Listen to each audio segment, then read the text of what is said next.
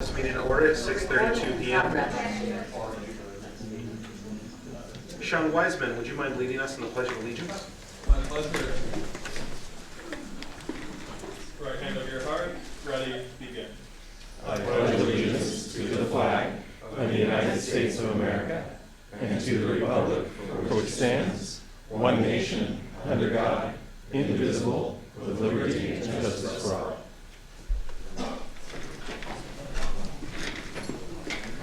Thank you. That'll take us to item 2, roll call. Director Avila. Here. Director Dennert. Here. Director O'Brien. Here. Vice Chair Freeman. Here. And Chair Craig. Here. Thank you. That will take us to item 3, agenda review. I apologize. Could everyone in the gallery please lower the volume? If you want to have a discussion or continue it, please step outside. Agenda review. Thank you, Chair and board members. Item number 9A, which is a follow-up from the Oak Park Park and Recreation Planning Committee meeting. There were 2 supplementals distributed to the board. The first supplemental is regarding tennis and pickleball usage and includes a number of written correspondence to the board that were received on the subject. Supplemental 2 is related to the same item, but it's a letter we received regarding bike bells as a part of that item. Additionally, staff distributed the staff report for item 9C, which is award of a contract for some work that needs to be done at our pool. In addition to that, there were a few emails regarding pickleball usage, I think 3 or 4 that came in late this afternoon. Those were just copied and put on the dais for your review. That concludes staff's review of the agenda. Chair, 2 things. One, I heard all that and I've read all that online. Since there's multiple different items, when we get to the particular item, could I have the district manager just remind us so that I can take out the hard copy that we've been provided? Sure. So we've been provided hard copies in our folder, I believe. So Okay. just so that I'm not scrambling all over the place, because I know we have a lot of items on our agenda. Yeah. The second thing, I'm making an assumption that, but I could be wrong, that we have a lot of people at the meeting, again, in person or online. It likely has to do with items related to 9A. I would like to make the suggestion that we put 9A ahead of item 7B, as I expect that both of those items will take some time, but I'm assuming that 9A is where we have most of the people. I will say I'm not doing this as a, this is the way I wanted it a month ago or anything like that. I will say that this is the 3rd time we are having districting on our agenda. It's the 2nd time that it appears there's a lot of people from Oak Park at our meeting, and regardless of what the decision was last time, I'd like us to at least consider swapping those items this time, or moving 9A ahead of that item. I would support that too. I would say, That's a good idea. yeah, I support it as well. I think it's a different situation this time, and I think the map discussion will take longer, and anyone who is interested in that, I imagine will stick around, and we hope everybody will stick around for the discussion about district maps. Chair, would you say that this is a fair summary of that for people that just walked in? We moved the discussion about tennis, pickleball, and Deer Hill earlier in the meeting, and we moved the discussion about districts and district-based elections later. A partial description, it is an Oak Park item itself, so it is not restricted to just pickleball and tennis. It is that entire 9A item on the agenda before item 7B, which will also be a lengthy discussion. Chair, you have a couple folks on Zoom raising their hands. This is an agenda review. Do we take public comment? Chair's prerogative. It's not really public, yeah. I think the board is in agreement, so I'm gonna, but do you want to make a motion and to do that? Sure, I'll And make then the we'll have public motion. statements right after that, so then the speakers can talk. Sure, I'll make the motion to move item 9A up on the agenda. It would be to follow item 7A, but prior to item 7. Why don't we do it just like it's said? I'll second that. Who to vote on it? Director Avila. Ryan, you're good with that, right? It's just, like, without taking public comment, move on the agenda, correct? Oh, I don't think you need to. I mean, I don't think it would be necessarily a bad idea if only one or two people are wanting to comment on it. But I don't think it's required. Okay. Yes, I support moving the agenda item. Director O'Brien? Yes. Vice Chair Freeman? Yes.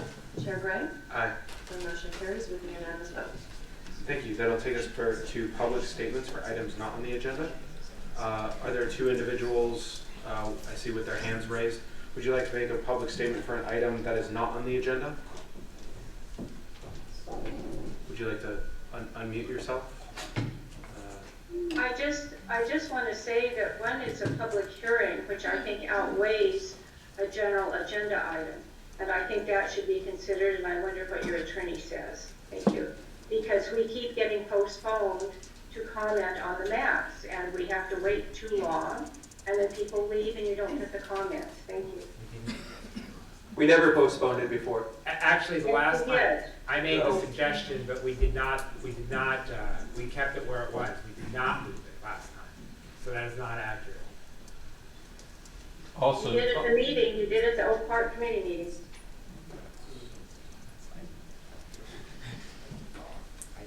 also, these are all public meeting items. So, David, would you like to make a public statement for an item not on the agenda this evening? Yes, I have type 2 diabetes, and I have put off having dinner, which I shouldn't, because I wanted to participate in the public hearing, which I thought had priority. If I had known you were going to do this, I would have had dinner already, and that would be better for my health. I am rather perturbed that at the last minute this has been put off. And I'm quite sure the discussion on pickleball and bicycle bells will take a while. My question is, now that you've put off the public hearing, will I have time to have dinner? It will take about 45 minutes. Yeah, you should have time. It's a good bet. You have time to have dinner. Yes, I would assume it is a good bet. It will take much longer than 45 minutes. And for your health, I would recommend if you need to have dinner, go have dinner. We will be here. Chair, the reason we did this at the last minute is because we don't know who's going to come to a meeting, but when I see a large crowd of in-person people, including many that drove from Oak Park, we're just getting them allowed to drive home a little bit earlier if they choose to. And as far as I'm concerned, if for some reason we do get to that item and the gentleman who just spoke comes back a little late, I don't mind getting his comments at that point. So. Yeah. But I don't think that's going to be an issue. Yeah, I would assume it wouldn't be an issue. And also, the good thing about the map districting process is we have multiple information sessions, we have multiple public hearings. This is not the one and only time it will ever be discussed in the formal process. While we hope you are able to rejoin us, and I agree with Director Avila that we would make time to make sure you get your public comments for that. This process will continue over the next month, as it has for the last month.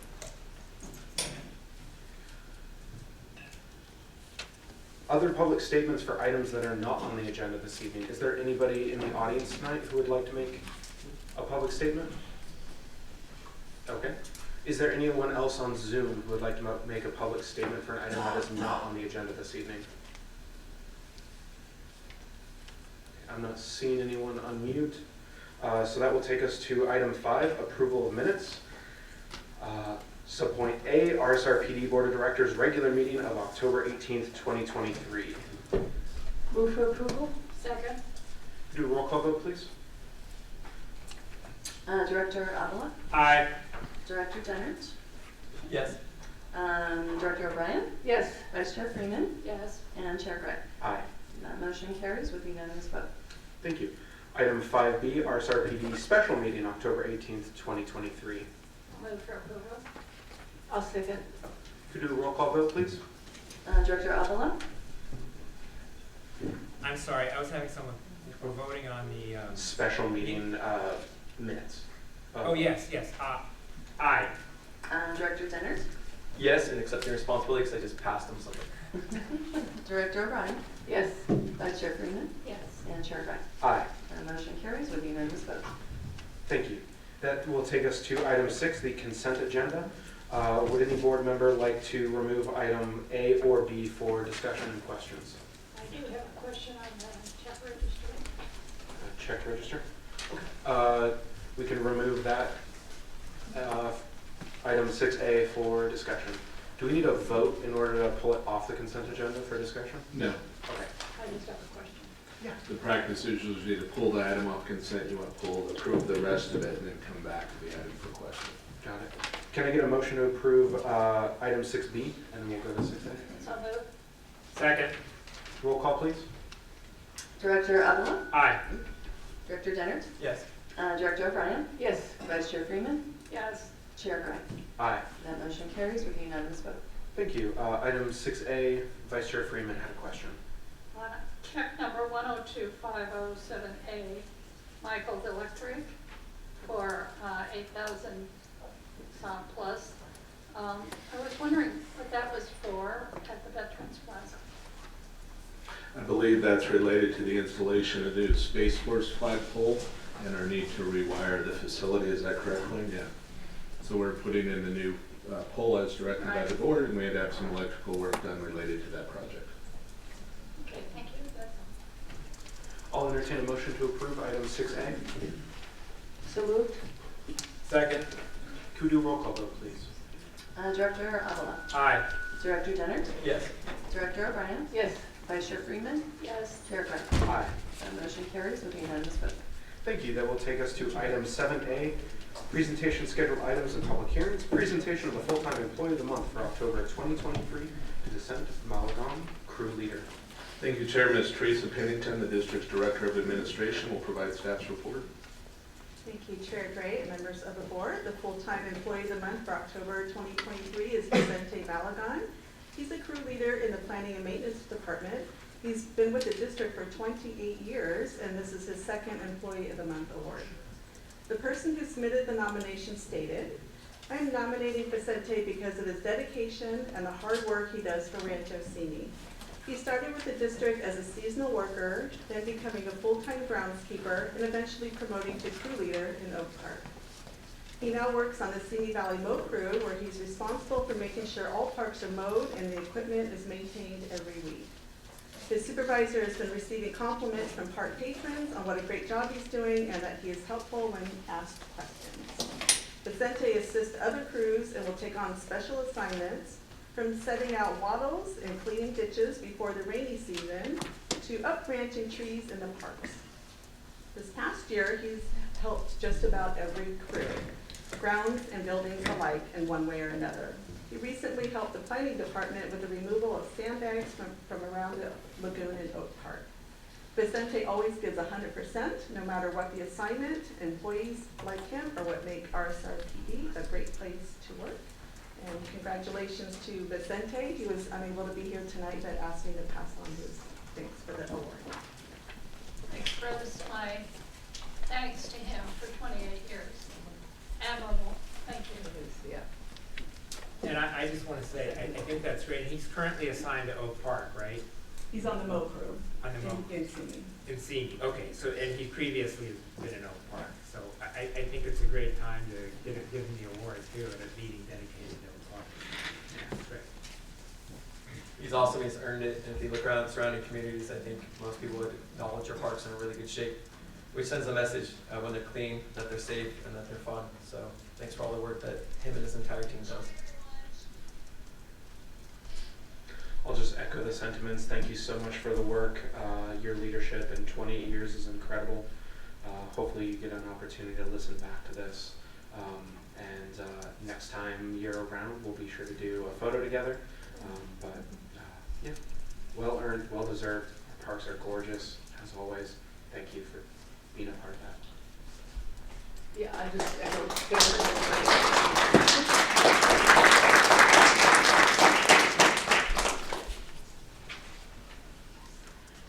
Any other last comments on that item? No, okay, that will take us to item 9A, review and direction regarding the October 12th, 2023 Oak Park Park and Recreation Planning Committee meeting, including committee activity and recommendations related to Oak Park tennis pickleball court usage, a tree report survey along the southeasterly side of Lindero Creek, and the use of bike bells on district trails. Thank you, Chair and Board. I'll provide the report. The Oak Park Park and Recreation Committee is an advisory committee that holds meetings quarterly and provides advisory recommendations to the board.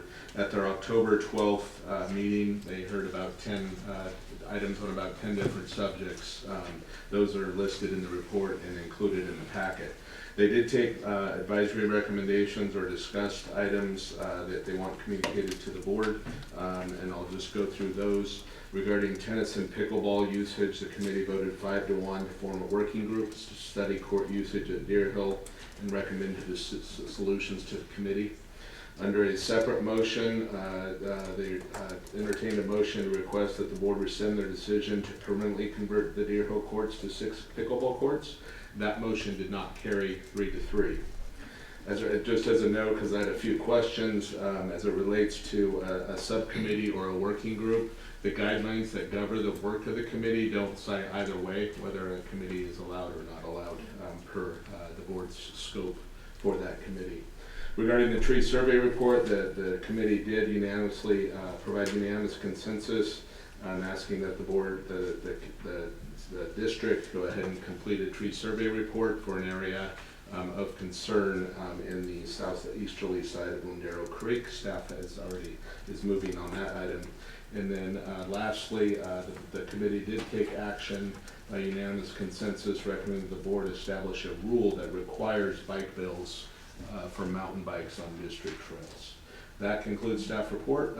Just looking for direction on those 3 items. It's really the 2 of them. We're moving forward with the tree report. So that concludes staff's report. Just so I'm clear, we're looking for direction on. Actually, we're not looking on the tree usage. It was a 3-3 not to rescind, so. What are we? I'm sorry, let me go back. Yeah. So there's 3 items that the committee took motions on. One was the Oak Park pickleball usage.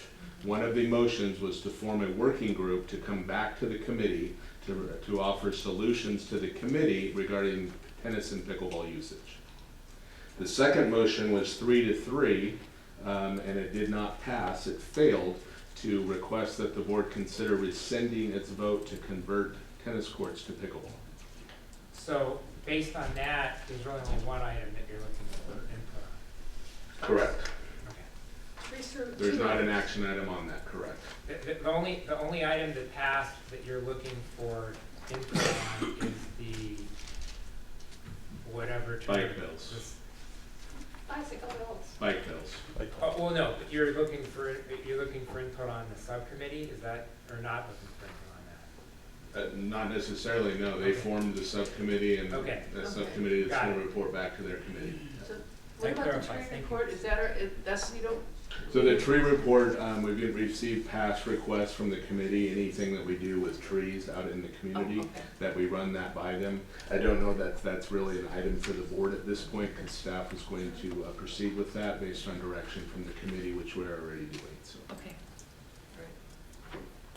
Dan, I have comments on a subcommittee, but I know it's not the time. The reason I mention that is for members of the public that are giving us feedback, if they want to give us feedback on that, I plan to bring that up as a discussion after they give us feedback.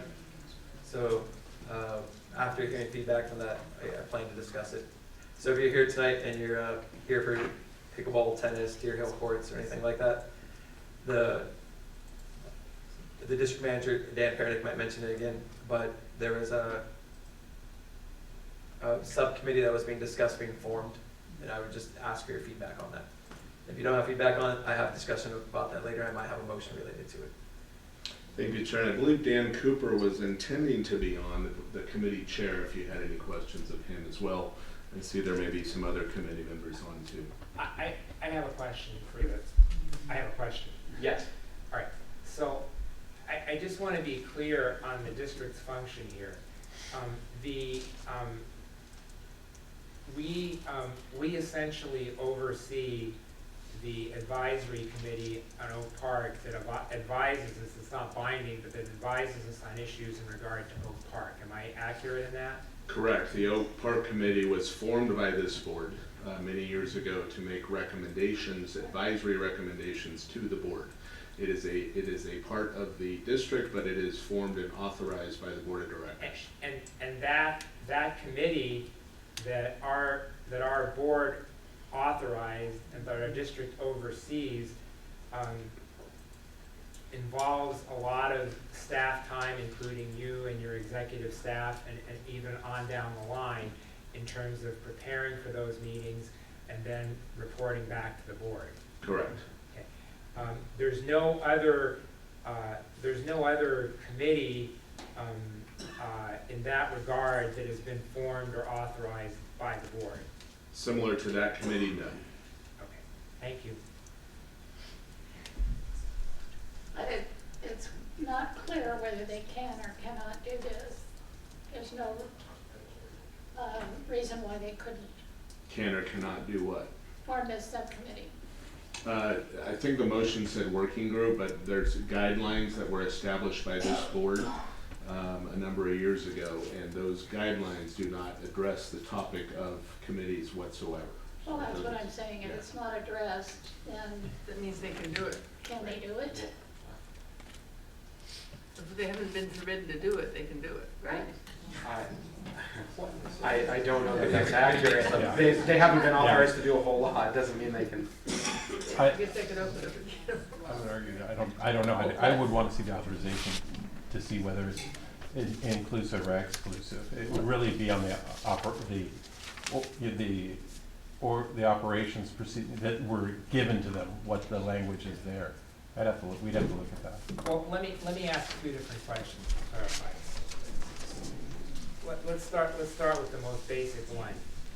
Any group of people in any community can assemble and discuss issues and pass that along to their elected officials. Is that accurate, legal counsel? Yes, that's accurate. In terms of what the board has authorized as far as staffing, as far as from where we're taking our advice, that in terms of issues regarding Oak Park, that is from the Oak Park Advisory Committee that met 3 weeks ago. Yeah, I believe the guidelines say that the relative to staffing, that the board authorized a note taker to attend the Oak Park committee meetings, is what the guidelines say, I believe. Right. And just so that it's clear, we've actually gone beyond that in terms of preparation of reports, in terms of having staff present for the meetings and getting input. Is that accurate? Correct, well beyond that, yes. Thank you. Alan, can I comment too? Not yet, because we'll have to do questions, then public input, and then comments.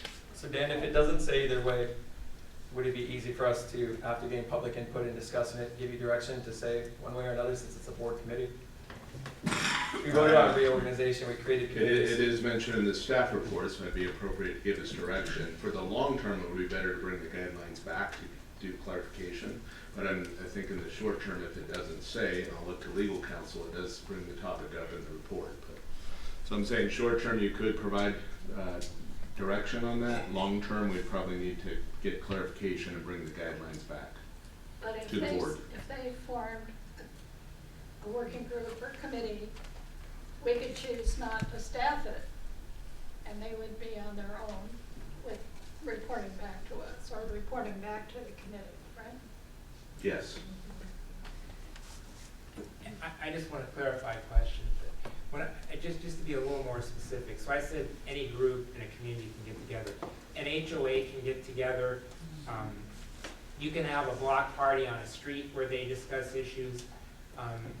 All of that is allowed. There's no authorization needed or not needed for any of that. Is that accurate, legal counsel? Yes, but I would put a caveat in that if this, for instance, if it were a group of you, there's Brown Act requirements and things like that. Yes. Similarly, if this were a group formed by the committee and it had a quorum, for example, of people on that committee, they would be restricted on what they could do and when they could do it. With a caveat, yes, they can do that. I have a follow-up to Ed's question. I understand your question, and I agree with where that's going. But the difference would be whether you could say it's an official park district committee or just a gathering of people on a block. That does feel like a difference, doesn't it to you? Oh, well, if you're talking about a random group of people on a block, yes, that have no affiliation with a committee, then yes. But I'm just that's thinking not back what we're to when talking we created about here. committees and we negotiated about it, and I have different opinions, but he was on the opinion of limiting committees. And I can't imagine if I had any other committee, I just said, Ed, by the way, we made subcommittees. That would go over well. But I'll wait to address it after we discuss it. I just, it sounds to me like it's a First Amendment issue, the right of people to gather and petition the government for redress. I mean, that's basically what they're doing, essentially, is it not? Gathering? Well, if I could. I don't know what they're doing. The quite committee, honestly. the Oak Park Committee itself is subject to the Brown Act. Okay, all right. So This if is they're separate. taking action, I Okay. would think any formation of a committee, depending on how it's formed, Yeah. Yeah. there are some parameters there. Yeah, okay. Now, Right. if two of them want to get together and have a work group, I Yeah, don't think. then that wouldn't be a It's problem. A formal Yeah. Who committee. cares? Right, if they're, you know, it's just two members of the Yeah. committee that want to get together and they want to talk it out and hash it out, Yeah. then there's no issue, obviously. Okay. So again, asterisk, you know? Any other board questions, or should we move to public comment? One moment.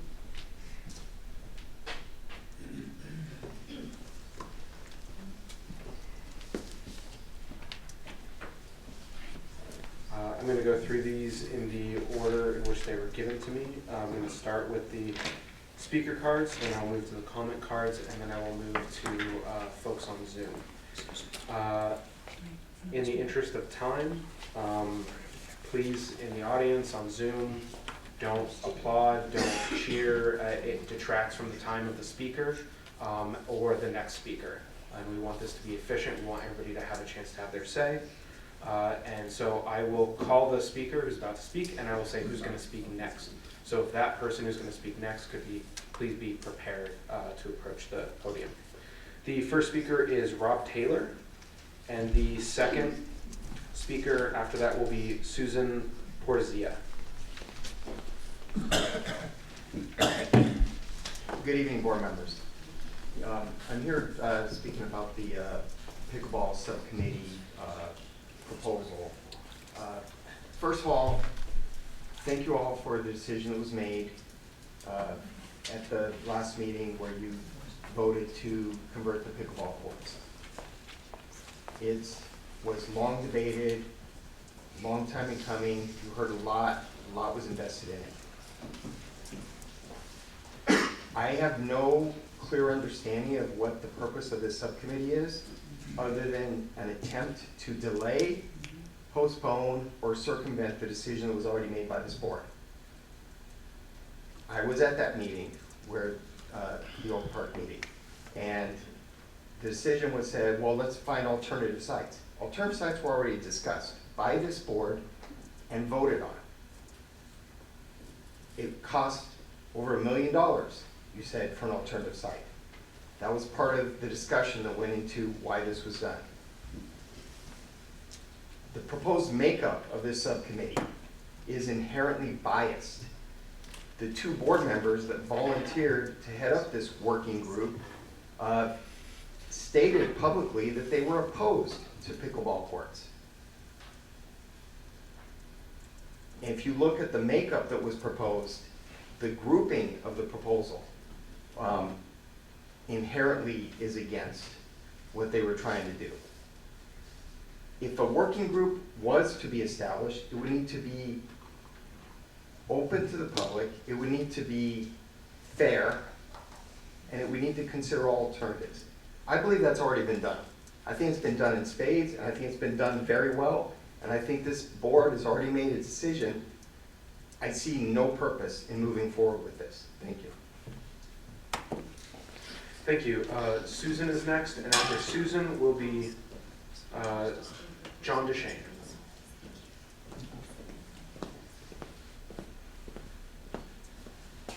Hi, thanks for your time again.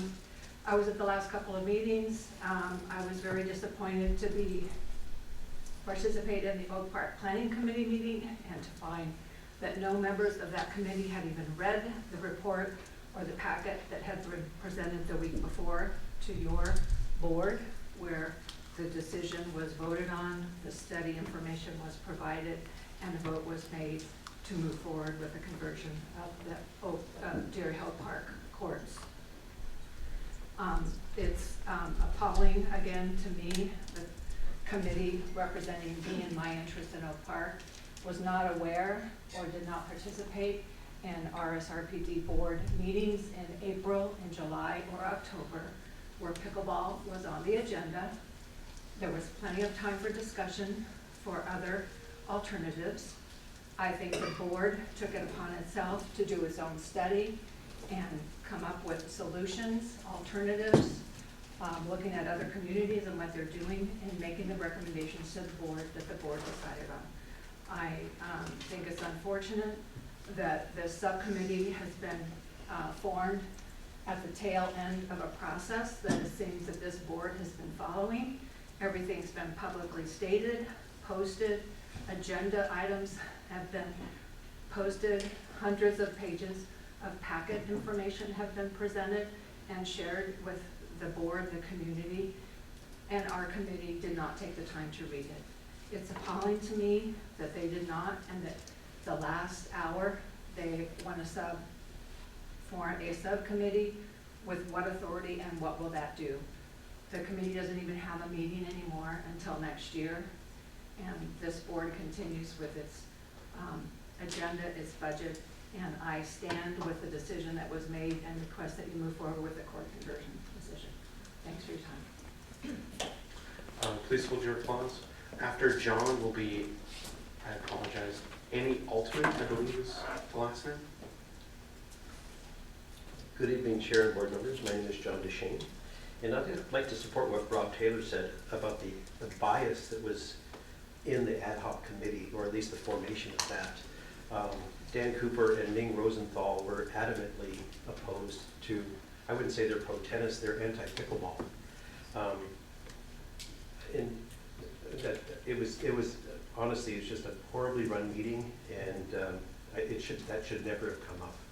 A couple of things that were brought up at a recent MAC meeting. Stephen Hoffman, our ambassador, was accused of a few things, and I just want to clarify something. They said that he's been making money on this whole pickleball thing. If anything, he's taking money out of his own pocket. It's like he's the one that is, we pulled money together when there were no nets to be had. We had no nets, we had to purchase them ourselves. He formed all of that. He is our ambassador. He is the voice of our pickleball community, and he speaks directly to your representatives. Zach Miller. If he didn't do that, you'd have hundreds of individual conversations. It's a good process. He's a good man. He's been accused of a lot of different things, and it's just wrong. Okay, somebody brought something up, and I bet it's even in some of the letters that he's had clandestine meetings with Zach, and he's our representatives. He's our voice. So I think those are just wrong. I just like to say that you guys should stand by your decision, know that you've done good work, and know that you've made the best possible decision for this situation. Thank you very much. I just have one quick factual question. Sure. Please answer the question only. You mentioned a recent MAC meeting. When was that meeting? I believe it was last Thursday. After Annie is Lori Hoffman.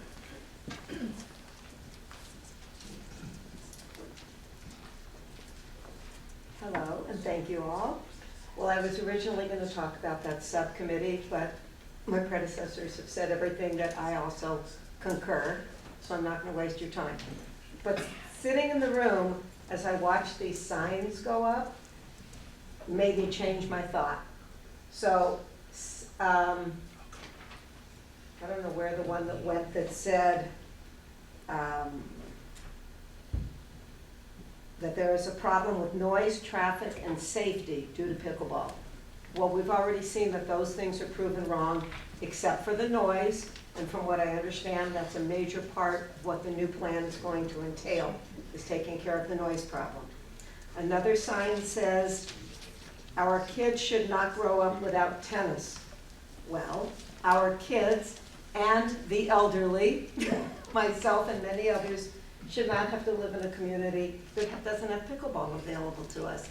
There's a lot more people between, I'd say, the 35 and 82-year-olds that show up at Deer Hill on a regular basis than there are the children. And even for those children, there's many other tennis courts. So thank you for your original decision. Please stick by it. After Lori is Shelley. I'm going to go ahead and pass my time. I am in agreement with everything that's been said.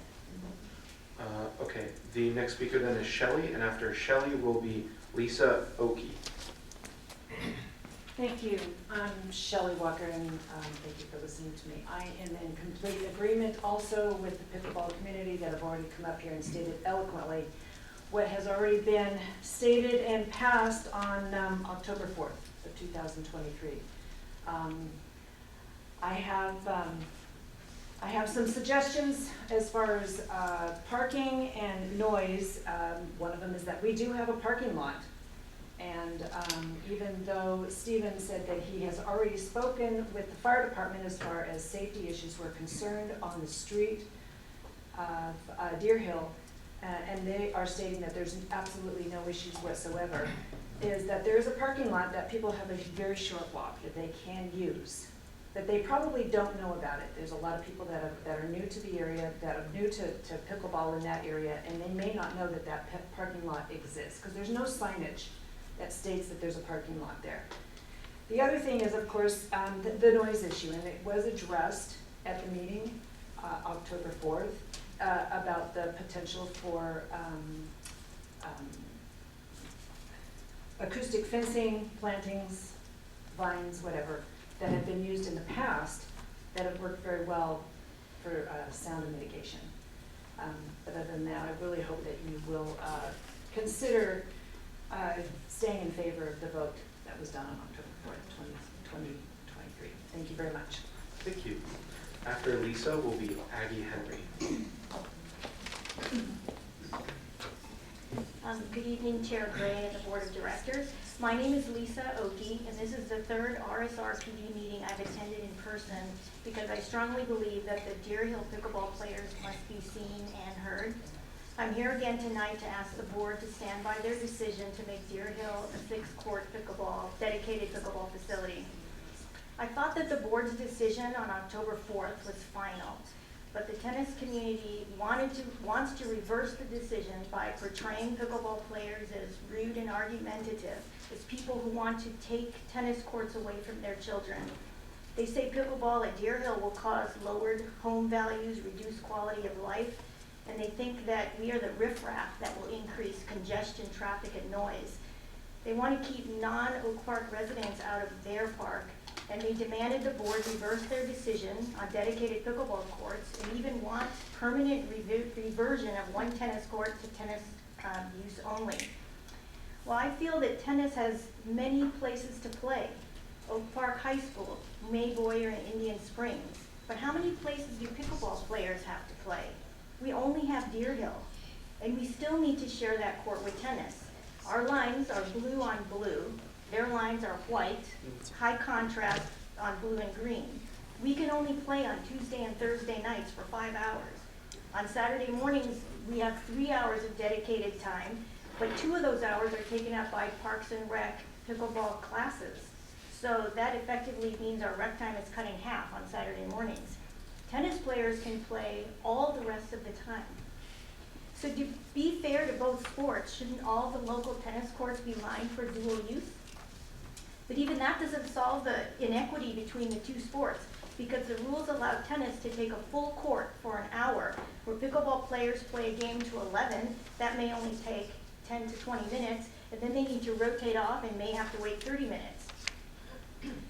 So maybe the rules of shared use need to change. But I don't think so. I think the best possible solution has already been decided by you, the board. After hearing from very passionate pickleball community and conducting your own research, you voted to make Deer Hill a pickleball-only facility. It's the perfect solution, and I urge you to stand by that decision. After Aggie is Stephen Hoffman. I concur with everything that's been said, so I will concur on time. Okay. After Stephen will be Inga Jones. Stephen? I'd like to cede my time to Tracy Collins. But I have Stephen Hoffman first. And sorry, we don't cede time from one to another, but I see Tracy Collins is after. Stephen, go ahead. Good evening. Good evening, board. To begin with, as JD said, I am not an employee of RSRPD. I've never taught a class, and I've never made $1. I would like to address the emails presented by Sue Dermott. As for the emails I sent to Zach Miller and Sandra Salute, they were all sent in good faith on behalf of the pickleball contingent. They were received 5 months before the RSRPD voted October 4th to make Deer Hill Park dedicated courts. Also represented were approximately 6 emails from Ms. Collins to the Oak Park Rec Department. 4 of them mentioned play outside of park hours, which has been corrected. 1 talks of loud music, which is from the exercise class taught on the basketball court. The final email complained about fireworks being set off. What we don't find is a single email complaining about noise, safety, parking, or any of the issues being presented in the latest report from Ms. Dermott. As for all other issues regarding dedicated pickleball courts at Deer Hill Park, we have presented our findings at prior meetings and thank the board for their consideration. As for the ad hoc committee, I vehemently protest the committee. From emails I have been privy to, the 2 board members have different philosophies on what the committee should do. It would be biased against pickleball based on their selection process. It would also add confusion by adding another set of meetings. I feel it should be discussed by the current Oak Park Advisory Board. If they need to add additional meetings to their schedule, that is the route they should take. Thank you very much. I just want to clarify so there's no confusion for anything. I know what he meant, but just so everybody understands. You said 2 board members. You're not talking about the board up here. You're talking I'm talking about the 2 Oak Park committee Advice, members. the people who wanted to start the ad hoc committee. Okay. I just wanted to clarify that. Thank you. Thank you. And then I just want to clarify, Inga Jones, you want to cede your time or would you still like to speak? No, I'd like to speak. Okay, and after Inga will be Tracy Collins. Good evening. My husband and I moved to Oak Park 30 years ago in 1993. My family has 2 homes in Oak Park. One is 0.5 miles from Deer Hill Park and the other is 0.8 miles from Deer Hill Park. Both are in the opposite direction of the park. We hear the noise at both properties. A MAC member that I spoke to at the meeting last week shared with me that a neighbor of hers has complained that they live within a mile of the park and they too suffer the sound of the pickleball, the noise from the pickleball. There are so many residents that live across the way from the tennis courts that are suffering. Their pleas are, we heard it at the MAC meeting. I hope some of them will speak to it tonight. But the bottom line is they cannot have their doors open. They have to have background noise. They are suffering. We are suffering too, living further away. And I feel that the bottom line is permanent conversion of any neighborhood parks in Oak Park to pickleball is unacceptable and inappropriate, simply due to the fact that the parks are all in extremely close proximity to the homes. Deer Hill Park is located within 150 feet of homes. So what my question is where is the concern for the well-being of the residents who live in these homes in close proximity to the park? I also noticed that with the parking along Deer Hill Road, there's now all 3 different trails that take you down to the pickleball courts. So there's basically a disrespect for the parks and for the landscaping there. Red striping, I don't think that's going to help anything. I've already seen cars parked on Deerbrook Road now. There's a full parking lot down below that's never utilized. But my bottom line is that I would like to have Rancho CV Park and Rec reconsider their decision. I feel that there are alternatives. There are many vacant spaces where we could have indoor pickleball available. The other neighboring communities, I could list them all off, that are all around our community, do not have pickleball in their neighborhood parks, and they don't inflict this on the neighbors. There's a reason for that. We are free, we are drawing in and responsible for so much at our little Deer Hill Park, and it's just not acceptable. Thank you so much. Chair, I have a quick question for the speaker. You mentioned there was many indoor possible places. Is that in Oak Park? Yes, in Oak Park. Like, can you give me an example? So like where the CVS is located, and then there's like a gym, a new gym that opened in between there. There's a number of places that are vacant on the other side in that shopping center. There's also numerous places that are vacant. So I understand that there would be fees. It could be something that we maybe work out with the landlord, maybe a temporary solution. I'm totally in agreement to have pickleball in Oak Park. I'm not against that. I just want to try and come up with a solution that doesn't impose on the community. I have one question. Sure. So I just want to be clear. So you don't think there should be any outdoor pickleball in Oak Park? Is that what you're saying? I think if we can find an outdoor location, that's fine. I'm not opposed to that. I just do not want it to be located near the homes. So you don't even like the dual use arrangement that currently exists? Is that what you're saying? I really don't, because I believe that dual use agreement was completely biased. There's no set time for tennis players, so I'm not in agreement with that. If there was less pickleball court time and not a party, maybe it wouldn't be such an imposition. Some of these communities also have people bring in their own nets, and that's a way to also like reduce the party. We just have a constant party. I come home from work, I want to relax. It just elevates the stress. It really does. We can't walk in the park. There's neighbors who literally have dogs. They don't do pickleball tennis. They avoid the park. We're all avoiding the park. It's just not quiet and pleasant. We were there. We watched it be built. It has a whole different vibe now. It's not, I'm not against the pickleball community. I just don't think it's right where it is. And I'm willing to do everything to help and find a solution. Thank you. Please hold your applause.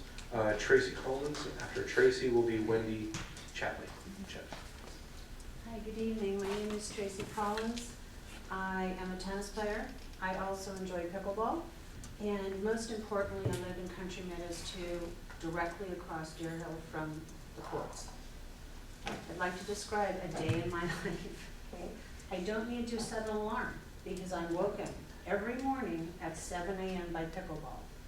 Previously, I was awoken at 6 a.m. by pickleball players who are not obeying court hours. There's a din of pickleball all morning long until about 11 to 11:30. Then they take a couple hours off in the afternoon, and then they're right back at it through the evening. I have seen them drinking alcohol on the courts. I have heard them playing music on the courts. I have seen them tie their dogs up on the courts. I can't have my doors open in my home. I work from home because all I hear is the sound of clickety-clickety-clack all day long and the accompanying screaming that comes with it. It's a very raucous sport. It's very different from tennis. I am very frustrated with the fact that our community was not provided sufficient notice to be able to speak to this issue. As the board has been advised, the notice that you sent was to our old management company who did not forward it to our board. This has been confirmed by 2 board members of Country Meadows. I personally walked a petition around my neighborhood and gathered 23 signatures of the 50 homes that are there. Some homes are for sale, but every single person I was able to speak with when they opened their doors signed this petition. They have concerns about noise. They have concerns about safety. Safety is a real issue. We have kids walking down to school every day, starting at 7 a.m. from Regency and Chambord in my community. The increased traffic is an issue. We may not be able to evacuate out of there in the event of an emergency. Regency and Chambord are some 300 homes at the top of the hill. My community is 50 homes directly across the park. Deer Hill is the only egress out of that area. It is a nightmare to try to get out there. I've done it personally twice myself, once from Chambord and once from this community, and those cars are backed up all the way to Deer Hill, all up Deer Hill into Chambord. It is a big problem. So adding additional cars that will actually need to turn into my community to make a 3-point turn to get out in the event of an emergency is a serious and legitimate concern. I ask that there be no pickleball at Deer Hill Park. I have, here's another fun one. At 11:30 at night once, I was woken by pickleball players. When the lights were off and the courts were supposed to be locked, there were 8 men on those pickleball courts. This was within the last few months, and it's confirmed in one of my emails to David Podchin, who had brought their own lights and were playing pickleball at 11:30 at night. I, a single female, walked over at 11:30 at night to ask 8 men politely to obey court hours and leave. And their response to me was, "We're not bothering anyone." To which I responded, "Obviously you are, because I'm here asking you to leave. Please leave." At which point they did. I'm sorry, Chair, could I ask in the audience, please don't talk while there's a speaker up here. I'm sorry, time's up. I would ask the Rancho CME to reconsider its vote and do a serious study about what's going on over at Deer Hill Park. You mentioned the communication. Did anybody from the Oak Park Advisory Committee reach out to you at all? I sent it to the community center. I had multiple emails with David Podchin, as I assume have many other residents. I don't know if those were forwarded to this board at any time. Or not our board, the Oak Park Advisory Committee. I don't know if they were forwarded to the advisory committee. I have no idea. So we asked them to communicate with the public. We also put a press release out. We put it on social media. We put it in multiple Facebook groups. Okay, well, our community was not advised, and we are the ones who are most impacted. And I don't see the sound barrier as a reasonable solution. It's gonna be ugly, it's gonna change the look of the park, it's gonna block my view of the park, and I just don't see that as an appropriate solution. Thank you. Thank you. After Wendy will be Jeff Williams.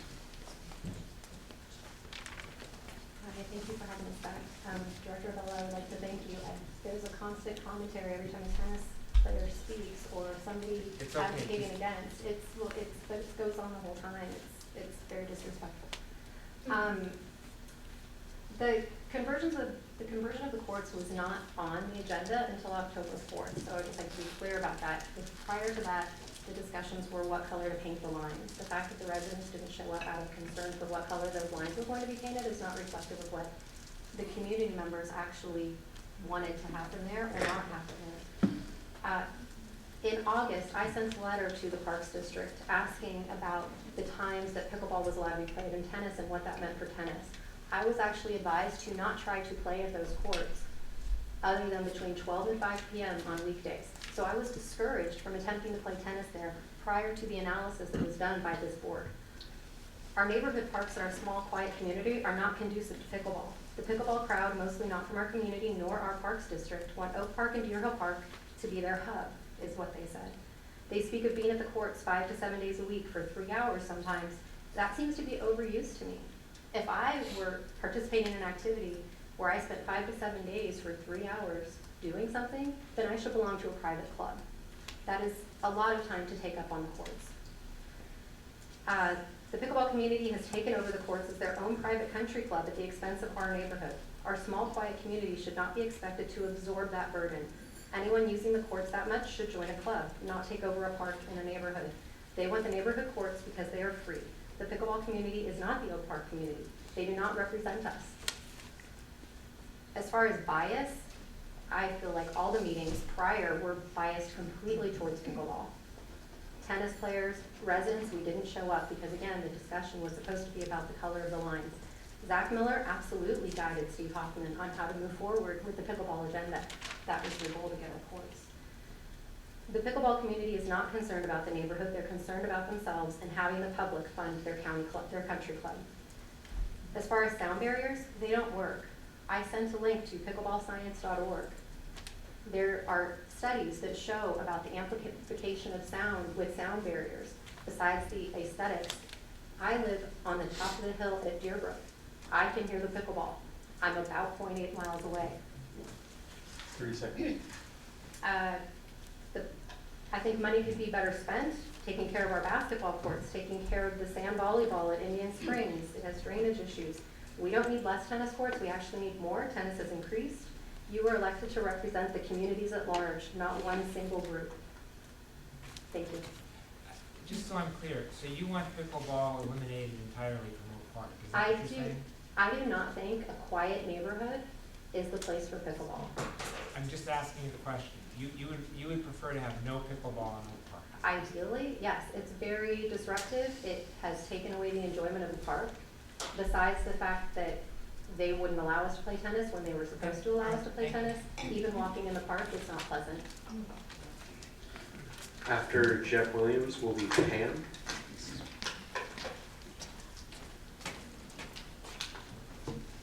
Hi, I just want to start by saying that I am indeed an Oak Park resident, just to clarify that. And to me, what I think what is being proposed here is essentially just turning back the clock.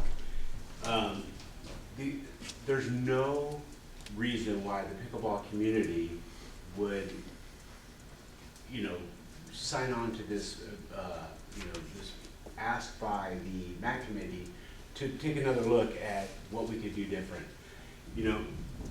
Oak Park Advisory asked this group to decide for them, and you have. Why the advisory committee punted, I have no idea, and if they had not represented the community in a way that's acceptable, and I personally believe they failed the Oak Park community.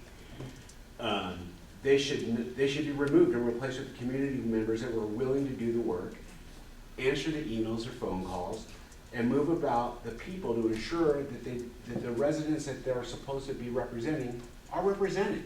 They failed. And that's what happens. You can't please everyone all the time. We live in a community and everybody has to make some allowances for their neighbor or for their activities. I live next to a guy who decided 2 puppies would be a great idea. 5 a.m. every morning he lets his dogs out and they just rah, rah, rah, rah, rah. And it's Oak Park. It's supposed to be pristine or quiet. Like, he's my neighbor. What am I going to do? You hate your dogs are out. No, you just live with it. It's just part of life. I had hoped that you would move forward with the thoughtful decision that was made by this committee or board on our behalf, because we asked, or our community members, leaders, whatever you want to call them, asked for this decision to be made. You made it, and it was sound. Additionally, I really believe that pickleball is going to be an Olympic sport someday in the not so distant future. And I think that, on top of that, it's the entire 8th grade curriculum for PE at Medea Creek. So why would we not give our kids in Oak Park an opportunity to thrive for representing our great community and our great nation in a sport that is absolutely exploding across the country? I think that you've made the right decision and you should stand by it wholeheartedly. Thanks. Say hi to the dogs for me.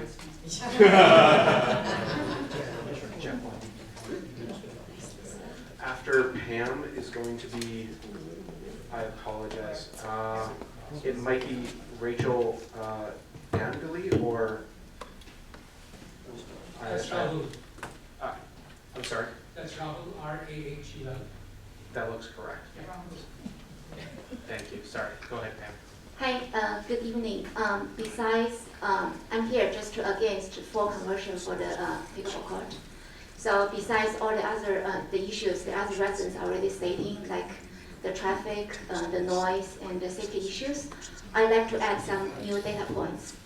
2 days ago, on the Doubletree Road, there was a car accident. And this street was just across DLQ Park. And actually, in the past several years, there were several fatal, deadly car accident. So the traffic issue in this neighborhood was already very bad, because we know this is a very densely populated area, and we have 4 schools within half mile by the Deer Hill Park. So adding or expansion this designated to 4 pickleball courts and the expansion to 6 courts, this will make this whole thing worse. So once again, as we stated many times, we are not against pickleball players. We are not against pickleball sports. Many of us do play pickleball, including my family.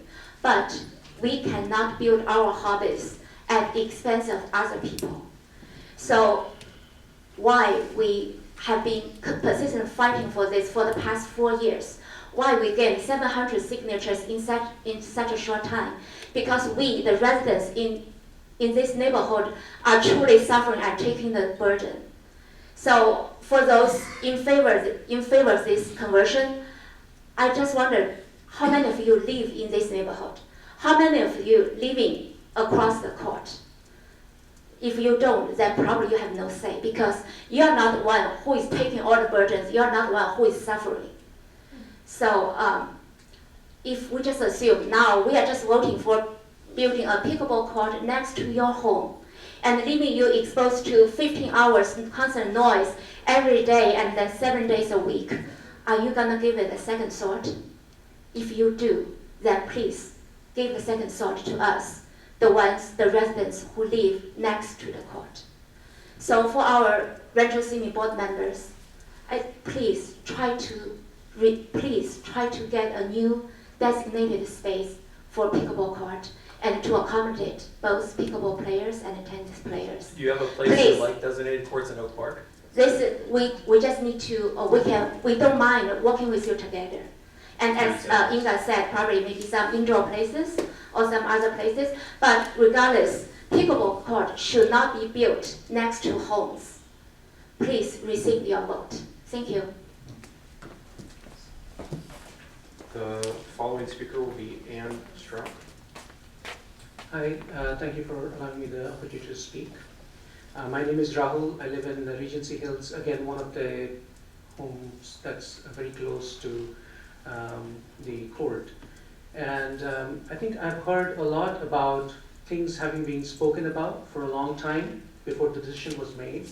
But I do feel, honestly, that due diligence on specific things like noise and traffic was not done. I am going to recite some facts, and some of the files I've actually sent to all of you guys. You probably have it in an email. American Acoustical Standards, ANSI S 12.9 Part 4, lists pickleball sound as highly impulsive. It has twice the intensity when you hit a single ball compared to tennis. The frequency at which the pickleball sound comes is much more annoying to the human ear. And this is not my judgments. This is all referenced in the file that I've sent you. One of the studies that was done based on a litigation in Colorado is a comprehensive sound study was done. And clearly it was mentioned that if there are homes within 340 feet of the court, must have a solid sound abatement. And in that solid sound abatement, it had to be not an abatement of just trees, because that abatement needed to have less than 1% penetration area. So all of this actually exists. There's a whole lot of documentation that's there. I have never seen any of these being brought up in the due diligence studies. So the report that we saw was a set of numbers saying how many people were playing or not, but these important things were not actually considered as far as I've seen. So one point to consider, the USA Pickleball Ambassador, David Unitich, the Pickleball Ambassador, he in his website says pickleball courts should not be placed close to densely populated neighborhoods. You can go look it up. I've provided you the reference. Please see what the logic he's taking, and it will be very clear that this is not the place. This is not about tennis versus pickleball. It's about this particular court is not the right place for pickleball. I've heard things about quiet rackets. None exist today. There isn't a quiet racket today. It might come a year later, it might be expensive, who knows? There are many reasons why products don't see the light of the day. So 30 traffic. seconds. Traffic. Deer Hill is the only access road to a set of homes which are in extreme fire danger zone. I pay a very high insurance rates.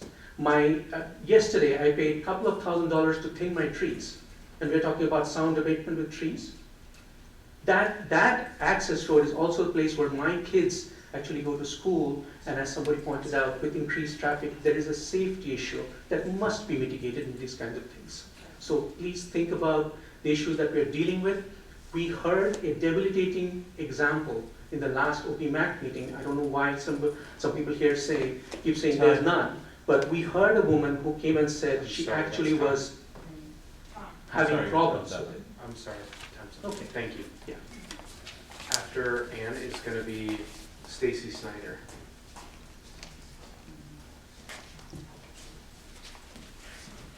Hi, I'm Ann Strouch. I'm an Oak Park resident.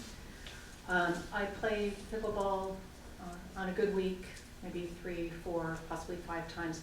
I really don't feel like I'm overutilizing the park. I spoke on October 4th about what pickleball means to me and our community. But today, I wanted to address my concerns about the working group. I had an email rally, if you will, with Dan Cooper and Ning Rosenthal this week, because my concern was based on a post in the Oak Park public Facebook group last week, where they were looking for members of the working group. And they're looking for 2 members from tennis, 2 members from pickleball, and 4 members of the adjoining homeowners association. My concern was, what is the goal of the group? And in probably an exchange of 8 or 10 emails between the 2, it wasn't really clear. Dan did sort of finish with a summary saying that the working group's goals were very short term, to work out things like traffic and noise and people getting along. But Ning seemed to indicate that this group would explore other locations. And to me, if you have 4 members of the HOAs, 2 tennis people, and only 2 pickleball community members, it's an obvious 6-2 choice. Let's put the pickleball somewhere else and not Deer Hill. So that was my concern, and it truly has not yet been addressed. I get the noise thing, I really do. I am concerned about the noise. I think it can be worked out. I don't think this committee is the place to work, this working group is the place to work that out. And I just wanted to quickly address accusations of alcohol. In the 2 years I've been playing, I've only seen alcohol at the court 1 time. And it was a guy I'd never seen before. He brought his cooler, pulled out a beer, took a sip, looked around, and saw that that's not a thing at Deer Hill. He put it back in his cooler and put the cooler back in the car. I'm not saying it's never happened. There may be times where I'm not there, where people are drinking. I work at Oak Park High School. We oftentimes have people breaking the rules. We deal with those situations. We don't close the school. So with that, I thank you for your decision on October 4th. And I, as an Oak Park resident, am willing to step up and look at ways where we can work this out. Stacy. Hi, I'm Stacy Snyder, and I am an Oak Park resident. And I've been playing pickleball pretty recent, and since I've been there, I've never seen alcohol. I've never seen drugs.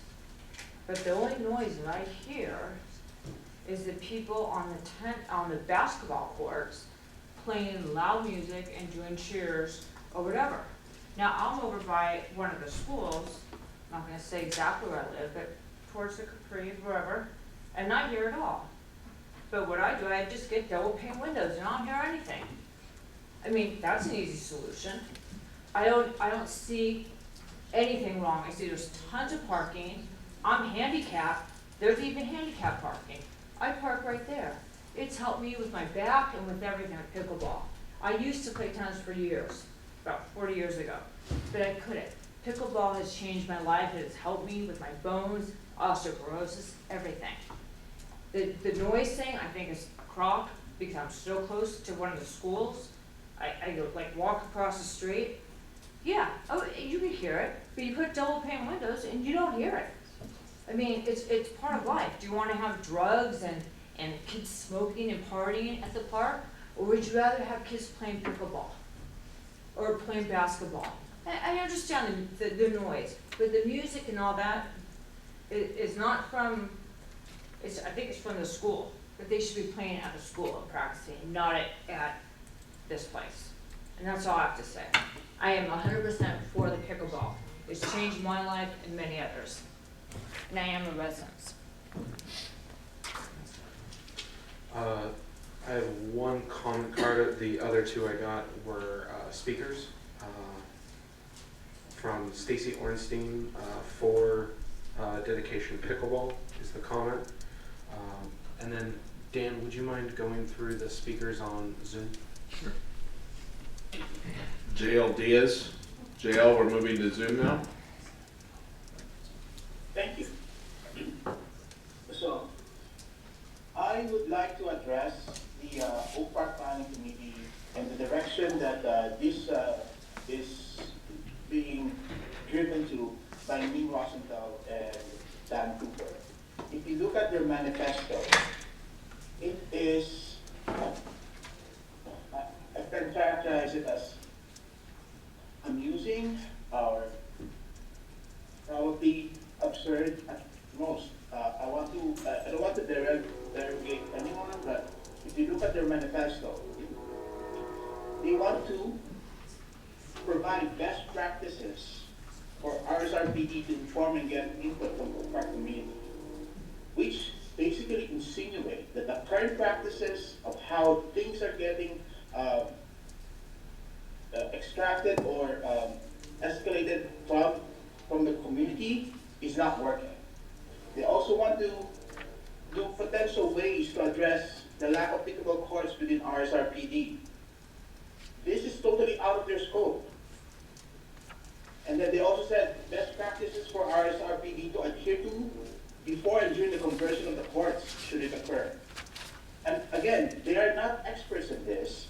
The pickleball people, the tennis people, and all people around they're trying to come up with, to come to this decision, are not the right people who can make a decision or who can make recommendation on these topics. So, at best, this group, this working group, doesn't know what they're trying to achieve, and therefore, they are wasting people's time.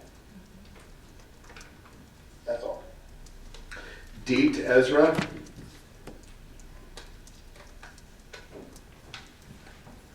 Good evening. I would like to ask you guys to rescind your October 4th decision. I would like to ask you to please consider the opinions of the people that do live around the park, which includes me, and the noise and the traffic and the absolute nuisance of the entire situation for our neighborhood. It's truly untenable. My family plays tennis, and we haven't been able to play tennis at Deer Hill for the last year and a half because the pickleballers simply usurp the entire court at every hour of every day, to the point that the sheriffs have to be called when we do make any kind of effort. So we have stopped making any effort, and we have to go quite far away to go play tennis. But again, my family is a tennis family, and I have little kids, age 7 and age 10, and they cannot be bothered to drive themselves somewhere. And any other place other than Deer Hill is for them to drive. So please, please, please consider all of our opinions, and also please consider the emails that we have sent with enormous amounts of backup information that is absolutely valid for our community. Please take it into consideration and rescind your decision. Chris Ruan.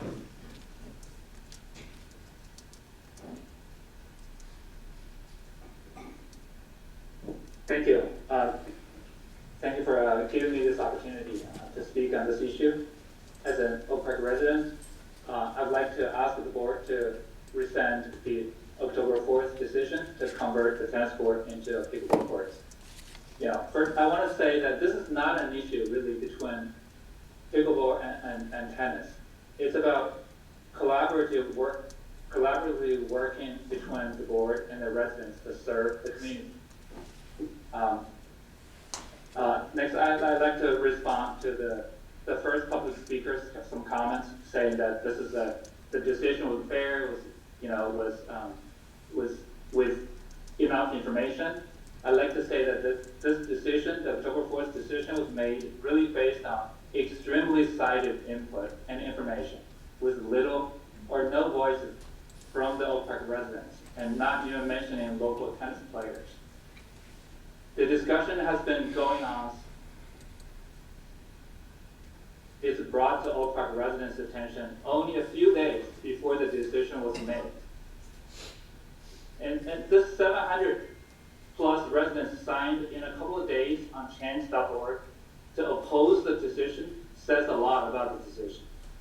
Therefore, I respectfully urge the board to reconsider the October 4th decision and hear the voice of local Oak Park residents and work out some creative solutions to serve the Oak Park residents, tennis players, pickleball players, and Oak Park residents at large. Thank you. Ning? Hi everyone, dear board members and attendees. This is Ning Rosenthal. I heard my name mentioned multiple times tonight, and also the ad hoc work group. I want to ask Dan Karanek, have you given the board an overview of what the ad hoc work group is and what was the motion at the planning committee meeting? Do you want me to answer that? Sure, yeah. Yes, please. What was the vote? Yeah, what was the motion made about the ad hoc work group?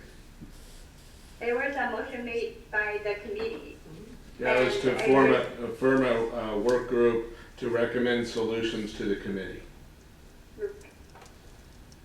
Says form a working group to study court usage at Deer Hill and recommend solutions to the committee is what I recall.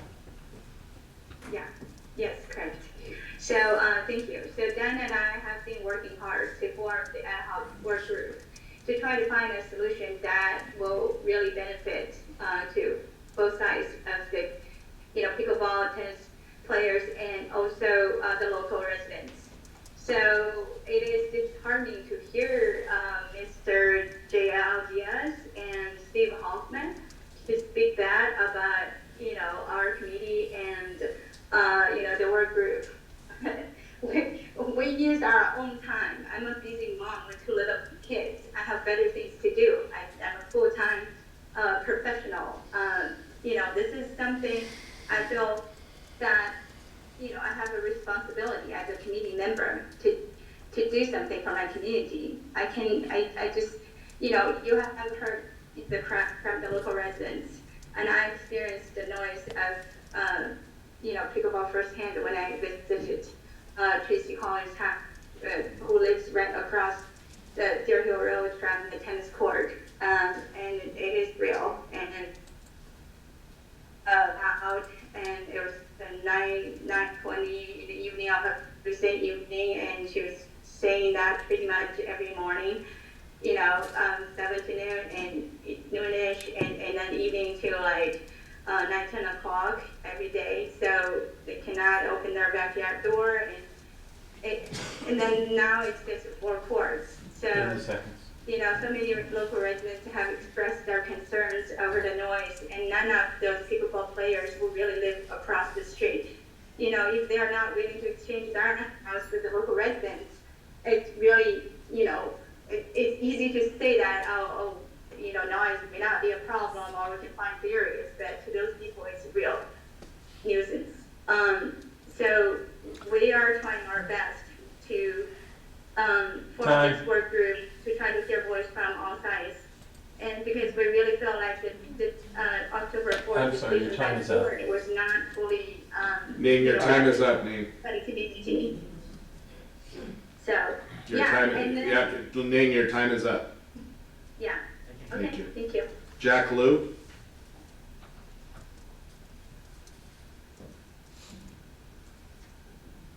Jack Lou? He'll be here in 1 second. Mark Perryman?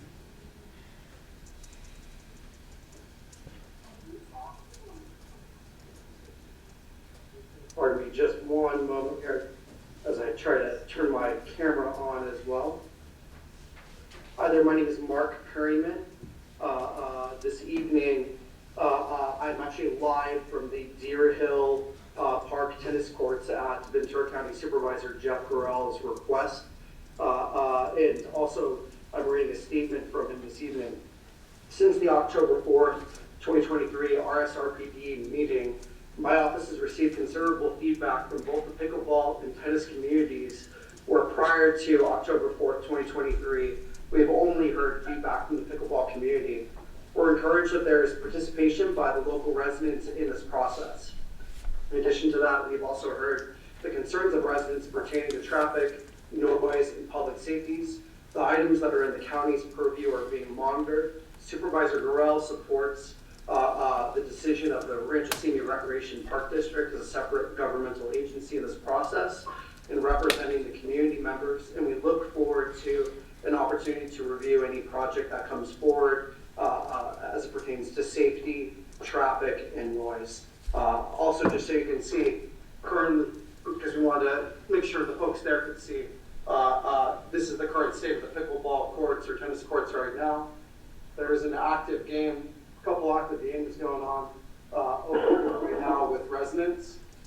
I have a question. And we also just wanted to show you the current state of parking, the parking lot that's here. I'm not sure if you guys can see it. The parking lot's a little dark, apologies. There are some lights here. Could you just describe the parking? Sure.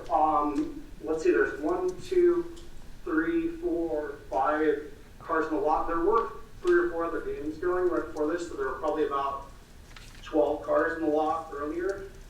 I took a picture while here right as I got set up. So I wanted to show specifically where things are. I'm happy to submit that. But I also wanted to show the street here on Deer Hill. This is facing towards Keenan Road right now, and down by the fire station. We don't see any traffic right now on either side of the street going up towards the development there or otherwise. So just wanted to show that. However, we have seen cars parked up along the street at different points in time, so we are actively monitoring it. So hopefully this helps provide perspective, at least at this current point in time. But wanted to share that feedback from Supervisor Burrell. Mark, can you hang on for 1 second? Director Avila has a question. Yeah, I have a couple questions, because my vision's bad to begin with.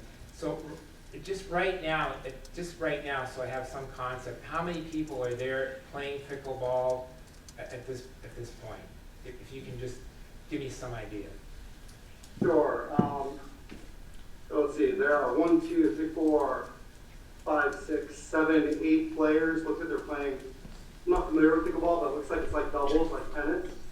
And then there's a full tennis court that's open on the other side that's set up with pickleball nets, but there's no one playing over there right now.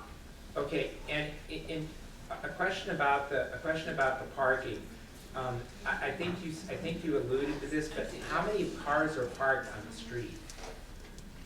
Right now, there are no cars parked on the street, and I've been here since about 7 o'clock. These are cars just coming by right now. Are you familiar with the neighborhood yourself personally or not? Yeah, I actually live a block from here. Okay, and so are there occasions where there are cars parked up and down the street? Yes. It seems like when pickleball I didn't hear. Perhaps on the weekends, early morning, there's quite a bit of cars, both in this parking lot as well as on the streets out there on Deer Hill. Do you know if that's all attributable to pickleball, or is it attributable to any other activities? When I've walked over here with my children to this park, I've seen other activities going on, but there is quite a bit of interest in pickleball and folks waiting to play. Okay. And are you familiar with the traffic situation in that neighborhood? Absolutely. And by the way, if you were to bring forward a project, we'd be happy to take a look at a traffic study or noise study or other study that Rancho Simi chooses to do if you choose to move forward with a project in any location. Of course. Let me just ask one more question. So when we talked about the traffic there, there's a number of schools in that area, is my understanding. Is a lot of the traffic attributable to school traffic? Yes. So in the morning, good question. In the morning for school hours, yes, there is traffic going that way, but it seems like the traffic is heading in the opposite direction, not the direction near the park. Okay. All right. Thank you. Hi, this is Jack Wu. I was muted a moment ago. Sorry. And Wait, sir. Wait. Sorry, hold on. Sir, it's not your turn to speak. I'm in front of the previous speaker. I was just accidentally on mute. Sorry. Okay, just a minute, please. Wait for your name to be called, please. My name was called before. I understand that, but it hasn't been called again. We were still finishing up another speaker. Okay. Thank you. And with Mark. Are you good at? Okay. Jack Liu, Yeah, that's me. your turn. Can you hear me? Yes. Yeah, thank you. Yeah, I live in Oak Park. I'm resident. I'm about 300 feet, to the Deerfield Park. And why I want my voice heard, I just simply want to support my fellow Oak Park, residents about their preference of keeping tennis in this tennis court. My fellow Oak Park people already cover a lot of details, so my angle will be different. And to me, this is about freedom of choice, right? And I'm not against the pickleball. I play neither. But I'm simply against the kick out tennis from the existing tennis court. That's simply not reasonable. And I make 2 points. Very simple. Point number 1, talk about the history of the Deerfield Park and the causal relationship. 25 years ago, right, and they put the Deerfield community there first. And because of the community, they built a park, right? It's a whole package. So no Oak Park residents, in the Deerfield neighborhood, there's no park. This is simply the causal relationship. So that's why you have to consider the local people's sentiment and preference, right, regarding the use of the tennis court. And the point number 2, we are taxpayers. Hence, we have a say on the decision. We Oak Park people pay for the operation of RSRPD. As a taxpayer, we should have a voice. That's very simple, right? RSRPD, that tax item is on the tax bill of every Oak Park resident. That's just simple fact. So, and we, Oak Park, contribute over 20% of total parks under RSRPD's management. That's another fact. So we are taxed to keep RSRPD running. So if Oak Park people say we prefer to keep the tennis use within the tennis court, so please hear our voice and respect our preference. And to me, as a taxpayer, I want to hold the RSRPD accountable to do their job, which is to listen to our voice instead of forcing us to obey. Otherwise, I hear people are talking about the absolute number of people playing pickleball and absolute number of people playing tennis. Pickleball players, most of them not from Oak Park. Oak Park is a very small community. They came from Sydney, they came from Authority, Westlake, wherever, right? But they are not Oak Park. It's simply because we have fewer people, smaller voice, and then you can force us into that decision. That's your time, Jack. Jack, your time is up. Simply become a tyranny of the democracy. I just want you to realize. Jack. That's all. Thank you very much. Thank you. Manish or Manish?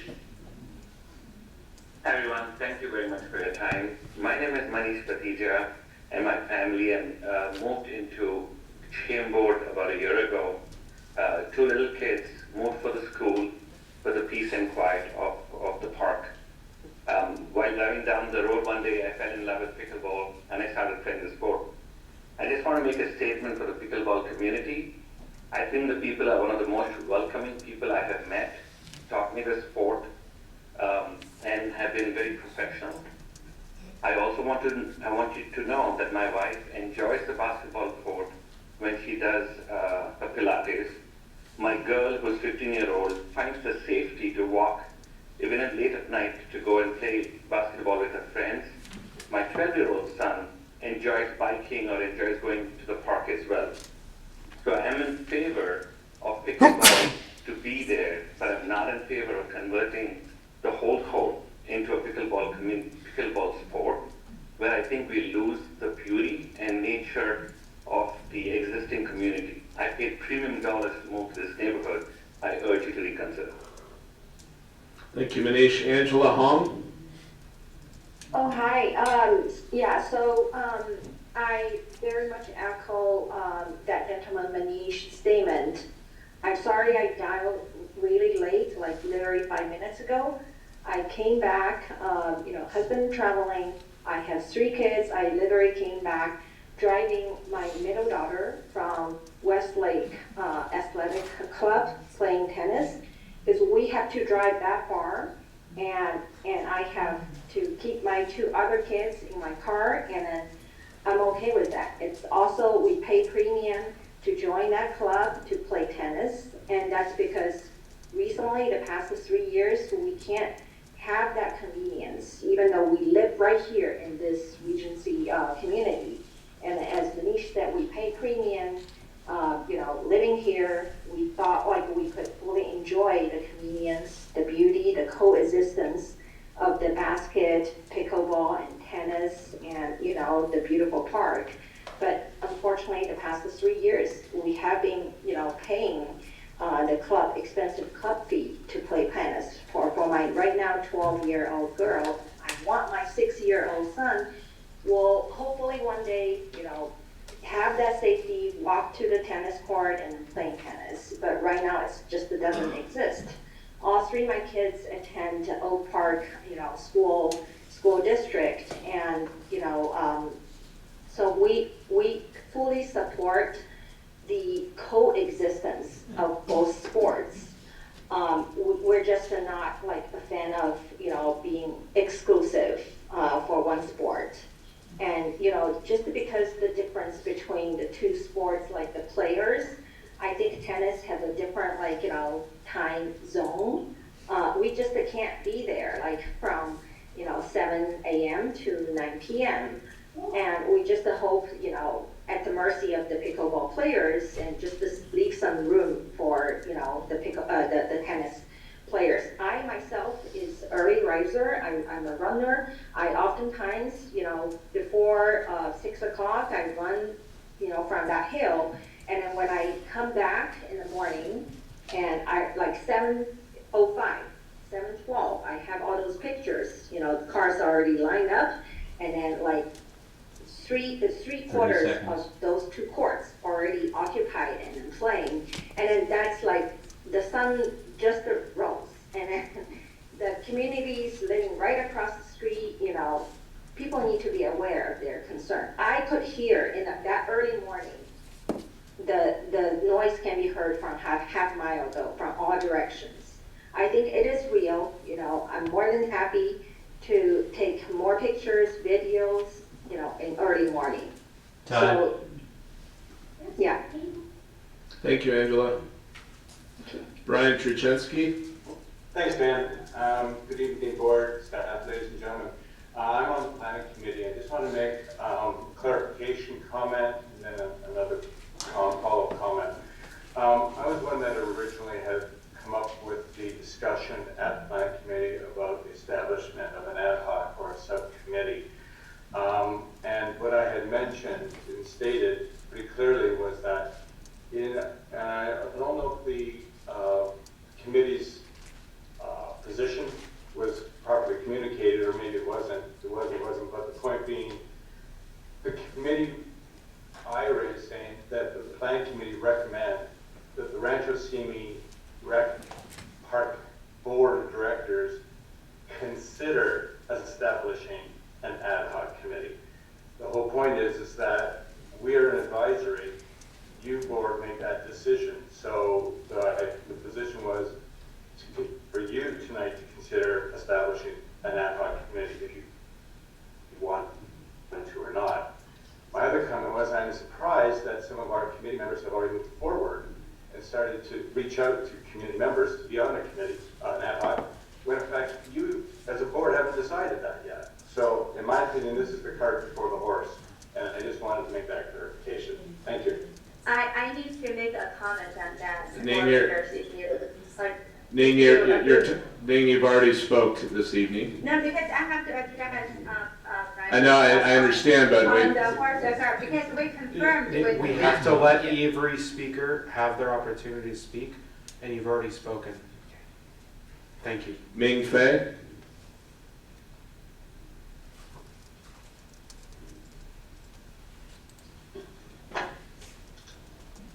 Sorry, can you guys hear me? Yes. Yes. Okay. Yeah, I'm Lin Pei, an Oak Park resident in Deer Park neighborhood who plays both tennis and pickleball. I oppose the Deer Park tennis court conversion and suggest the board to rescind the conversation decision. Actually, it's funny, I just looked at the RSRPD homepage. One of the board says why he's interested in serving on the board. Quote, I have benefited from the use of the district's park and recreational activities. Serving on the board provides a unique opportunity to further contribute to the community and our park district. I believe other board members and the park administration share the same view. However, the rush decision made on October 4th created chaos and tear the community apart, which is the worst case everyone wants to say. I believe that there must be a better solution to avoid this kind of mess. I think the board should unite the community, not tear apart the community. And let's work together to figure out the best way to solve the needs for the pickleball. I play both. Both sports are fun sports. I'm not against any sports, right? So the pickleball players deserve the course, but not inside the neighborhood. So remember, so whatever decision board makes on the issue will change the community forever. For example, kids in a neighborhood lose access to the tennis court forever. Okay, the noise, as many people mentioned, all day long, and other concerns. So I do think that, slow down, no rush. So let's figure out, a better solution for the neighborhood, for the community. I think that's why I want to share today. Thanks for the board. Thank you, Ming. Heidi Cuppinger? Hi, you can hear me okay? Yes. Okay. So I just want to start by saying that I don't play tennis and I don't play pickleball. That I'm speaking here tonight as a 21-year resident of Oak Park who has been greatly affected by the changes at Deer Hill Park. My house, unfortunately, is located across the park on the Doubletree side. What was once a very quiet neighborhood is no longer. Now the loud, nerve-wracking pickleball noise fills my house from 7 a.m. to 10 p.m. and has really completely ruined my quality of life. In order to drown out the annoying noise, I have to play music or have the TV on at a volume louder than I would normally have it just to get rid of the noise and mask it. This is absolutely no way to live. I would love to be able to sit in my house and read a book in silence, or God forbid, go to bed before 10 o'clock because I get up very early in the morning and I'm just not getting enough sleep. The stress from this noise has definitely affected my mental and physical health, as well as that of all of those who are suffering along with me day in and day out. So not only do I want you to stop the expansion of the pickleball courts, I want you to move the existing courts to another location. The situation is so bad that if I could honestly move, I would. When I'm in the upstairs of my house, it's the pickleball noise comes through, and it is literally as if I'm on the courts with the players. It is unbearable, and not to be dramatic, it has made my life a true living hell. Please help. Are you at home right now? Yes, I am. Could you hear the pickleball courts right now? When he was playing them before, I have background noise on, so I have to turn everything off. And I'm also not upstairs, I'm downstairs. Laura? But if you would like me to video it upstairs for you, and I will. Laura? Thank you, Eddie. Hi, can you hear us? My son and I are here in the car. We are Oak Park residents. We just drove by the pickleball courts. I can't. I apologize, Laura, for interrupting. If our audience here can please cease discussion. I apologize, Laura. Please go ahead. Thank you. So my son just got back, driving 40 minutes so he can play tennis, even though he can walk to the court down here. We've spoken before, he's on here as well. Basically, we're residents, we just want to be able to use our park for whatever we want to use it for. If we want to use it for pickleball, I know a lot of people on here, a lot of residents, completely against the pickleball because of the noise. I understand that. But basically, I just want the residents to be able to be heard. We just want to be heard. And I don't think that we're being heard, even though 700 signatures, you know, we tried to be heard. We're not being heard. My son, who is in high school as well, is here, and he would like to be heard too. And I agree. I just want to say that we really do request you reconsider your decision, and it means a lot to us that you do. Thank you. Thank you for your time. We appreciate it. And if you're not able to reconsider the decision, at least please form a committee of any members that are interested in our neighborhood here that, you know, can hear all of the residents and help form a solution that works for everybody that lives in this neighborhood. It is not up to us in the neighborhood to be able to find a place for pickleballers to play. That question keeps getting thrown at us. Well, where would we place an indoor place? I don't know, but it's not for me as a homeowner to make that decision or figure that out. If you want to put that to a committee, if that's, you know, acceptable thing for a committee, fine. But it's not fair to us homeowners to figure this out. Let's just let our parks be parks for the people that live here, that bought the houses here, for us to use them. Thank you for your time. Sure, at the pleasure of your direction, I'm going to read some other names that I don't know if they want to speak or not. If folks online, if I read your name and you do not want to speak, either do not unmic or just say simply you do not want to speak. And if I double anybody up that's already spoken, Chair, if you could help me identify them, that would be helpful. Adora Chu, do you wish to speak? Amy, OP Tennis. Amy. Angela Hong, did Angela Hong? She spoke. Angelo? Yeah, thank you, Angela, you already spoke. Angelo?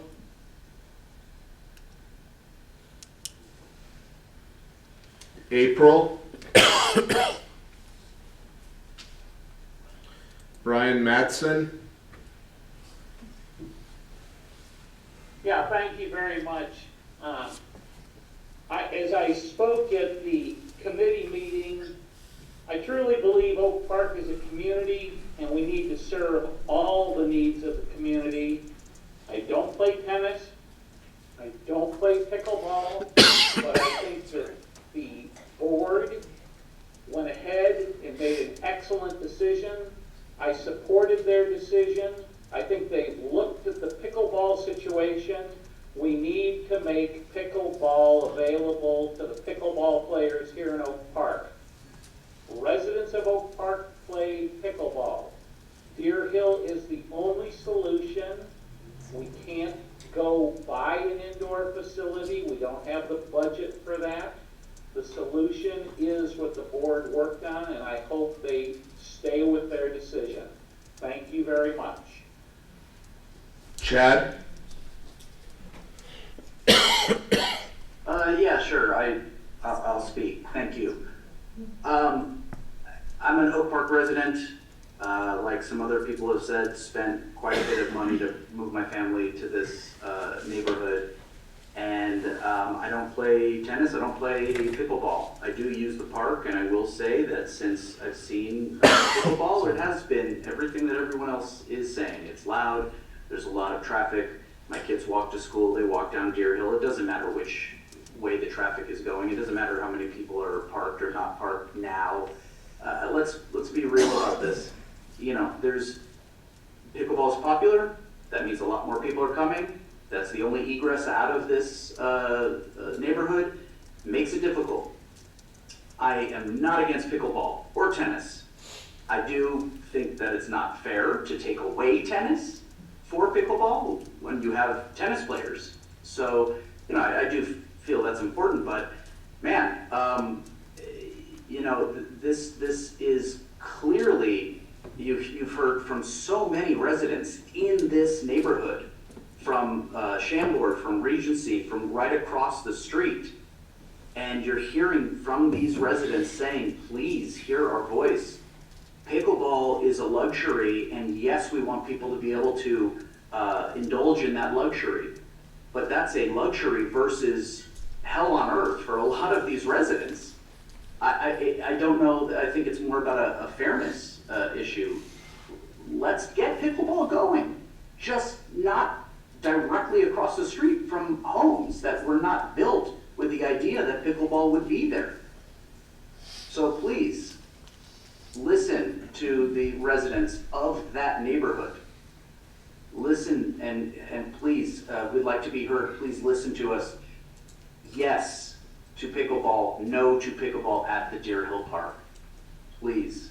Thank you. Danny Sue, did you want to speak to this issue? Danny Sue? Mr. Ross, I believe you were speaking on the districting item. Did you want to speak on pickleball at all? Okay.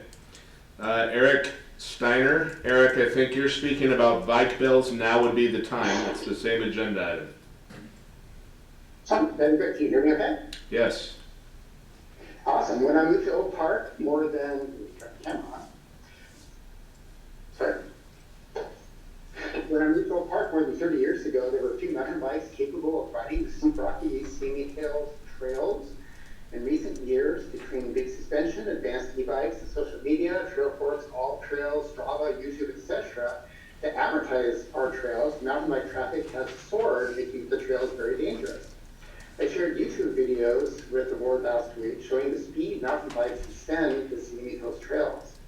I'm not asking the Park District to supply free self-ringing bike bells or work with partners or volunteers to supply bells. Instead, I'm asking if the Park District can please require self-ringing bike bells in Oak Park trailheads into Simi Hills. The types of bells I'm referring to are very simple. They're little like $6 bells you can buy at Amazon. And this compares to, 1 gallon of gas. The bikes that go on these trails may cost like $2,000 for a low-end manual bike, up to $14,000 or more for e-mountain bikes. So $6 is a rather reasonable expenditure, I believe, to ask to encourage trail safety for all those people using the trails. Since last month, the Oak Park Committee voted unanimously to recommend the board to establish a rule that requires use of bike bells for bikers on district trails. And Rancho Simi's mission statement starts off saying that Rancho Simi Recreation Park District is committed to providing safe parks. I encourage you to follow the Oak Park Committee's recommendation. The mission statement requires self-ringing bike bells on Oak Park trailheads so the trail users may hear mountain bikes approaching and have time to move out of the way to avoid being hit and injured. Thank you for your consideration. Thank you, Eric. Gail? Does Gail wish to speak? I'm done, thank you. Thank you. It's iPad 4 Lisa. Lisa, iPad 4.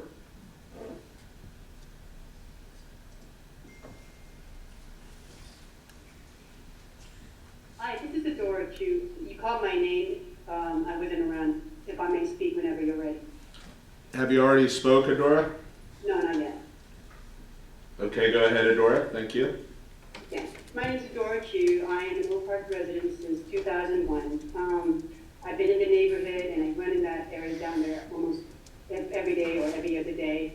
And I have noticed there's been, since the pickleball courts have been implemented, the noise has been traveling far. And I run 6-7 miles during that time, and I can tell you, it is fairly loud and it resonates in the hills, in the neighborhood. And I am not against pickleball. Believe me, my family loves pickleball, and I love tennis too as well.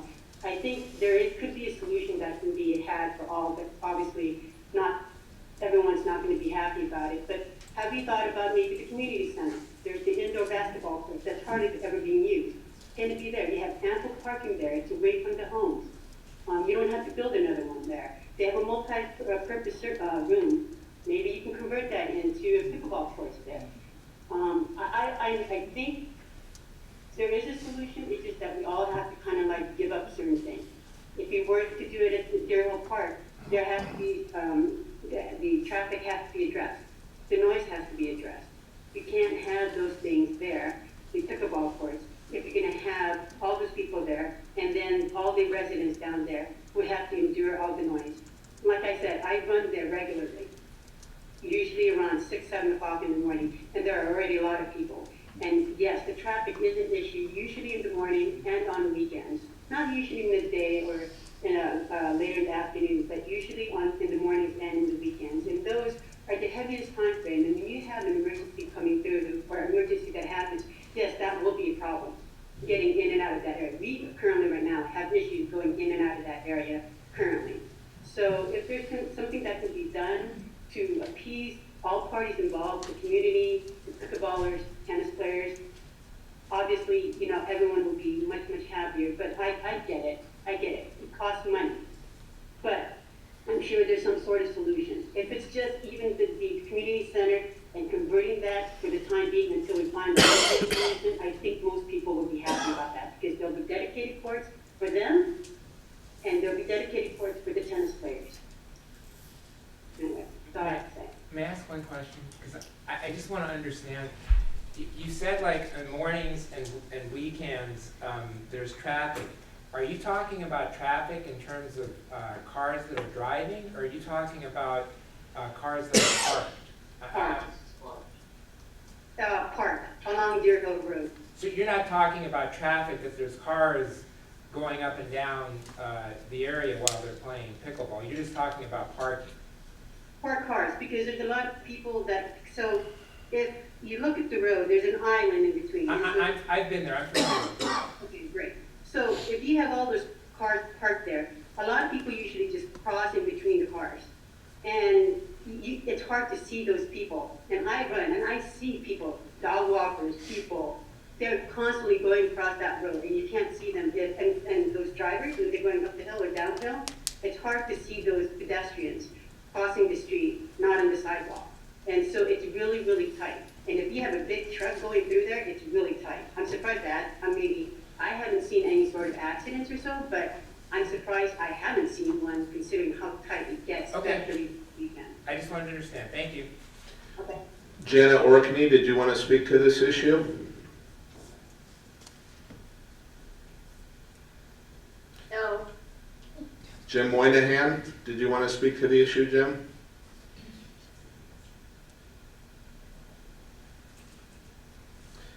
LLU, OP Tennis, LLU.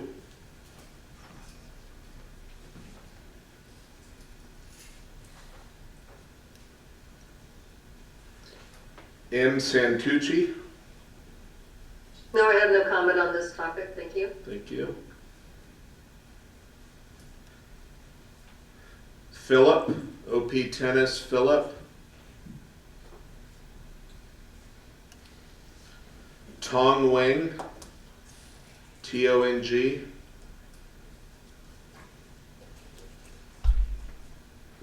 Are there any more folks online that would like to speak to this topic? Sorry, yeah, this is Tom Wong. I'd like to say a few words. Go ahead. Yeah, I think the conversion topic was brought up by 4 years ago in 2019. I'm a resident of Regency Hill, And so I live pretty close to the airport.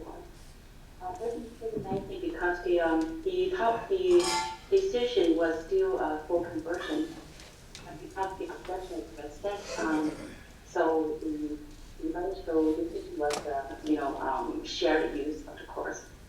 So I don't understand why 4 years later it was brought up again, and the committee was fully aware of the objection from the resident, and yet without fully notifying the committee. The committee and the board still decided to make the decision. So this is like for us, it's like all over again what happened 4 years ago. And the decision this time was based on this 2-week study after school started. So after this shared use, the tennis players pretty much driven out. We know that the court are always occupied by the pickleball players, and also the two different the natures of two different sports. Pickleball you basically can play with anyone of any level. So a lot of players, that they after one game they stick around, hopefully they can find someone to play the game again. But for tennis, if the players are two different levels, you cannot play together. So you come with a partner to play with. Or you just don't play, right? So just to count the number of bodies on the court, it's clearly biased, towards the pickleball players. The tennis players, we sometimes drive by and we see the courts occupied. We just don't go there and wait. We know it's a hassle, it's a crowd and you want to chase away. So we just, we don't bother. We go to some other places or pay, go to play in a club. Another thing I was going to mention is we recommend expansion, hoping that will solve the problem of waiting time and congestion. But I don't understand why with the expansion or dedicated use of the pickleball, we're going to attract more. The wait time is not going to be reduced. Is this the model? The CalApp, yes. With expansion and the dedicated pickleball courts, we're going to solve the waiting time problem. The more people are going to come, the wait time is probably going to be even longer. Just to give you an analogy that, the one-on-one is, so congested. Do we expand to, 5, 6 Your months? time is up, Tom. Congestion.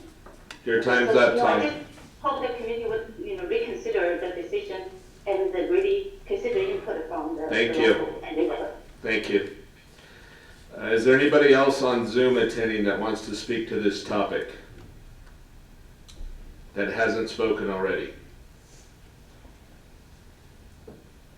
Chair? I believe everybody in the room who wished to speak on this item has done so. Just want to give a last call for anybody in the room. Not seeing any hands or standing up, so that will close public comment.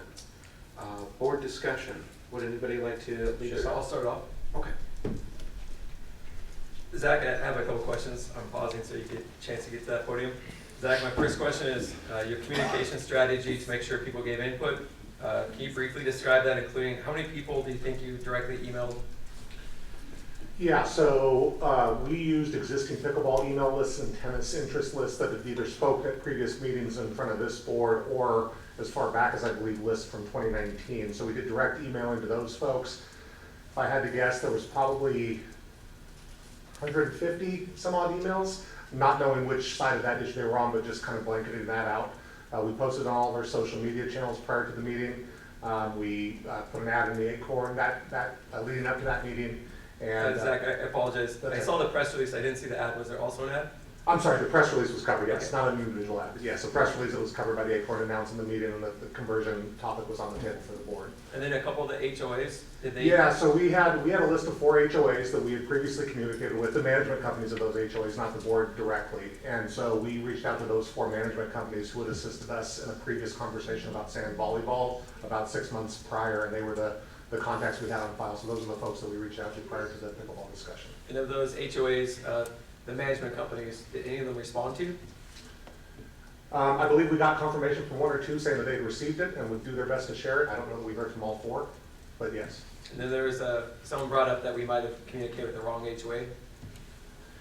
I was only made aware of that once we started receiving some email communication that said something of that nature, yes. And my next question for you is, has there been any progress with the school district on a joint use agreement? At this time, no. We've continued those discussions. I had a second discussion following our decision about the possibility. I believe at that time, the school district, I would say, paused the discussion because they had some internal discussions they were having with maybe their board at that time. Thank you. So my other thoughts on that, the reason I bring that up is Oak Park High School is 0.6 miles away approximately from Deer Hill Courts. That's a place where it's possible we can work together to solve problems for the community for people that their main issue was not enough tennis courts in the community. Also, Medea Middle School is, my understanding is, what I've heard is that they're instructing kids in pickleball. I would like to explore the possibility of opening up the courts, not during the school day, obviously, but on the weekends to alleviate some of the traffic or congestion at Deer Hill Courts. That could help the kids because they could play all week long on them when they need to in PE, and then possibly Saturdays and Sundays. We did that in St. Valley. That's one of the ways we addressed the issue. And I wouldn't say solved it, but we improved it by working with our school district. And I'm frustrated at the slow progress of our joint use agreement because it's been 5 years or more. And every single time this issue comes up, they could help us help the community, and it's ongoing, it's going to happen. There's discussions, but I would like there to see that. I listened to the community. Some people said they were not against pickleball, but one person said we are not against pickleball. I'd correct that we because they spoke for themselves in my opinion, because I heard many people say they would like there not to be pickleball in Oak Park if it was in a park or anywhere in a park by a house, which is all parks basically, or in Oak Canyon Community Park. People have already expressed they don't want it there either. So if someone says we're not against pickleball, I think they should say that they were not against pickleball, but I definitely heard people that were against pickleball tonight. Buying a building is not in the budget as far as I know. Renting a facility might be kind of difficult. Renting a building to do that, but people want to explore that. I'm open to that idea. And then I don't see him on the call, but Zach, do you see Dan Cooper on the call? No, I have not seen Dan on the call. However, I did communicate with him prior to this meeting, let him know that this discussion was on the table for this night's meeting. Dan, you're not one of those cell phone numbers or an iPad or anything like that? Okay, the reason I bring it up is one of the speakers towards the end on Zoom asked, why are we discussing this again? And there's two reasons.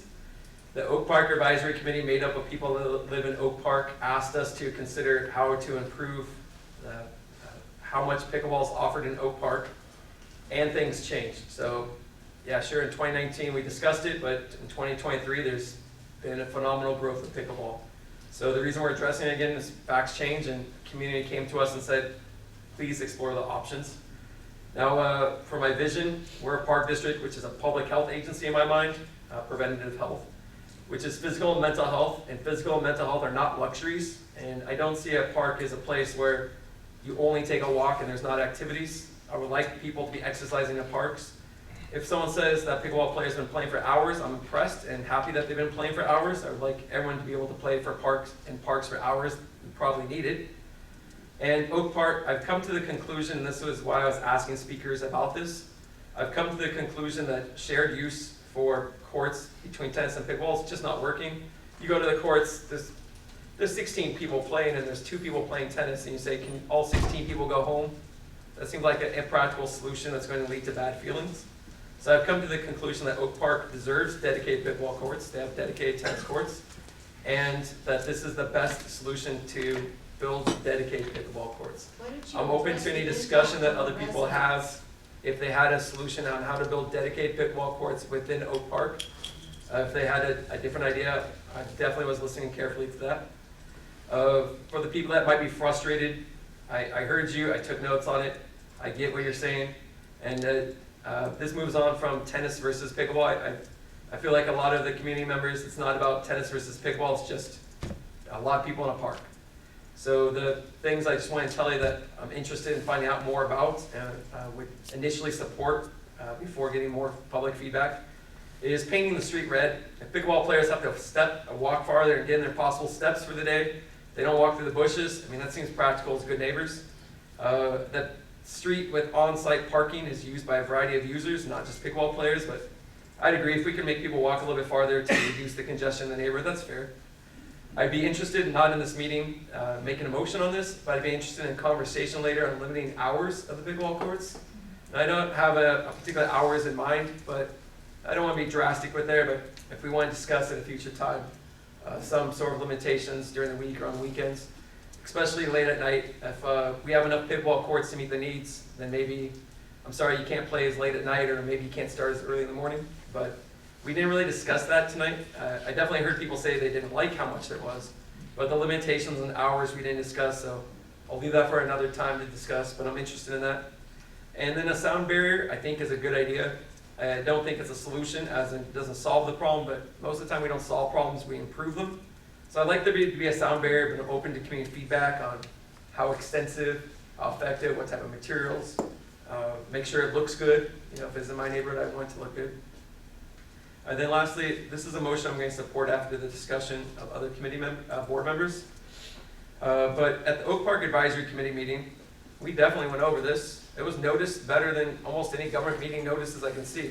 So I saw Zach, you posted in the Oak Park Facebook group. It was in the newspaper, delivered to most people's front doors. It was emailed to lots of people, it was emailed to HOAs. That type of outreach, it's not going to get everybody.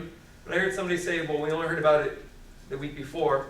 That was when they heard about it. That is not when we started. And 700 people, more than 100 of them don't live in Oak Park, but 700 people signed the petition, and I heard 24 hours. So if 700 people could sign a petition in 24 hours, people could find out about a meeting a week before. Now, we didn't only say it's a week before. That was just one of the communications they happened to see. So getting towards that motion, Brian Trzynski made the motion. He said that the motion was to recommend that committee, but that was before he was debating the details of it, and the motion was to advise us on making a committee, not that he was saying to make a committee. And he's on that committee, so if we went against the person that made the motion, that'd be surprising. I'm going to make a motion that we do not form a subcommittee, but that doesn't mean we don't have solutions and ways for the community to speak out. Here's why I don't like a subcommittee. There's going to be confusion where to go. All of you will be best friends by the end of this, because you'll be going to subcommittees, committees, and board meetings, going back and forth. We have somebody that wants to be on the subcommittee that's not here tonight, so they're going to not get the feedback of everybody here, but they'll get the feedback whoever knows about a subcommittee meeting. If you don't know about a board meeting, you're not going to find out about a subcommittee meeting. The communication problems will be multiplied by having a subcommittee, because I don't even know who the subcommittee advises exactly. It advises the committee. The subcommittee would be slower than necessary for some of these issues, because the Oak Park Advisory Committee only meets 4 times a year. So the subcommittee would meet, make recommendations to the committee, and then the committee would meet and make recommendations to us. There's got to be a quicker way. There's a lack of transparency. I see the sign over there that says Save Oak Park, seek transparency. A subcommittee would be the opposite of that. It wouldn't necessarily be Brown acted. You wouldn't know who was on it, where it was meeting. And even if they try to communicate that, they're not going to be communicating more than actual newspaper articles and all those other committee meetings. I'm not sure the goal of the subcommittee, because Dan Cooper, my understanding is he said we should work on the problems, which is good, and I would like to get their feedback on that. We are working on the problems, but I want their feedback. But another committee member had posted that it's not a done deal, which confuses the public. Now, it might not be a done deal because that's democracy for you, but we did say to do it. So if she's telling people it's not a done deal, if I'm a member of the community, I'd say, oh, so I need to go to the subcommittee, then the committee, then the board, when the board's already voted on that. So it might not be a done deal, but I wouldn't want to represent that the subcommittee is in charge of determining that. The vote to rescind, in my mind, it didn't pass because it was 3-3, but in my mind it was actually 3-2, because the goal of the advisory committee is to give us advice. And one committee member did not know that it was on the agenda. He was emailed, and I had called him just in case he didn't see the email, so he wouldn't say he didn't know about it, but he didn't return my call. I left a voicemail, so when he walked into the meeting, he had not been prepared for it. He didn't read all the emails. He knew who was there that night, but he didn't know what was discussed before. It was online, there was emails to read. So in my mind, the subcommittee, whether it was 3-3 or 3-2, they did not recommend us to overturn that decision. That said, here are some solutions I see. Well, first, if 2 committees have already said no, you can't just keep forming subcommittees until you get the decision that you want. But if you want to deal with the problems, that's good. And here's what I would suggest. There's 4 meetings per year of the Oak Park Advisory Committee. If someone cannot attend regularly the 4 meetings, then maybe there could be other roles in the community for them. But if the Oak Park Advisory Committee says, we really want to deal with this, we really want to discuss the problems, as they should, that's their job, and they really want to communicate it, which in the past they've told me, well, no, they didn't communicate to anybody, they just thought other people would communicate it. Well, that's the goal of an advisory committee, is to go get advice. I've heard one person even say that the person, like they knew them and did not communicate with them. So I would say they should have a 1-item agenda and have extra meetings. So don't put 10 items on the agenda, just say, hey, we'd like to have an extra meeting and we're only talking about pickleball. Now I would like to find out what the agenda item is. Is it to rescind the decision? Is it to improve the situation? But I'd say if a committee wants to meet, that's totally fine and that's how they should do it. So I would get, if someone says, you're not letting us meet, I didn't say that. I just said, don't form a subcommittee and then say it's a park district committee. It's just a group of people gathering, as Ed mentioned. If it's our committee and we form committees, then I would say instead they should just put it on their agenda and make an extra meeting. So my motion is going to be to not allow a subcommittee and to clarify the language that the board forms committees, but committee members cannot form subcommittees. Otherwise, I'm going to ask if the Soccer Foundation could create subcommittees without board members on it. And the Historical Society, could any 2 members on it, not board members, just any 2 members create subcommittees. And then budget request will go through subcommittees. I mean, that's the exact opposite of transparency. So to clarify my motion, no subcommittee, totally allow them to add another board meeting if they need to with a single item agenda. And that our position as a board is forming new committees or subcommittees comes to us. Director Avila, would you like to go next? Sure. All right, so I'm not going to rehash the reasons that I voted the way I did a month ago. Anybody can listen back to the meeting and hear those reasons. So what I will say is a number of things I do want to say. That decision was based on information that goes back ever since I've been on the board. Pickleball, tennis have been issues. As it relates to Oak Park, the last time it was discussed at a board meeting was 4.5 years ago, but my research on it began before that, so it probably goes back 5 years. So I've been considering all the issues, including tennis's concerns, pickleball's concerns, the community's concerns, for a period of 5 years. And I've been receiving input on it, and we as a board have been receiving input on it for at least a period of 5 years. So there's been a lot of thought and a lot of information that has gone into this decision. The things we've heard here tonight are nothing new to me. These are all things that I've heard in terms of community concerns, in terms of things that need to be considered. For me, there's nothing to reconsider because it's all been considered, and it's been considered hearing from citizen after citizen over and over again.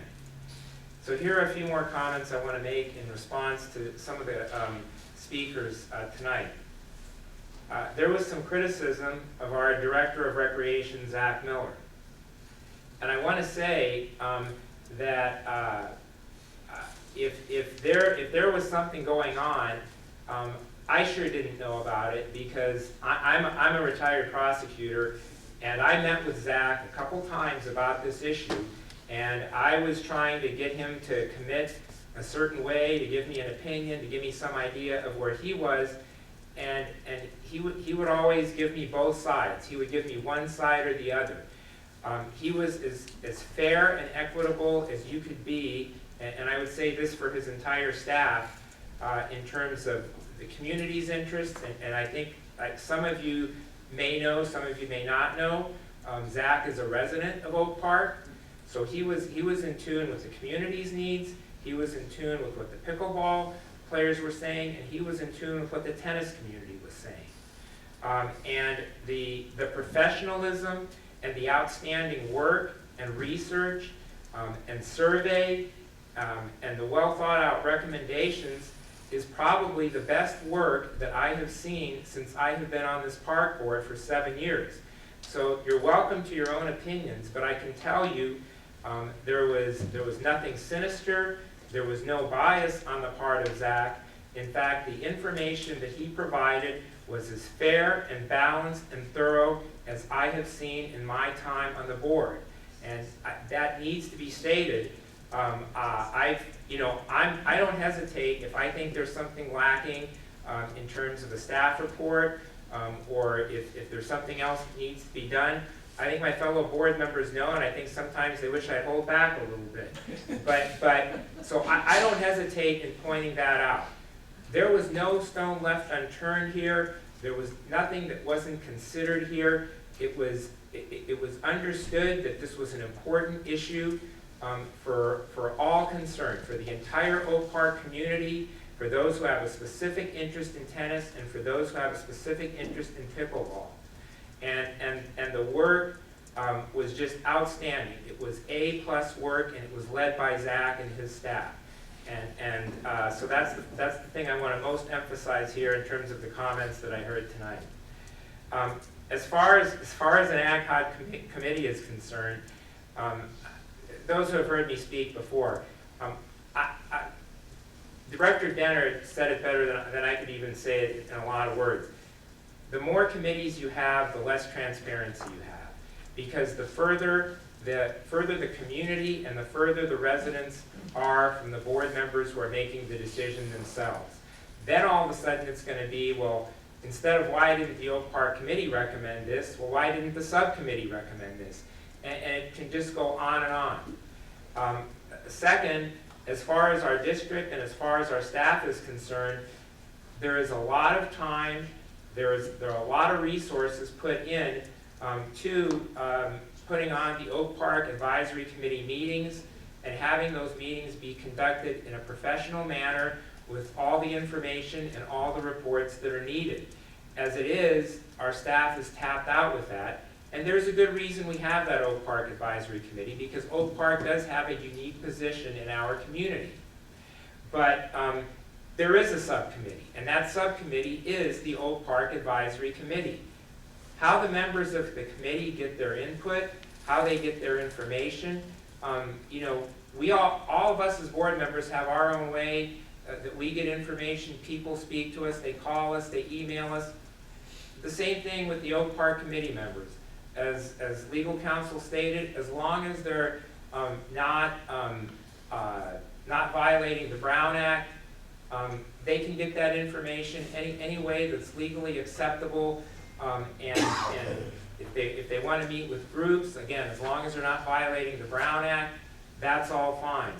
But I think it would be, I just think it would be unfair and unproductive in so many ways for our board to authorize a subcommittee for what essentially is a subcommittee, which is the Oak Park Advisory Committee. So I do support what Director Dennert said in that regard. Now,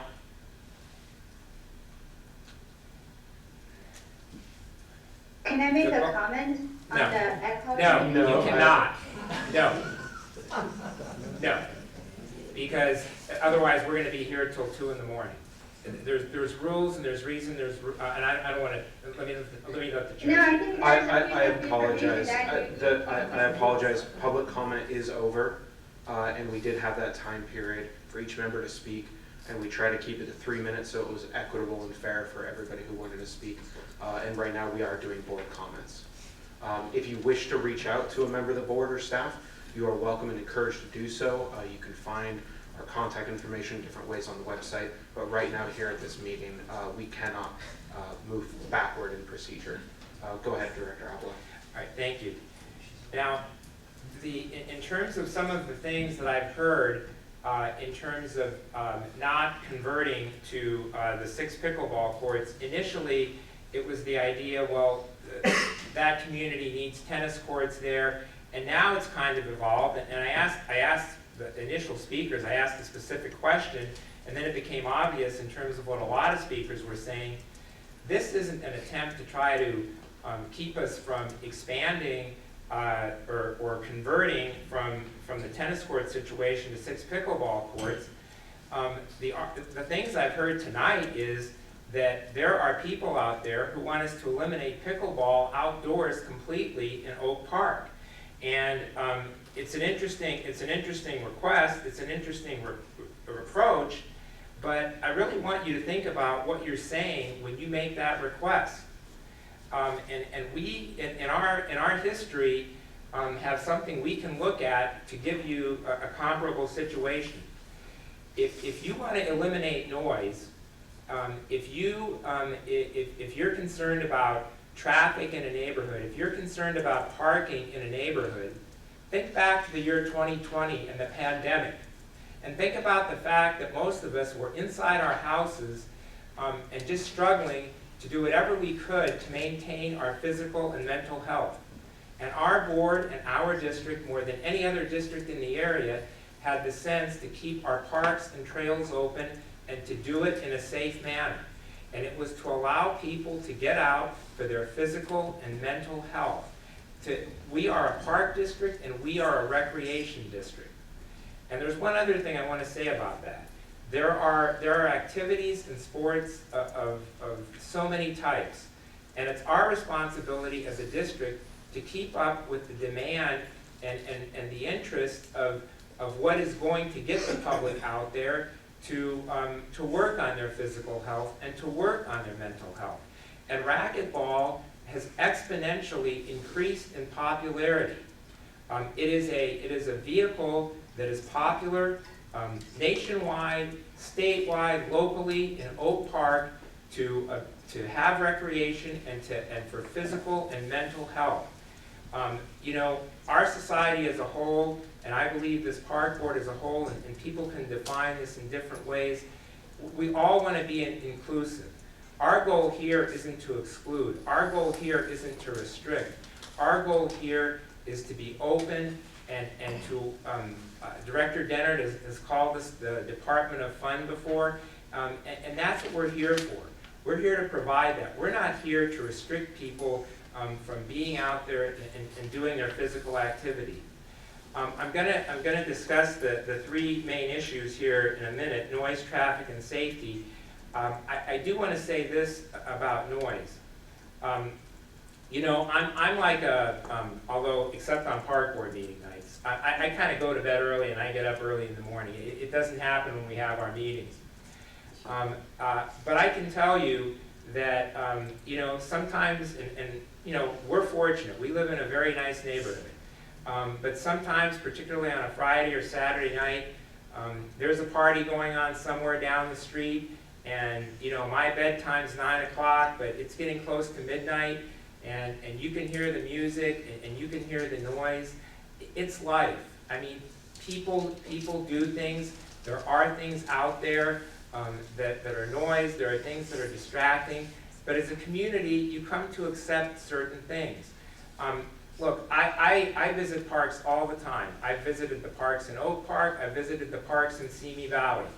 If you have kids out there playing basketball, that's a lot of noise. If you have music classes on a basketball court or in a parking lot, or that's going to cause noise, and you're going to hear that. But what are we really asking when we're saying no pickleball? What you're really saying is, then if you're being fair and equitable to everyone, then there should be no activities at all. And that's not what we want. We're not here to have parks that people just go and sit and do nothing. We have parks for activity. And that park has courts, and those courts are meant to be used. And right now, those courts are being used almost exclusively for a pickleball. So I really think you need to think about what you're saying when you're saying no pickleball in Oak Park. I think that's a really important consideration here, because that's not what we're here to do. We're not here to restrict. We're here to include, and we're here to provide a physical and mental outlet for wonderful people in our communities of Simi Valley and Oak Park. The three main concerns that I have heard, because I attended the Oak Park Committee meeting and here tonight, deal with noise and traffic and safety. We've addressed noise in our motion that we passed. And there will be something done to minimize the noise. I know it probably won't be eliminated, but again, the only way you're going to eliminate noise in a park is to have nobody do any activities in the park. So the noise issue will be addressed. We've already passed a motion to that effect, and that will happen. The traffic issue is not, in fact, in large part, it's not a park district issue at all. It's really more of an entire community issue. As one of the speakers said, there's a number of schools in that neighborhood. There's going to be people dropping off kids and picking up kids, and I know from the Oak Park Committee meeting, there was one member of the public that spoke to that. When they're taking their walks, that's the time when the most traffic is out there. When kids are being dropped off at school and picked up from school, certainly no one's going to suggest that we shut down our schools. So again, the amount of traffic that pickleball is causing is minimal in the area, and to the extent that, and I believe the representative from Supervisor Grell's office indicated this. The county's going to look at that. Their office is going to look at that, and if there are adjustments that need to be made or things that need to be done, that will be taken care of. But that's not a pickleball issue, and it's not completely a park district issue. It's something that certainly we will work with the county and whoever else we need to work with to alleviate that as much as possible. But we need to understand that that is not solely a pickleball issue. And then safety. So if cars are allowed to park on the street, they're allowed to park on the street. That's not something that we as a park district determine. Whether someone is playing pickleball at the park, whether someone is having, invites a group of, if I want to go out with a group of people from Simi Valley and go out to Oak Park, that park is open to the public, and we park on the street and it's legal to park there, we can park there. So again, the parking issue is not exclusive to pickleball. It's exclusive to activities at the park. It's exclusive, it includes the whole neighborhood. And so, and the other thing I'll say about that, when people say getting up the road, you know, if the fire department had a problem with it, I'm sure that would get pointed out. And if they do have a problem with it, they will point that out. They're not going to allow a situation where they can't get up to deal with an emergency situation or an evacuation. That's just not going to happen. And if we need to cooperate with them in some way to keep that from happening, we will. So these issues are all, they're being attributed to pickleball, but they're community-wide issues. They're not strictly pickleball issues, and we need to understand that. I'm going to say one other thing. 4.5 years ago, we did make a decision, and for me, that decision was a close call. I was very close to voting to convert completely to pickleball courts at that time, because pickleball was already expanding in popularity. And now that expansion has grown exponentially. Pickleball being a popular sport is just, it's a fact. I've never played pickleball in my life. I played 3 years of varsity tennis in high school. I have a great love for tennis. But my duty here is to the community and what activities and recreation interest the community. And then I just want to indicate one last thing in terms of the input that we've received. For a period of 5+ years, we have heard from the public on all sides. I have personally viewed the area, the courts, the parking situation, the community, myself, on a number of occasions. Supervisor Gorell's office received input and provided us with that input. The member of the MAC committee that spoke here tonight and at the Oak Park committee meeting, they did not take a position, but he indicated that during the course of the past year, the overwhelming amount of information they received was from the pickleball community and their desire to have more courts. The Oak Park Committee, Advisory Committee, asked us to make this decision because constantly the pickleball community was attending their meetings and asking for more courts. And finally, again, we can all disagree or agree with editorials and newspapers. We may have some we like, we may have some we don't like, but we all agree to some extent they have some pulse for what goes on in the community. And there was a strong editorial in the local Acorn indicating how it was so clear-cut that the decision to expand and make it strictly a pickleball facility was the correct decision. So the input has come from so many areas, and it's all come back to the same thing, and that is that there was a need for more pickleball courts and for those pickleball courts to be exclusive. So the idea that all these things haven't been considered, they have been considered over and over again from many different sources and many different ways. And I just want to, I have to go to what Jeff Williams said. It's life that there's going to be noise. I mean, you're going to have dogs barking in the neighborhood, you're going to have kids playing in the neighborhood. It's a fact of life. People want to live, people want to enjoy life. That's what we need to consider. We need to be inclusive, not restrictive. So again, I agree with Director Dennert's direction on the committee, and I am more comfortable than ever with the decision that our board made. Vice Chair Freeman, would you like to go next? Thank you. First, on the idea of a working group or a subcommittee, I agree. I'm wondering, since it isn't referenced in the rules, that might indicate that it's not allowed.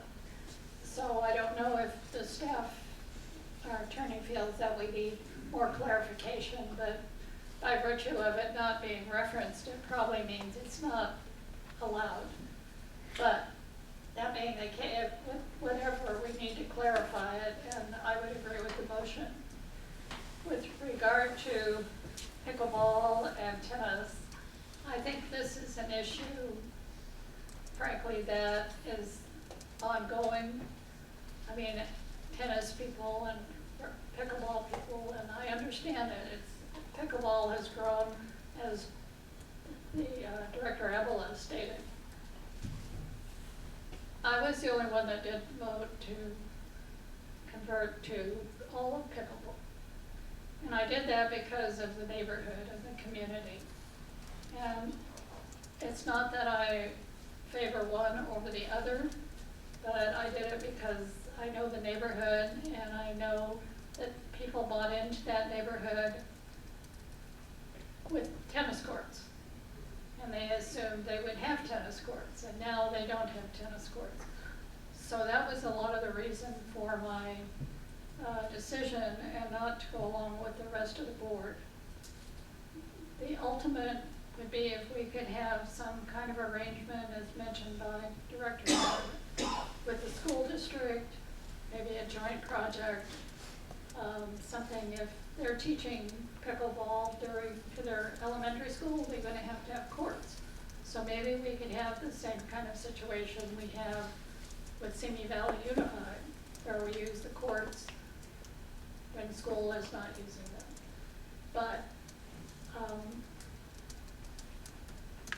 the parks are for everybody. The parks belong to the public. They're not belong to the district. They belong to the public. And I think all people should be able to use them.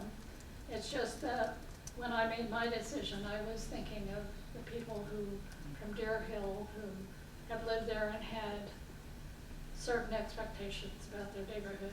But I think the staff report was excellent and thorough. The one area that I wanted to address, and I don't think we addressed it as thoroughly as we should with the number of people coming from outside. And it's very difficult to control and if other communities aren't providing the facilities, people are going to find the facilities.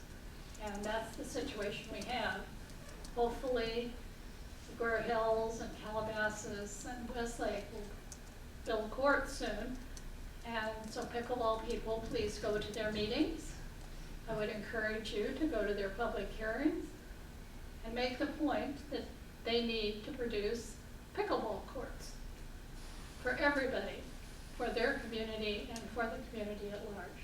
Anyway, I'm not changing my vote that I had from before to not change to full pickleball, but I do support the motion to not have subcommittees or working groups. Director O'Brien, would you like to go next? Yes, I would like to echo what Director Stern-Navila said about pickleball, and I think everyone made valid comments, including the director that didn't vote for it last time. But that, I think the staff report was great. The one we looked at a month ago, it was great. It told us everything we needed to know, and it's the way it's economics in the sense that there's unlimited wants chasing limited resources, and how do you allocate limited resources? And it's just not just money. It's pickleball courts, it's time, it's calories, sugar units, whatever it is you're trying to spread out, get maximum enjoyment from, and that's what we're doing. Life is noisy. Anything you do is going to cause noise and traffic, and if you don't want that, you need to live someplace where there is no noise and there's no traffic. But that's not here as it happens. So I think we need to. I don't think we should be changing the vote. I think we made a good decision, and I think we made the best decision we could, and I think we should stand by it. No. I am also going to echo Director Dennard's and Director Avila's comments, specifically about a subcommittee, the community outreach, the staff report, overall research into the decision, the time spent on this decision, and the outreach done. I do also want to specifically call out Zach Miller. He has been excellent, as he always is. I have seen zero evidence that he has done anything but his exact job and done it exemplary. His job is to do community outreach, to talk to residents, and to inform them about how they can go about pursuing what they may want to see changed or not changed. He has done his job, and the message that was highlighted, I specifically see that as him doing his job. And the work around this has been excellent. So thank you, Zach. And then I do want to provide an update for anybody who didn't see it. The City of Westlake Village did vote on the 25th, and I got confirmation today from staff that they did vote to allocate funds for pickleball courts within the City of Westlake Village, which I think will continue to help alleviate our problem. Our problem is not to solve it for the entire Conejo Valley or the greater region, but to be part of the solution, and I'm glad that the City of Westlake Village has also invested funds to address the greater issue for the community at large. I think that's a piece to a larger solution that needs to be done.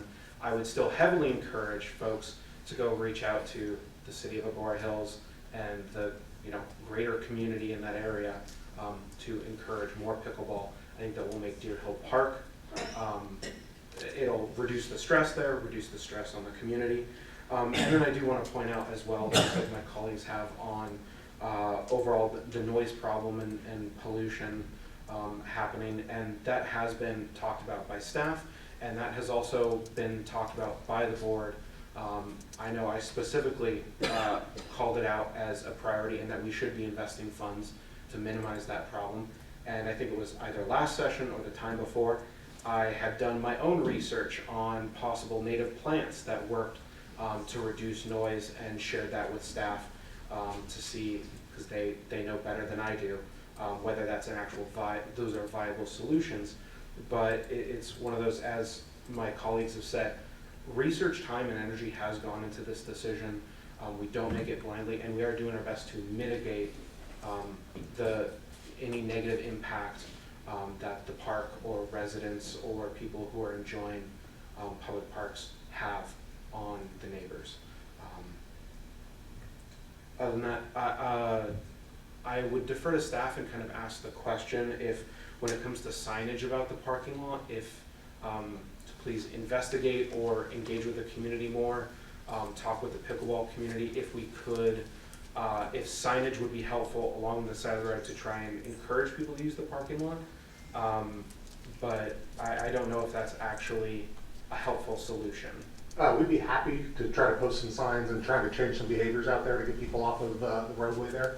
I know the pickleball ambassador has made a commitment to me to spread that word through his folks that are playing there, so hopefully we can make some small improvements to the parking situation. I appreciate that, and I do think self-policing and engaging with the community in conversations are the best way to make that actually happen, and not posting a sign trying to dictate what people do, but having kind of a community solution to come together and talk about that. Yeah, I would say that bit fundamentally concludes my comments. I left out one thing that I want to say. I also want to just praise Supervisor Gorell and his office for their interest in this issue and the fact that they seem to be reaching out and trying to help us make this important decision work. That's really appreciated. Again, that's the first since I've been on the board. So kudos to Supervisor Gorell and his staff. I would second that. Kudos as well. Before I ask for a second for that motion, Lane, Ed, thank you for the defense of Zach. I also thought the report gave me everything I needed. I know some people said it was only 2 weeks, but other people said it was only 2 weeks. Also, we can't play there because there's too many pickleball players, which means if you did it for 4 weeks, the conclusion would be hard to play there because there's already people there. So I thought the report was going to give me the information I needed. I had already observed many of those things myself. I do want to thank Mark Perryman and Jeff Grell for being involved in the issue. I can't see much of an upside for their office being involved in the issue except trying to help the community. So I appreciate that. I did see in this report, and we should just consider when we write things into reports. This was given to us by the community. It was from before, but they sent it back again. It said, in the afternoons, the facilities should be for families. Well, like, who do they think pickleball players are? They don't have families? Like, families don't go play pickleball? Like, you might not like it. It might be causing issues that we could work on. But I've taken my own kids to play pickleball. We're not a pickleball family. I don't play very often. But just the idea, like, there's families and there's pickleball players is a false dichotomy that just doesn't even make sense. But I look in there and it just, you give me a report to try to convince me, you put something very frustrating in there that maybe they didn't put much thought into. But I do appreciate, Elaine, that your thoughtful comments, even though we might disagree. And the thing that I like the most about it is you were looking towards solutions. So I heard some people say, well, I don't have any solutions, I just don't want it to exist. And you say, well, it might not be good at this place, was your opinion, but we could work the school district and maybe find some solutions. I appreciate that about you. So is there a second to the motion? I'll clarify it. No subcommittee, if they want to gather, they obviously could, just don't use our name. It's not a park district thing, it's not ad hoc committee, it's not a working group, it's not a subcommittee of the park district, it's a few people that want to gather with their neighbors. And clarification, committees cannot form subcommittees on their own without board input. I'm going to second that, but Gina, do you have the wording? You'd be able to get the wording of that down? Yeah, I think I got it. And there was Ed, I think you'd agree to this, but your feedback, the last part of the motion is, but if they want to have an extra meeting, a single item agenda, so we're not silencing them, we're just asking them to do it as a part of the normal meeting. They could have another meeting if they wanted to. I would rather leave that out of the motion. That can be a comment that's, it goes without saying that they're allowed, as long as they're within the Brown Act, they're allowed to meet and talk and chat. So Well, I mean, like if they want Dan to put together the single item agenda meeting, they could. I don't want to do anything that might create more work for the staff. But whatever is within the confines of the advisory committee, I'm okay with. I'll second your original motion. Fair enough. And I agree with your other comments, but I'm just going to second the original motion. Could we do a roll call? Director Avila. Aye. Director Jenner, Yes. Director O'Brien, Yes. Vice Chair Freeman, Yes. and Chair Gray. Aye. That motion carries with unanimous vote. Dan, I've got a question about that. If they want to have an extra meeting, are they currently working with you? Would you be, I'm not asking your opinion on, but would you be able to do that if you wanted to? What's the meeting for? If they wanted to discuss anything about pickleball, Rescinding pickleball? if they wanted to. I'm not saying I favor that meeting, but if they asked you, hey, can we meet another time because we only have 4 meetings scheduled a year? Do you have that power to say yes or no to that? Yes. Okay. Unless I'm told staff shouldn't do that. So. Dan, on the true report survey, I do want to make sure you are good. That is We're good on that one. We administrative need some action. direction on the But bike bells. Yeah, I was gonna say bell. Yeah. Yeah, that's what I was gonna remind. I don't see a problem with requiring this, other than I don't imagine everybody will do it, and making a rule for the sake of a rule. I do see the need for safety on the trails, but I reached out to some mountain bikers and asked them for their feedback on that. And their feedback was, how are you going to enforce it? Although some of them already use bells. And I'd point out, we currently have motorcycles, and I saw more this weekend. We can't stop literal motorcycles. Are we going to get tickets if they don't have a belt? Or is it just, it's a rule we don't plan to enforce? And then the next part is, the mountain biker said the hikers are wearing AirPods in their ears. Like, you're asking them to put a bell on. Are we also making a rule you can't have AirPods in so you can hear the bell? So I would suggest that we direct staff to come up with ways to encourage people to use bells, including putting in boxes, possibly with bells, reach out to the mountain bike community, share the importance of it, but maybe on the kiosks, we can ask for donations of bells that people could drop in there and they could grab to encourage it. But it's not that I'm against the rule, but I don't see, I think it's a good idea to use a bell on a mountain bike, but I don't see any enforcement coming with that. Yeah, I would agree. I just think it's as, yeah, to make a rule for the sake of making a rule that isn't going to be enforced, doesn't make sense to me. I will say this, you know, I know, I wish they would use bells. I know that when my wife and I are hiking, the cyclists that come down with bells, we're always appreciative, and we always make sure to give them a thumbs up or smile or thank them. It's a courtesy thing. I hope over time, you know, they all start using them. I definitely encourage them. If you recall, we talked about this with regard to the horse trails and the bike, and we did it as an advisory. I mean, there was no rules, so it was recommended, and I think we made some suggestions that if we posted or requesting that they use the bill. You recall that discussion with the horseback riders, and the same issue, just different people. I think it's important for safety. I'm just thinking how to get there. Zach, my recommendation is to say to the staff to be creative. If you want to reach out to bike shops to sponsor the bells, if you want to put up the bell, not that there's a rule in the ordinance, but says please use a bell. Here's a free box. Whatever you come up with, I'm good with. Chair, if I could real quick, I just wanted to comment relative to the pickleball and having a committee meeting. Staff already has the direction to mitigate noise and traffic. That was in your original motion, and I heard it tonight. So as we design the facility, if we're talking about mitigating curb, you know, traffic, and Brian mentioned hours, we mentioned signage, we mentioned shrubbery, staff already has the direction in design to do that. So if they meet as a committee, they may be talking about either rescinding or those issues, but we already have that direction from you. That was the point I wanted to make. And staff has that direction, and we will be doing those things when we design the conversion project, which will be seen by the board. Yeah, as a point of advice, I mean, I wouldn't set up special meetings to rehash issues that the board has already emphatically decided. That's the dilemma I see. That would be my personal recommendation. It's not a board action, but it's my, if there's new issues to be discussed, that's different. But to rehash something that has probably been the most thoroughly discussed and reviewed issue since my time on the board, I don't know that that's the best use of staff time. So that's my.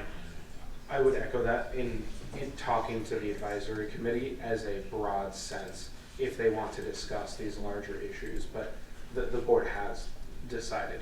So it would be a broad information point if they want to discuss items. They can discuss them.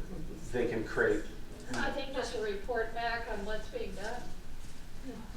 Yeah, I think they'd be required to by the Brown Act if they did a special meeting.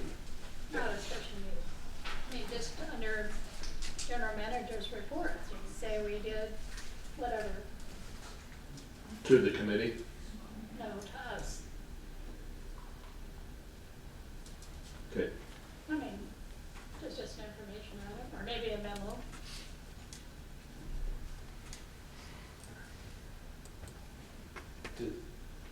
I apologize. We've already done public comment. Mike, no comment. Yeah, that too. Are you? I just want to ask, are you okay with what they're Yes, doing now? I'm good, yes. Okay. Thank you. Sorry about that. On the bells as well? Yes. Okay. Great. Are you good, Director O'Brien? I'm fine, yeah, I think making a rule that we're not going to enforce or not going to be able to enforce is a waste of time, but we could strongly encourage people to use spells for safety reasons. Thank you. Okay. Thank you. So that will close item 9A. It is now 9:23. I'm going to call a 5-minute recess, and we will return at 9:28. Call this meeting back into order at 9:34 p.m. That will take us to item 7A, the third public hearing regarding RSRPD's district's process to establish by-division elections for board members, including review, discussion, and direction on by-division draft maps. Thank you, Chair. The board adopted a resolution of intent on September 20th, starting the process to convert from at-large to by-division elections. It's a legally driven process in state code. On October 4th, the board held its first public meeting, public hearing, where you received an introduction to districting and received input and provided input to the district's demographer. You did the same on October 18th, reviewed the process and criteria and legality of creating districts, and also provided additional input to the demographer. We are at the third public hearing now, where we will be moving into the draft map phase, and Mr. Chalkins will provide his report. Yeah, you got me? Yep. Okay, hi there. I'm going to rip through this. In this presentation is some stuff you've already seen, so we'll go quickly. And then we do have 5 maps to review. You have seen them, they're in the packet with all the stats. I would suggest you let me get through the whole thing, and then we can go through all of the, all the questions that you have. Again, I just got to ask, can the public still submit maps? Absolutely. This is the first cut at them. Sometimes boards will look at the first cut and funnel down, and then you'll get a bunch more and then keep funneling. The idea is to get to your final meeting and pick a map that there's a consensus on. So it's not, and there's no one way to do this. So we'll take all the feedback that we can get. There you go. So that's the timeline so far gets you to a map adoption on the 6th of December. Note that the final day to get a map submitted would be 7 days before that December 6th, right? So you're allowed to submit maps up until the final hearing if you want. It makes your job more complicated on the final hearing when you're trying to adopt a map. But there's plenty of time at this point. This hearing here is critical because people will see what's come from all of this stuff. I like to restate this slide. You've heard me say it's the most important. What you're trying to do is have each district be relatively the same size. It's one person, one vote, and every 10 years after a census, you will realign those based on population. It's the population of all people, not citizens, not residents, not old, nor young, everybody who lives there. Residents is really the right way to do it. The Federal Voting Rights Act basically says that you're not allowed to draw districts that will disadvantage a protected class under federal law. We would know them colloquially as linguistic or ethnic groups. You can't dilute the potential. And again, it's important to use that language. You're not trying to hit a number to guarantee a seat. But if the court sees that the map would dilute the potential for elected office, then they'll call it out. And similarly, you can't go around and gerrymander. You can't circuitously go and capture various groups. We know that more from political, Democrat or Republican, but you're not allowed to do that in racial or ethnic or protected class either. Those last two work a little bit inversely, but if you looked at the mapping, you'll see how those work. Okay, so we've looked at this before. We know that the target population out of 5 seats, you take 143,640, you divide it by 5, and you get to 28,728, and you try and stay within a 10% differential to the extent that you can. It's important to note that the data sets that we're using are from the 2020 census. We are 3 years from there. It's probably not a significant move, a change, but these are the numbers that we're using that we have. Again, let's see, the Oak Park. Yeah, so the Oak Park issue that we've dealt with in the past 2 hearings, you only have about a little less than half of the district. So it can't be its own district. And the question becomes, as you saw in the maps, where do you put Oak Park with? Who joins with them to make them closer to 28,728? We did look at a number of different issues, the communities of interest. Somebody asked me, is the community of interest, are they one size or not? No, a community of interest is just a community of interest. It's what you decide you want to focus on, where people play, where they work, geographic, you can do it all kinds of different ways. I've heard and seen a lot. The most important thing is for you to call it out so that the record shows this is what you were trying to create. You did call out a bunch. We did deal with the Oak Park issue. Is there a Latino community? You can see it in your maps called out, and I have the numbers and the stats in different maps, they do different things. One community park per each district was called out to the extent that we could. The renter community, again, that number is in there. You can see it in the stats for each of the map. And then if we could keep bridle path together, et cetera, et cetera. We did look at, the maps have overlaid city council, school district. It doesn't work perfectly. And quite frankly, it's something that you need to be thinking about because the constituency for your district wants different things than a school district or a city council. But if that's the way you want to do it, you can look at that for sort of ease of use of the voter, per se, right? You have the interactive map. I hope you had a chance to look at it. It's a really cool map, and you go in there, you can overlay things and see where you are and where things are. You have the simple drawing. I don't know that we've gotten any of the paper kit, but we do periodically get it, and you do have to offer that because some people don't have computer access or don't prefer. And then the final one is the Dave's map, or DRA, which is kind of a paintbrush and eraser. That's where we get most of them. We didn't get any more other than the one that we got. We drew 4 others, so we have 5 maps for your consideration. Okay? Let's go through them quickly. The most important thing, I think, is just to see them in context. You're looking at them much closer, but in context with each other. So the tan map, you can see that central district in the middle is 3. This one clearly, Oak Park and Wood Ranch are clearly together, right? It's sort of grab as far. Now the question is, do they go as far north as you would want to grab a population? And when you get into the interactive map, you can see that. Let me get my glasses on because I do have some notes here. All of these, you should note, are less than population deviation of 10, meaning there's nothing that's more than 10% difference between the biggest and the smallest. The tan one, it's important to note, in the tan one, your largest Latino concentration is in District 3, 26%. And when I say concentration, that is the voting age population, citizen voting age population. That's the number that we're looking at, okay? And then the renters has 2 significant districts in that one, D2 and D3, have over 30%. Not a majority, but those are significant. Now watch what happens to the map when we look at the next one. When I go green, tan to green, look what happens to 3. This is kind of a vertical map. This one is a little bit more horizontal. You see where 3 and 4 change? It doesn't mean that one map is better than the other. They're very different maps. Green, again, population deviation is correct. Wood Ranch, this one connects Wood Ranch and a little bit of Santa Susana, right? It comes all the way around, and you all know, there's not a lot of people that live in that big tan area in, the District 5, but you're capturing population, which changes the nature of 3 and 4 instead of horizontal, right?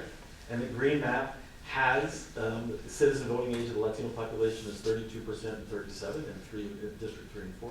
And again, renters, you have 3 different districts that have above 30%. Those are 2 of the things that you called out.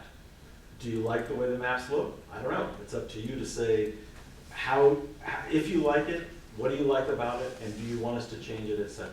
You don't have to take a map as the full map. You can tell us to redraw. I'll go to the next one. Again, if you go from green to yellow, you can absolutely see where in this one, Oak Park and Wood Ranch are not, right? They're just completely separated, and you went and got the populations differently. This is a mixture. That little central district there in 4, that's similar to 3, right? You're capturing population in that 4 district, right? And in that regard, again, yellow, the Latino population is in D4, right there in the heart, 29%, and the renters have a 36 and a 35% in the district. So we're hitting a couple of the marks there. This one clearly doesn't hit Oak Park and Wood Ranch. So again, we wanted to show you different looks. And then purple, you can see District 3 and District 2, kind of horizontal, Oak Park and Wood Ranch. I can go through the numbers, you have them there. And the one I wanted to show you too is this one here, again, Mint. Mint has that central district, 3 and 4, and 2 and 1 have a little bit of that central authority, but this captures Oak Park and Wood Ranch. So what you have is all 4 out of the 5, Oak Park and Wood Ranch. This one, yellow, doesn't. And they all have a good number in terms of the issues that you called out as best you could for the things that you called out, right?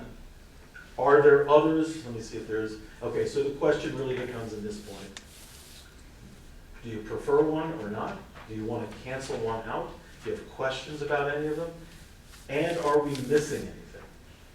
My advice is to think through, try and eliminate things that just don't work for anybody here, and then give us feedback on any of them that you want to pinch or tuck or adjust, or you may just like a map one way or the other. At that point, we can go back and adjust.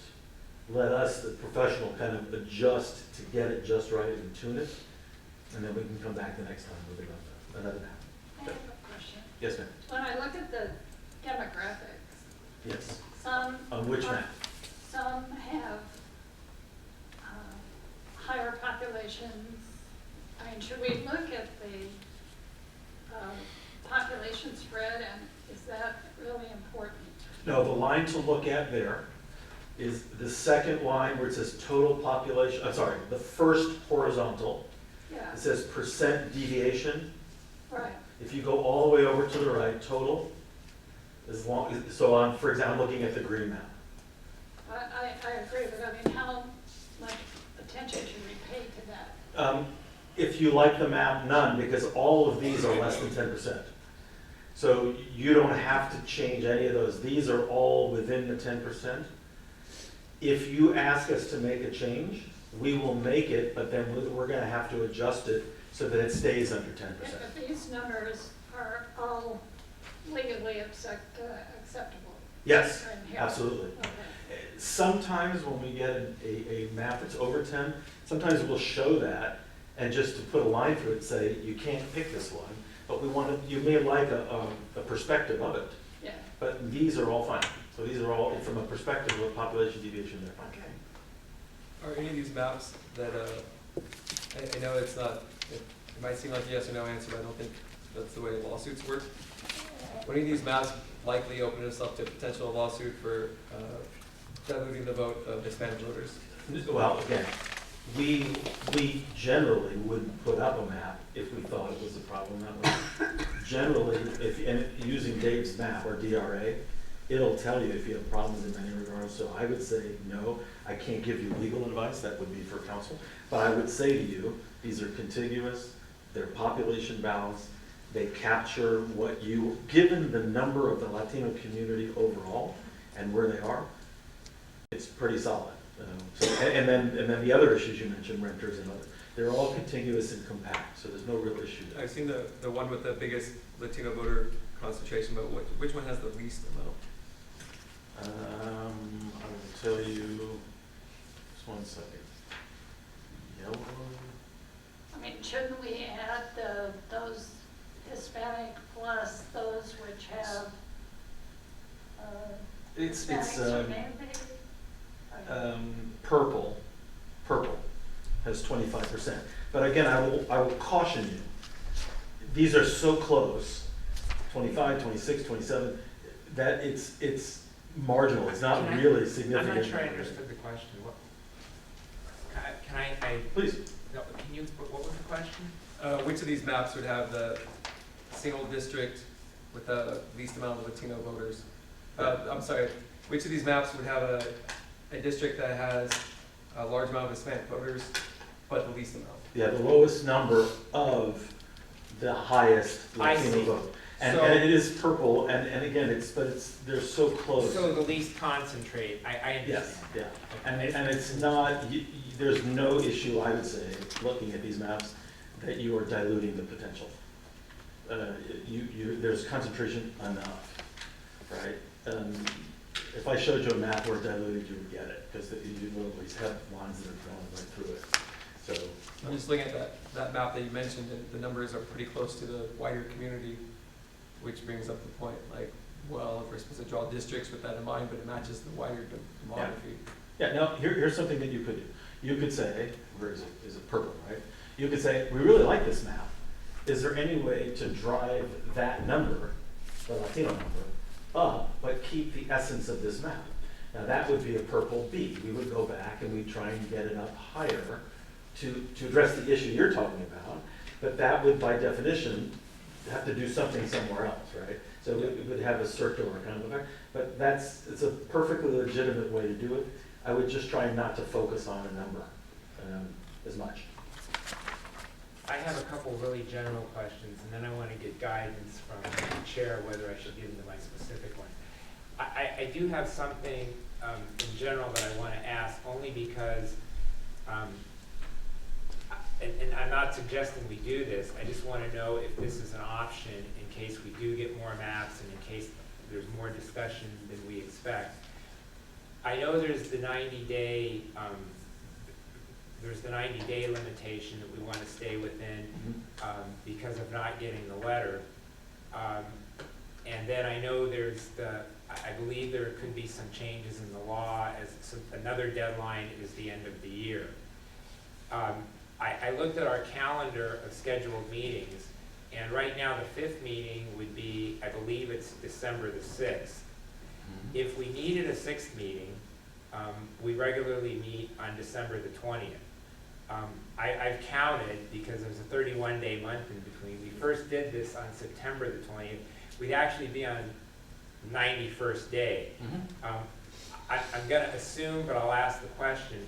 I assume if we had to go to that meeting and it was the 91st day, the risk of getting a letter on day 91 is extremely slim. Is that accurate or not? Yes, and if you get a letter, you have 45 days from that letter. But the issue that you would have there is going into the first of the year, the laws have changed. The California Voting Rights Act changes, and you would be subject to the new law. But we could go as late as the December 20th meeting without a problem. Yeah. Yes. Well, if not, say, no, you could. I'm not advocating for that, but as a fallback. Yeah, you could. Director Avila, is Mr. Skinnell still on? I just want to double validate that. I am here. So, Chris, our last meeting of the year falls on the 90th, or the day before falls on our meeting falls on the 91st day. Correct. So if we wanted to extend the calendar from December 6th to December 20th, I think, to adopt the maps, that would be the 91st day for adoption. That's the question legally. Right, and legally speaking, the 90 days really applies when you get a letter. you're not bound by it. It's, so going to the 91st day isn't a problem. You could do that. But again, to Ken's point, the end of the year is really the key. One more for myself. Can we add a 6th hearing? Like instead of moving 5 to the 20th, could you add a 6th hearing if you wanted? You could. Okay, There's thank nothing you. that limits you to 5. Okay, thank you. You could call special meetings. We have people who do meetings literally back to back. I'm trying to avoid that suggestion. Yeah, no, yeah, there's all kinds of ways to do it if you need it. So Chair, my other questions would be more specific in terms of, for example, the 2 maps that I'm most interested in are yellow and green for reasons I'll explain. But there are more questions in terms of can certain adjustments be made? And so I'd rather have guidance from you. Would that be more appropriate for when we get to comments then? I think that would be more appropriate for comments. And that's why I wanted, so that we're not, so everybody's kind of on the same plane. Yeah, I would agree with that. And would you say you finished your staff report? Have you gone through everything you wanted to with us? Yeah, well, okay, I just wanted to make unless you sure. have feedback from me, Okay. which I don't know how you want to do that. We can close it, do public, whatever So we you need want. to take questions from board members. Yeah, Just I just questions. wanted to make sure he had Yeah. finished his Yes. report. Yeah. So we are And then officially public on comment board and questions. Yeah. That you'd said everything you needed to say Yes, sir. directly. Yes, sir. Any other board questions at this time? Only the specific. Only, ones. yeah. Just broad-based about the process. Okay, let's take it to public hearing. I have several speaker cards, and then we'll go through those, and then on to Zoom. Dan, do you want me to stay here or do you want Actually, it may be a bit. The first speaker card I have is Sean Weisman. And just a reminder for anybody, I know this has been a long meeting. Each speaker will get 3 minutes to speak, and council will give you an indication when there are 30 seconds left. In fairness to everybody, please remember, we will give 3 minutes to everybody, but we will not extend time beyond that. Sean, go ahead. Hi, good evening. Could we pull up the mints map, please? Thank you. So yes, the mints map is the one I drew. So where to start? So yes, all good. Which one did you draw? The mints map, the one, yeah, currently on the screen. The minutes map. So first off, I know that you were advised to not consider a particular number when, concentrating the Latino vote. This one does have the highest. I think, yeah, sure, maybe all of them you might be safe from a lawsuit. Don't worry, I have no intentions of, challenging the Park District on anything. But you never know what some people like, attorneys like Jason Dominguez, who just recently sued Fillmore with literally no standing when their representation is fine, what attorneys like that will do. So I'd urge, to play it safe and go for a higher number, not necessarily a target specific number, but when the average is 20%, you want to go maybe higher than 25. So yeah, I also, this map does to an extent follow some of the school board boundaries to simplify for voters. I know that's not the most important thing, but District 1, of course, captures most of the top of Simi Valley, above the 118.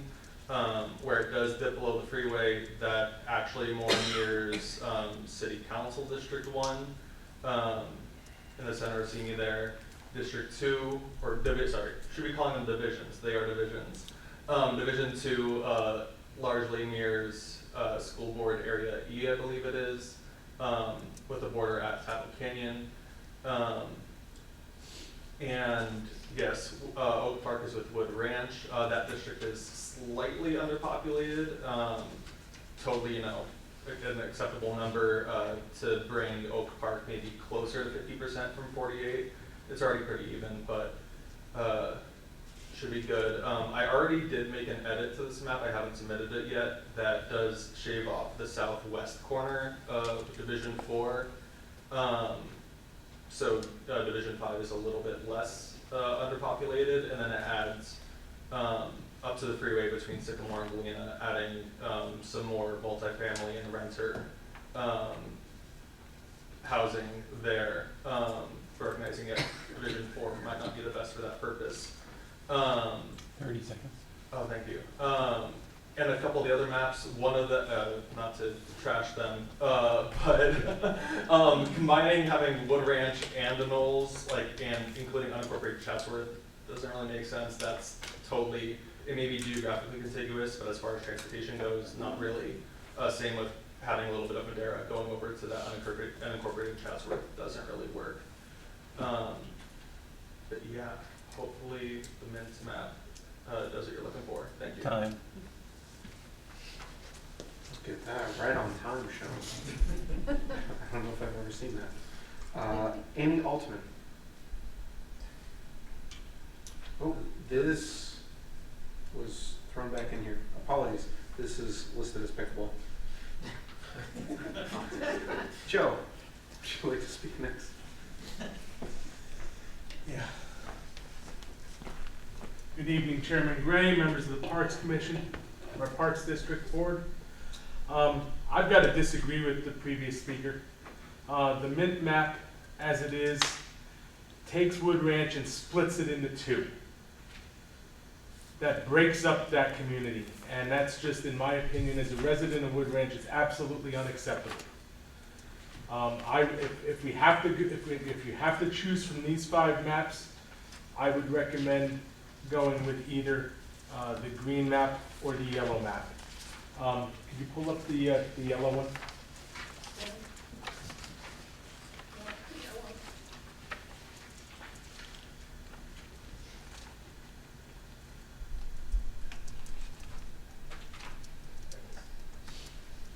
The thing I like about the yellow map is the fact that with this map, first off, Wood Ranch is kept contiguous, unlike with the Mint map. Second thing is that it accomplishes the thing that Director Abola had recommended in the very first meeting, in so much as it puts a community park in one in each district. I think there's only 2 of the maps, if I'm not mistaken, even have a community park in each of the districts, and this is one of them. And so for that reason, I like this map. I like the fact that it keeps Wood Ranch whole, and honestly, I don't think there's a whole lot of interest between Wood Ranch and Oak Park, and so I like the fact that it doesn't join Wood Ranch and Oak Park. The other one that I liked is the green one. That one doesn't have the community parks in every district. You've got, if you can pull up the green one, it's up. You've got 2 in District 5 here. You've got Rancho Madera and you've got Oak Canyon down there in Oak Park. That's another reason why I don't think it's such a good idea to put Oak Park with Wood Ranch. You've got, in that case, you've got 2 districts, in this case, District 3 and District 2, without a community park in the district. And so, but between the 5, the yellow map and the green map are the better ones in my opinion, because at least, even though I still don't like the idea that Wood Ranch is with Oak Park in this one, at least this one keeps Wood Ranch whole, whereas the Mint map doesn't do that. Joe, I have a quick question for you. Yes. I understand your argument that Oak Park and Wood Ranch are dissimilar, so they should not be together. Mm-hmm. But why is another place in Simi Valley more similar than Oak Park and Wood Ranch? Well, I mean, the Knolls is an unincorporated area, and so in that instance, I mean, it's more similar than the incorporated portion of the city, and that's a big reason in my opinion, because they're gonna have more things in common than they and putting them together gives them more voting power as a community. 2 unincorporated areas have more voting power, and will likely, even if they've got to pull in some of Simi Valley from somewhere, they end up with with a better chance of electing a director. Thank you.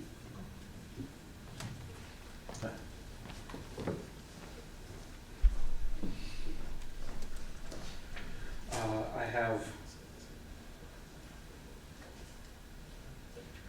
apologies, 3 comment cards. Been told Jeff Williams changed his speaker card to a comment card, but it just says for proposal. I spoke to Jeff earlier. He wanted Oak Park to be with Wood Ranch. Got it, thank you. I have a comment card from Stephen Hoffman that says 14 Oak Park residents who attended tonight would like to see Oak Park paired with Wood Ranch when over. Oh, sorry. And then said at the back, considering redistricting, unfortunately they were starving. The last comment card, Susan Porzia. Oak Park with Wood Ranch is the comment. Those are all the speaker cards I have, but I know we had at least 2 folks on Zoom. David, would you like to go ahead and give your comment now? Sure. First of all, I would like to request that the board agenda, when you have a public hearing, that it be a time-certain item, as most other legislative bodies do. They even interrupt public comments in order to have the hearing start on time. I have a problem with some of the maps, not all of the maps. I'm going to go through them rather quickly because I only have 3 minutes. 10, I happen to like because although there is no direct road connection between Oak Park and Wood Ranch, the Wood Ranch is the first place we enter when we enter Simi Valley from the west. The only other way to enter Simi Valley from Oak Park would be through the city of Los Angeles and Los Angeles County. So the 10, it really reflects, to the extent possible, being contiguous in that I don't have to go through another district. I have a problem with green in that the eastern portion of Division 5 cannot be reached either from Wood Ranch or Oak Park without going through at least one other division or coming back through Los Angeles. So I do not like green. I have a similar problem with yellow in that the upper portion of Division 3 cannot be reached without going through other divisions. To me, that means not contiguous. I have no problem with purple, but I have a question, and that is if the more southerly portion of Division 4, does anyone live there? I don't think so. That could just as easily be 5 as 4 without changing populations. And mint also I like because, again, it meets a degree of contiguousness by the fact that when I enter Simi Valley, I'll be still entering Division 5 from Oak Park. 30 seconds. One problem the reason why Oak Park is so different is that when the maps of ranchos were drawn, they were drawn on maps that showed no mountains. And I believe that the same was true with these maps. Done. Done. Thank you. Jenna, did you want to make public comment on this item? And I do see there are 2 individuals. If you could start by clarifying if both of you would like to speak or if one of you will be a speaker. Yes, it will be 2 of us. So I'm Jana Murphy, and I would hope that we could follow with Carolyn Casport. We can do that. Let's just make sure each of your comments have a start and an end, and we're not intermingling both of your comments, please. Of course. All right, well, I concur pretty much with David Ross in that I liked the tan map and I like the mint map. And I think when we're talking about being contiguous, it's really confusing because these maps do not show the mountains. So contiguous usually means you're next to, but we have open space between us. So the closest part of Simi Valley would be Wood Ranch. It depends on how far north you want to go, but that just makes the most sense, so that someone representing both of us, like say Wood Ranch and Oak Park, would have an easier time of it. To pair us with like Santa Susana Nobles is just sort of nuts, because like David says, we're going to have to go through how many districts to connect together. So the other thing, I think it's important to keep Oak Park together. It looks like the purple takes away our open space, and I don't know that anybody lives there, and I don't know why we wouldn't keep our open space together. So I think that is important. We need to make it easy for the representation to represent us. And we have to look at the driving as the contiguous factor instead of how it looks on the map.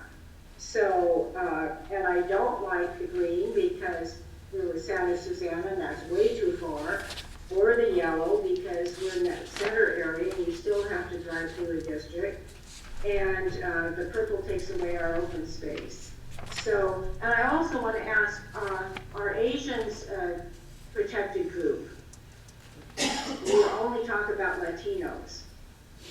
And so I'm asking that because I know that we have maybe 15% Asian population here, and is that a factor?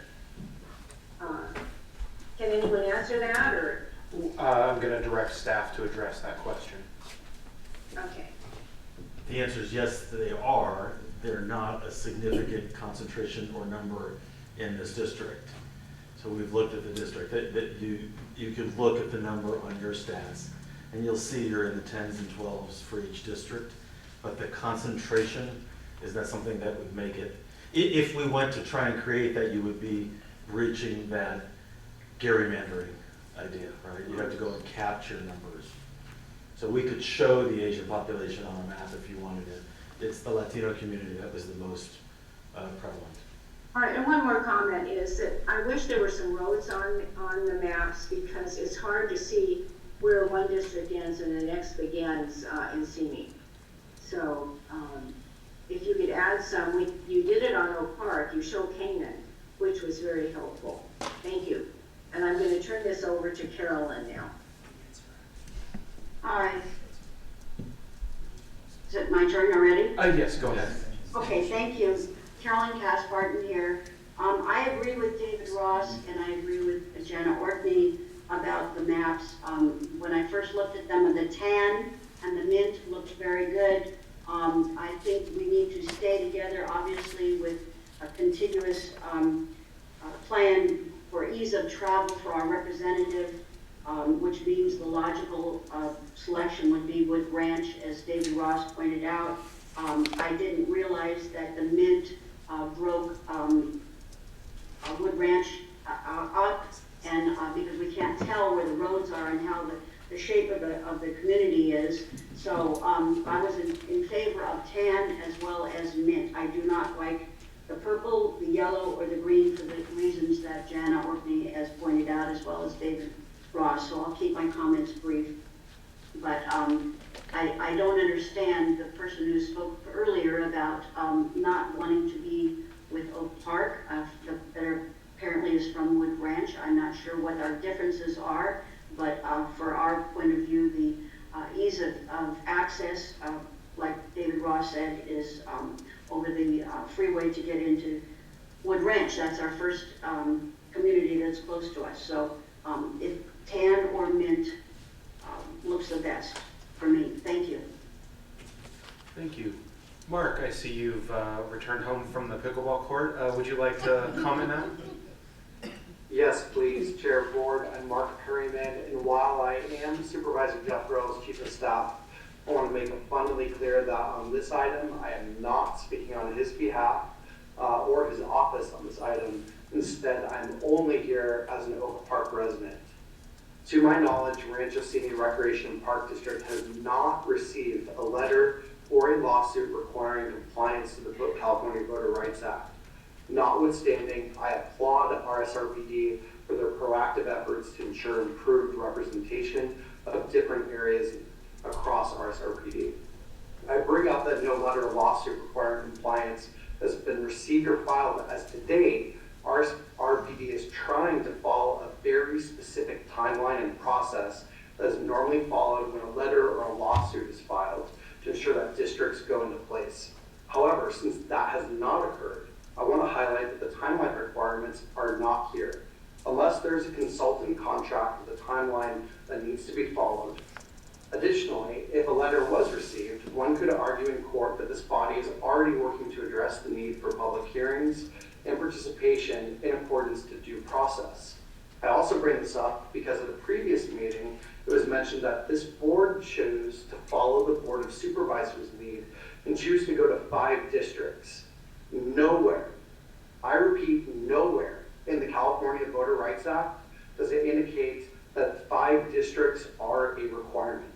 In fact, there are 15 districts in the city of Los Angeles. What's crucial is that there's an odd number of districts for voting. Why, you may ask, is this is important? Because Oak Park is geographically separate, not contiguous with Wood Ranch or Simi Valley. A mountain range separates these areas. This is important. A court could further argue that by virtue of the language of the California Voter Rights Act, that there are people that would be harmed by this board's decision to combine Oak Park residents with a separate, geographically separate group of residents. I encourage the board to increase the quantity of districts to 7 to allow for the population of Oak Park residents to be represented by their own representative. There's no harm in this decision, as it means more representation on this board for its constituency. In following other boards who have received letters of litigation requiring feedback to go to districts, boards have mid-hearing process allowed for new maps to be reviewed at a future hearing date that are completely different, throwing out all prior maps. Therefore, it is possible to go from 5 districts to 7 districts. Please reconsider the quantity of districts to allow for 7, to allow for better representation of the Oak Park community. Also notably, the entire board will still need to be voting on behalf of Oak Park, but it's important that this geographically separate, significant community be able to be represented by its own representative.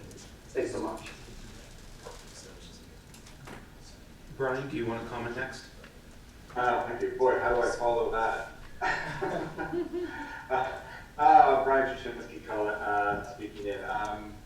I'm also going to echo and support what David Ross said, the comments that he made with contiguous areas, being with Wood Ranch, being closest to that of Oak Park is really very, very important. And I mentioned my reasons for supporting Wood Ranch and Oak Park at the October 18th public hearing. The only other comment I just want to make is maybe in the future, maybe I've missed this, but I noticed on December 6th, on the timeline of the adoption of the map, and then something called election sequence selected. Maybe an explanation of what election sequence selected means. Is there 2 parts that the board is going to approve the map, and then there'll be an election process as well that follows? I'm very curious as to what that is. Okay, thank you. Thank you. I'll have staff address that issue. Yeah, thank you for the question. That simply means we have to figure out who of which district goes first, because you want to alternate your elections, right? So what will happen is in the first iteration, and each of the maps shows the sequence. In the first election, you will have 2 people, 2 or 3, that will be of a district, and for 2 years, you will have the remaining 2 people be at large. Yeah. And then this happens in every one of these situations, and then you wait until you fully matriculate to the last 2 get selected. So that's what that means. It's not, it looks separate on the agenda or on that item. It happens at the same time. I mean, you'll have the same conversation. Here's the map, here's the sequence, and you go forward. Thank you. M. Santucci, would you like to make a comment on this item? Good evening. I know it's late, so I will keep my comments brief as well. I would like to just share that I am a member of the Oak Park Municipal Advisory Council, so my opinions don't represent the views of any of the other council members. First of all, thank you, Sean, for presenting an alternative to the tan map. Tan is not my favorite color. I wish that actually map was called green. But nonetheless, the tan map is what I believe is the best for our community. I appreciate David and Jana and Carolyn's remarks. And Mark, you know, that was a great surprise, and I think that that is absolutely something that the district should consider in terms of having 7 districts instead of 5, so that Oak Park could have its own district. So. Again, my first choice of what has been presented so far is the tan map. We could maybe call it green, that would be better. And then the map if we're going to stay with 5 districts. So I didn't talk to her about that, I promise. Chair, I would recommend that we have Mr. Skinnell describe the 7 versus 5 district idea. We talked about this at our last meeting. I was going to We ask. may have had a different audience. Yeah, I was Yes, just wondering, please I do. don't think we could do that. Yeah, absolutely. So this is something that we looked into early on in the process. And while the California Voting Rights Act does not prescribe the number of districts, the statutes under which the district is formed, state law, does say that all recreation park districts are required to be 5 districts and 5 districts only. So seven districts just isn't an option under state law, unfortunately. One other thing I'd like to mention, just kind of jump in because I want to address a couple of comments that have been made. The idea that the board should be looking for the map with the highest, the district with the highest Latino percentage. I want to just echo Mr. Chalkin's comments that I would caution you not to focus on that. All of these maps comply with the Voting Rights Act, and that being the case, we really have to focus more on the limitation on racial gerrymandering and not making race the predominant calculation in all of this. So I would just urge you to really focus, as you have been throughout this process, on the other considerations going into this process, the contiguity, pairing with communities of interest, that sort of thing. Thank you. Are there any other members of the public who would like to make a public statement on this item? I'm not seeing anyone unmute, so I will say that. Sorry, so the Zoom move. I'll say that part is closed, and we will move to board comment now.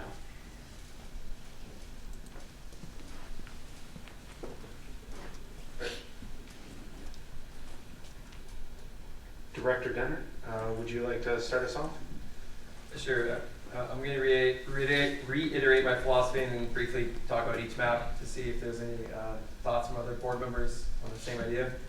So I understand the law about 5 districts versus 7, and setting aside the law, I'd point out why would people in Simi Valley see it advantageous to pay more to have more board members, and 7 wouldn't be 100% a Oak Park district either. So I mean, a small part of Simi Valley would say we're a very small part of it. Why was that in our advantage? And I think a decision should be involved to be fair to everybody. So I would like to create that type of decision. We heard a lot of feedback tonight from people in Oak Park that they did not want to be with an unincorporated community in the Knolls. So the argument is, well, they have a lot in common. They keep telling you that they don't. So I would listen to that. Okay, the TAN map. I'm maybe on the TAN map. I might see some improvements, but I might discuss those at a later meeting just to see the others. When I see communities of interest on this map, I see on all the maps, the community of interest that I would define as open space and nature, because regardless of which district you live in, that's an important value that voters have. I haven't knocked on doors in one neighborhood versus another where one neighborhood's like, oh, whatever, I don't really like open space. It's not really important. So I'd like to see that that's a part of each district. So I like the TAN map. If that's the one that we have consensus on, I would suggest finding a way that District 3 connects the west side a little bit. So it moves a little bit west and takes off a little bit of the east side, shaves it off on each side. So it connects to the Terra Haute open space area. I heard that we shouldn't split a community. I think that we could do that to the best of our ability to minimize that, but it's unavoidable the way this works. The reason I mention that is if we say we shouldn't split Wood Ranch, well, we're splitting East Simi Valley if we put them with the Knolls and Oak Park, because that's not there's going to be an incorporated part of Simi Valley, an unincorporated part of Simi Valley and Oak Park. And then the other philosophy on that is we're setting some up for the division and a board member to say, well, I'm from the Knolls. Why do I care way about Oak Park? Or if I'm from Oak Park, I'm going to drive through 3 or 4 more districts to get there. I feel like that board member is just not going to pay attention as much, not knowing who that might be. So I like the Oak Park and Wood Ranch because it's physically the closest and they have defined communities of interest. I looking at the next map, my thoughts on the green map. Might surprise you, I'm not a fan of the green map. The reason I'm not a fan of it is it splits the East End community. He's got some green. It splits the East End community, and I haven't heard an argument why would the East End community want to be split and connected to Oak Park. I get there's some unincorporated areas, but I don't like that part. And then looking at it, it just looks like the divisions in it don't make sense. A community park doesn't have a definition. I know we have maps on the label and say community park, but I point out that we haven't discussed which district gets more parks. So you get a community park, plus you get more parks, but the other place has a community park and very few parks. And a community park not having a definition, I mean, Big Sky Park hosts large events, massive events, has a dog park, a playground, bathrooms, it's busy, a lot of softball fields. That's a community park and everything but name. So I'm not a fan of the green map. I think I've stated the reasons why. For the yellow map, the same thing, like what is a community park? I like the idea of it, but I live by the golf course.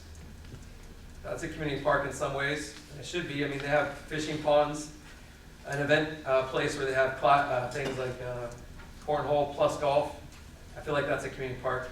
I'd also point out that the yellow map, the district that I happen to have been drawn into, we're not connected very much to open space, so somehow 2 districts are now not as much connected to open space. And then it also splits another community. You know how I feel about that. The Big Sky is now split into multiple places, and they would probably say they're a community too. So if we say, well, we cannot, under any measure, split Wood Ranch, but we're going to split Knolls, Oak Park, incorporated East Simi Valley, and Big Sky. That seems like a reach for me. The purple map, on the purple map, the demographer might help us out with this. On the bottom right corner of the purple map that is in Oak Park, how You call it purple. the purple map, the purple part of the purple map. On the bottom right corner, how densely populated is that? It's gonna be hard to tell. It's gonna be hard to tell. You tell me what the area is, the bottom right corner of 4? You know, like right in here. How- I'm not seeing houses. Yeah, I can't, it's hard to tell. Is that, you could be telling me that, is that open space? It appears to be mostly open Yeah, space in that that's area. what I'm assuming it is. I bet Wayne knows. So I put you on the spot. The bottom right of this map in the purple area, Wayne, this area right here, I'm not seeing very many homes. There isn't any. A little further down is Almonson Ranch. You mean below the map? No, it's. At the bottom part of the map, Yeah, there's yeah. a small community of Yeah. Almonson But Ranch. most of that area in the middle, as it's been pointed out on a lot of the maps, is. It's a Rocketdyne facility. So looking at that one, that looks like a stretch. It's multiple communities and splits Oak Park. So if we say, well, we should not split Wood Ranch, well, why are we splitting Oak Park? But we're splitting a part of Oak Park that's not very many people live in it, so I don't see the logic for that. And then lastly, the mid map. I like the mid map. I think it's pretty solid. I also like the tan map. I'm open to improvements in either one. And for that, I wanted to know the conversation about splitting Wood Ranch. If we had other people that liked the mid map, but they heard Wood Ranch would not like to be split, I'd be open to moving around the borders of it, like keeping the broad outline of it, and then saying, all right, let's move over a little bit on the east end or west end of it. So here's a question for you. So I've heard this a couple of times. It would be important for you all to identify what street are we talking about? Now, where does it stop? At that point, if you wanted, those of you who wanted to keep Wood Ranch together, wherever you wanted us to stop, we would go there, and then that would, by definition, affect the rest of the districts. But we could come up with a Mint Plus, and I believe the author of the map is going to try and do that as well. But that's what we need. I mean, you can call these areas, but you get down to literally the street. Tell me where it stops. And if you do that, then we can draw a map to that effect. So if there's other board members interested in the Mint map, I'd be open to, as Mark mentioned, adjusting it to try to keep Wood Ranch together on that. I also like that the Mint map keeps Big Sky mostly together, which is definitely a defined community. That's it. Director Arlo, would you like to? Sure. All right, first I'm going to start off with, again, the principles that I'm looking at. I understand the reasons why the Oak Park community wants to be aligned with the ranch. And I'm open to that possibility, but I don't think it's the ideal solution. I do think that the interests could clash, and I'm not just concerned about where we're going to be for the next 2 years. I'm concerned about 10 years and beyond. Oak Park and Wood Ranch are communities that take pride in their own vision. I know in the early years of Wood Ranch, I've lived in a lot of parts of Simi Valley. I've lived here for half a century, so I'm going to have a lot of little comments on these maps for the demographer. But I remember when I first lived in Wood Ranch, I don't know if this happens anymore, I don't think it does, but I remember people would address their mail not as Simi Valley, California, but as Wood Ranch, California. So these are distinct, unique communities. And both of the communities have beautiful parks, and I'm proud of what our district has done with those parks. But the day is going to come when Wood Ranch is going to want certain upgrades or certain improvements to their community at the park, at the major park there, which I believe is Rancho Madera Park. Am I getting that name correct? And you know, it's actually, even though it's a beautiful park, it's arguably an unfinished park. And then Oak Park is going to want the same thing.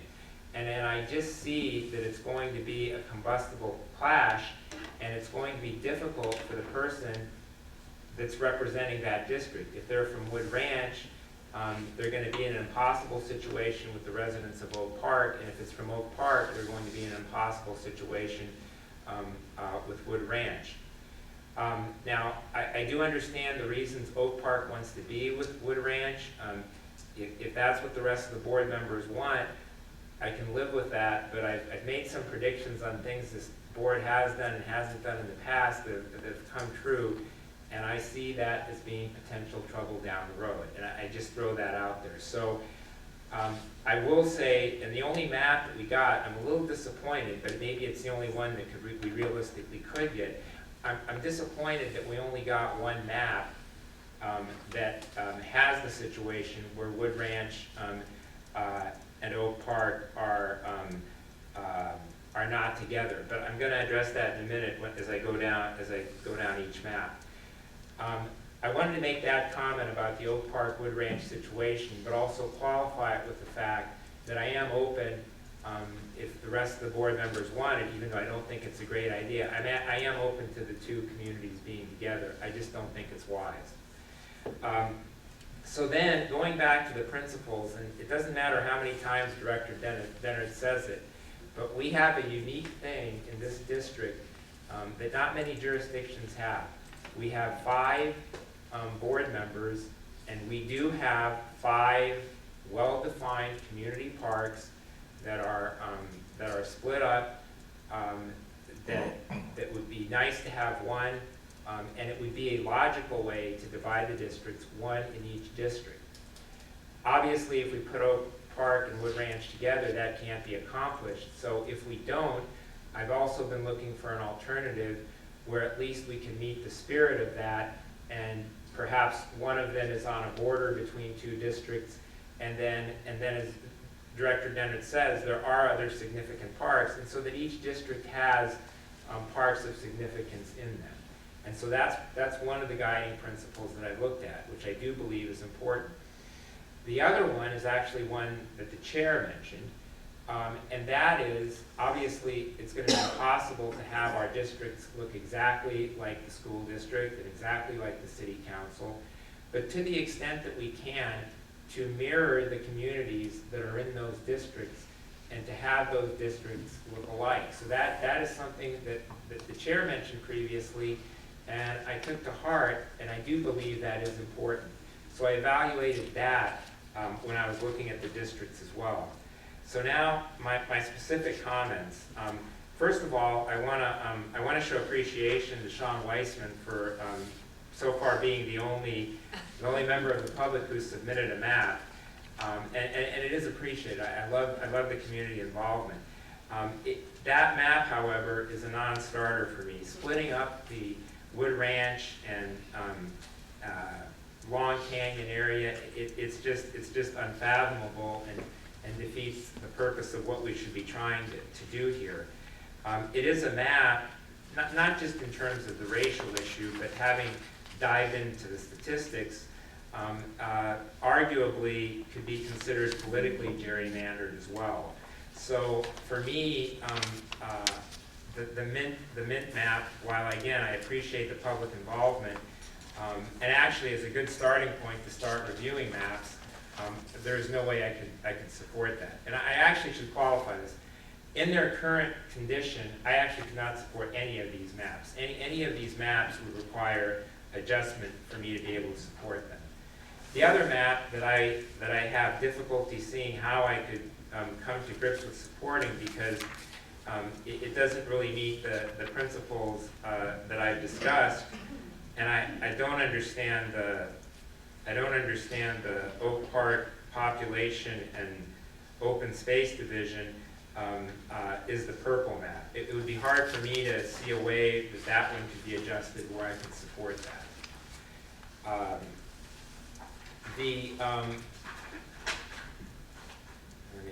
I'm actually going backwards. That's sort of how.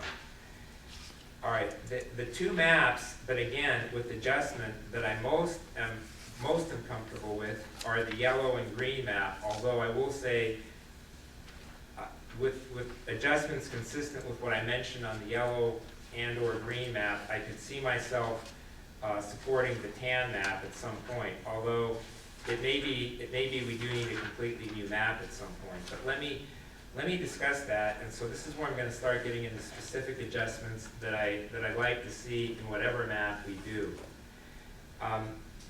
If I can ask the demographer to take a look at both the yellow and the green map. If you go to the area where it would be the upper right on the maps of where District 1 and District 2. I'll tell you what, you're going to get specific. My sense is if you can look at one of them, okay, and you'll give me sort of specific feedback, and then we can draw a map So, of that feedback. Okay, let me just state. Let's try the yellow map now. Okay. Okay. So if you look at the yellow map and you go to roughly the northeastern point at which District 1 and District 2 meet, the dividing line is Yosemite. And I understand that that's a large street, but by using that as the dividing line, which I believe has been done in 3 of the 5 maps, it's cutting off the community of Indian Hills Ranch. Indian Hills Ranch and communities east of Yosemite, such as Indian Ridge and Indian Meadows, are intertwined. In fact, there's entrances to Indian Hills Ranch both on Alamo Street and Yosemite. So for me to be comfortable with any map as communities of interest, Indian Hills Ranch would have to be included in the same district as Indian Meadows, Indian Ridge, up to Evening Sky. All of those others are, but on the yellow map, Indian Hills Ranch is not included. If you look at the green map, Hold on just for a second. So Indian Hills Ranch needs to be connected with, it would be the blue district there, so it'd be district, I believe that's District 2. And on the green map, that is done. So if you want to look at the difference, if you look at the green map, you can see where that area is cut out, right there where your arrow is. so the green map accomplishes what you want. Those are in terms of that. Right, that's what I'm saying. In And terms yellow, of that. can you go back to the yellow district? Yeah, if you can go back, to the other. Okay. So again, again, you know the community better than me. Right. Indian Hills Ranch, you want, Yeah. according to you, connected to what? It would be connected to the District 2, the blue, the I mean, connected to an area, to a region, to a, is there a label for what you want it to connect to? Just to the blue, Ken. I'm not sure what you're asking. Like which neighbor do you want to connect it to? Well, it would be connected to the neighborhoods that are Thank you. immediately to the east. Okay. So that if you crossed over Yosemite, they're immediately to the east. 'Cause those This is neighborhoods for are the, intertwined. this is for the yellow map, no? It would be for 3 of the 5 maps, but yes, in this case, it's for the yellow map. Okay. And then, again, that population could probably be made up easily by going south of the freeway, yeah, right there. And I don't know the exact breaking point, because again, the maps that we were provided aren't as specific as what you're giving us. So, but I believe you could pick an area where your arrow is right there that connects to the. You can go, that's why the interactive map is such a great tool. You can pick the map and you can do exactly what Alex is doing right now and zoom in very, very specifically to get to literally street by street and tell me neighborhood by neighborhood. I know, but I don't know the exact populations, that's what I'm trying to say. Yeah, okay, so again, That's all I'm trying to what I say. tried to say earlier is, and this is fine, this is good feedback. Right. If you give us this direction, you let us work the population. Right, that's what I'm trying to say. So, but that would be my suggestion for whatever map we use. That Indian Hills, where it essentially breaks off where the golf course is, it would essentially put the golf course down the middle, and kind of one of the things that Director Dennert mentioned earlier about having parks divided between the 2 districts. It would actually do that with the golf course. And there is one other map, I believe it's the purple map that does this as well, where it actually does do the division. This is purple. Right? Yeah, I believe this one does the division where Indian Hills is part of the part to the east. I'll tell you, this is good. Let me capture this and I can work with staff. We can sort of get at what you're getting at. Right. As long as I've got notes and we. Right, that's why I'm trying to mention. Okay, that's specifics. perfect. That's good, thank you. So that's a specific that I wanted to mention on the green map. What I do, another question I have, and I don't know if you know the number offhand, in looking at the green map, one of the other things that I do have a little bit of a concern on, what is the population of does anyone know the Knowles area? Yeah, Do we know roughly the population? Yeah, we had this question come up earlier, so we did look it up. And again, this is approximate, but you're approximately at 1,400. Right, so I mean. Less than, it's a very small number. Right, if it's contiguous, then it seems to me on the green map that there could be some trade-off between adding the Knolls to District 1 and then the rest of that open space, so that there's open space with District 1, and somewhere, capturing the 1,400 somewhere else. And then you would have a situation on the green map where the Oak Park community doesn't have to worry about traveling east, which would make the green map more workable. So that would be another suggestion I would make on the green map, and then capture that 1,400 in one or the other. Yeah, again, you don't have to capture 1,400, you just have to capture enough so that the whole. Whatever makes the whole it work. map balances. right? I'm using that because Yeah, that's the number I I got drew you. out. So you wanna add the Knolls to District 1. Right. And then rebalance the map. Right, and then the Knolls isn't with Oak Park, and then there is also, and then it can go down and include, I think, I don't know, you would know better, I think it could include some open space area, but I'm unclear on that. We would rebalance the map. That's Right, what we're rebalancing the map. And then with those changes, what I like about the green map is of all the maps, it most resembles, nothing is gonna resemble exactly, but it most resembles the city council or school district maps. You have the communities to the north that are, with the exception of the Texas tract, which is where Director Dennert lives, you have the communities of the north who vote for the same school district member. Bob LaBelle is the member there right now. Dee Dee Kavanaugh would be the city council member, but you have the communities that are voting for the same types of representatives to the north. You have essentially a central east type district, which would be District 1, Director Dennert's district. And actually, there is one other change I would make to the green one. There is one. I'm sorry. Again, I don't think any of these maps are ideal. There is one other change I would make. In keeping with the idea of trying to have a community park either bordering or in a district, I would run. Yeah, if you run to the on Tapo Canyon where District 1. Well, it'd be west of Tapo Canyon, but I would run District 2 down Tapo Canyon to where it meets up with District 3, and then population to the east toward Corriganville could also be added to substitute for that, or maybe the Knolls population for District 1, which would make District 1 more of a center-east type district.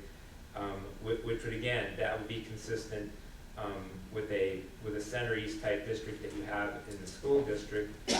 District 3 would be like a center type district that you have with the school district, and District 4 would be a center-west. And this would then be about the most consistent that you could get with a city council map or a school district map. So with those changes, Dr. Otherway, I think the chair was going to comment. Once you're done, I don't want to move away from the visual because I have an additional thought once you're done. okay. Well, do you want me to move on to the other map, or do you want?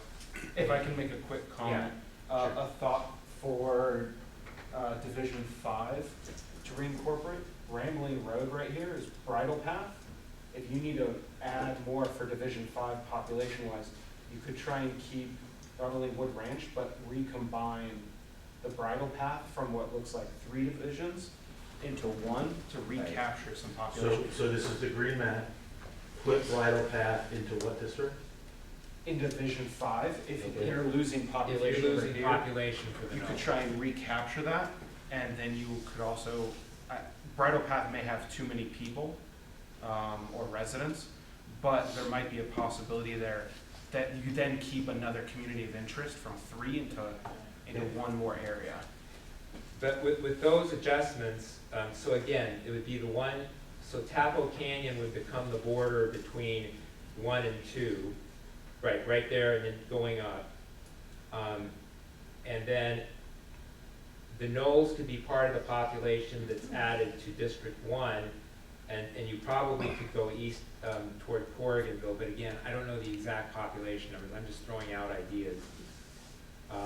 And the green map already has Indian Hills Ranch in it, so there's no change that needs to be made there. And then, yeah, I think Director Gray's suggestion is correct. You could add some bridle path, or maybe the whole bridle path, to make up for the population in District 5. And then you wouldn't have Oak Park in with, so basically it's green map modified. As it is right now, I wouldn't support it, but green map modified, I could support it. The yellow map I don't know where the rest of the board stands on the Oak Park Wood Ranch situation, and I think this could even answer the question that I have about it.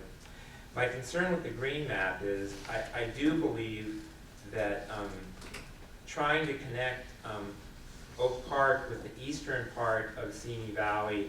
Are we talking about green or yellow? We're now on yellow. Okay, yeah, you said I'm green. done with green. Yeah, you said green a second ago. Okay, go ahead. I'm sorry. So if we go to the yellow map, I like the idea of not having Wood Ranch with Oak Park for the reasons that I mentioned. However, I don't think the yellow map does the job because it's connecting Oak Park essentially with the eastern half of Simi Valley. I guess my question is, and I think it would be a two-part question. One is the overall population question, and then the other is, I don't know what it would do as far as protected classes are concerned. But if there was a way to run what would be in effect a District 4 down, it would be down First Street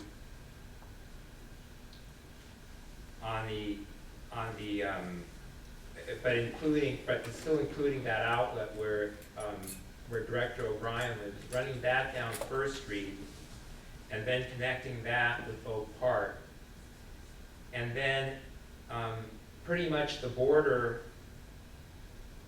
to the east would be the same, other than there is a little outlet that includes a leftover portion of bridle path that perhaps could be included in there as well.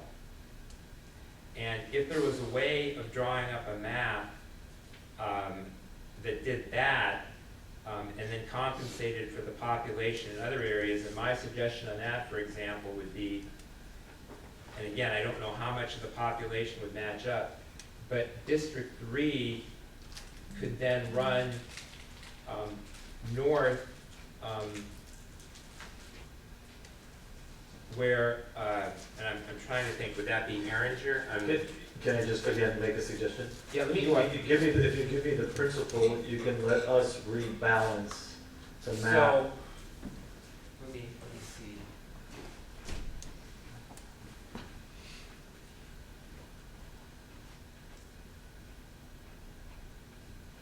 I'm just trying to find. Right, I believe if you took Oak Park out, and again, it probably wouldn't be an exact match, but most of this area here would probably be about the compensation. So in other words, this would be the cutoff going down this way, but picking up that little area of bridle path, and then this would become part of this district right here to make up for the population of Oak Park. And I don't know how that would work out, but I believe, at least in terms of total population, that would work out to some extent. And then the only other thing, if that worked, again, where District 1 and District 2 meet, on this is the yellow map, this does not have the Indian Hills Ranch in it, so I would have Indian Hills Ranch included as part of District 2, and then you make up the population, as I say, going south of the freeway in the eastern direction for District 1. So the Indian Hills Ranch would be part of District 2, and then, again, I don't know the exact area, but somewhere in here you would get the population for District 1. So that I would love to see a Wood Ranch Oak Park map in that type of format. I don't know if it would work or not population-wise, but because then you would have an Oak Park district that doesn't include Wood Ranch, but is much more toward the western part and more easily accessible to Oak Park than what is currently on the yellow map. So that still would be the only map that didn't have Oak Park and Wood Ranch together. Right, because as this map is, I think it would be extremely unfair to Oak Park. Okay. So those things would make, those corrections to the yellow and green maps would make them palatable for me. For you. So those are my comments. Vice Chair Freeman? I'm going to make a suggestion. Now, we have a lot of other items on the agenda, including closed session, right? And maybe we continue this discussion to the next meeting and start earlier in the evening. Since it's going to be midnight. If we do that, Dan, we're basically not completing the one meeting. No, we can, the rest of us can give our comments at the next meeting, maybe. I don't know, it just seems to me that it's. May I make a suggestion? You can give comments in between the next meeting. We can get emails from you. You can talk to staff. You can tell, and you can create your own maps. You can send an email through staff and say, we like this and change that, and then we will create green B and green C. You and members of the public are allowed to give as much input as you want, whether it's pieces or an entire map. The issue right now is, I would suggest, are there maps that you don't want, like categorically don't want, and try and filter those out. If there aren't, then we'll start with 5 and then we'll add more, and we'll come back and you'll look at 12 next time. That'll be iterations of them. But So you don't have to give all the feedback tonight. So if the board, I'm individually, we can forward information to Dan and to you. Yes. I don't wanna, I'm not comfortable cutting off the discussion if another board member wants to give input. I don't, if Chair O'Brien wants to give input, I think she should be able to. If Chair Gray wants to give input, I think he should be able to. It was just a suggestion. Right. Because of the rest of the agenda that we have before us. I understand, but then we're leaving here without some sort of, maybe there is no consensus, but if there is possibly some sort of consensus suggestion, at least we know where we're at. I'm just throwing this as an option out. There's a couple time sensitive items on the closed session. Can we move that to a special meeting? Just a closed session item one day next week, and then you can finish your open session tonight? I'd be fine with that, if we want to move. Just an idea, another alternative. I agree we should probably get through this tonight in whole. Yeah. And then there's the pool item on that we need to get through tonight, but it would chop off, and the closed session is probably going to be quite lengthy, actually. We may need to do that anyways, in terms of moving those back. But I'm okay with that, but instead of splitting, can we finish this part and then? no, I'm saying finish the whole open session, and don't do any of the closed session until next week. Pick it next week, some evening next week for an hour or an hour and a half. Up to you guys. Okay, that's fine. I just wanted to address the issue of how we handle the rest of the agenda. Yeah, I think that's the Are you thing. okay with your items? Then yours is I gonna think that makes sense to me because what you're saying is those other agenda items are also important. Well, I mean, I'm just trying to be pragmatic. Yeah. I'm fine with a special session Yeah. next Me week. too, Is next week that enough sometime. time? Tuesday, Yeah. Wednesday, I know I'm unavailable both Tuesday and Wednesday, so it have to be. Monday. We can Possibly. coordinate with board schedule. Yeah, but I Yeah. think we should I think we should finish this before we. Well, that's what I'm getting to. Right? Yes. If we forget the closed session tonight, then you're gonna have time to go through all the other items tonight, including this item. I understand, but can we finish this and then discuss the scheduling? We've now interrupted the discussion. Yeah, That's what I'm okay. trying to say. I was just trying to. Vice Chair Freeman, did you want to add any comments about any maps? Yes, I did. I really just like one of them here. The one that broke up Oak Park. I don't like that one. I did like the tan, actually. Seems to keep all of Wood Branch together with Oak Park.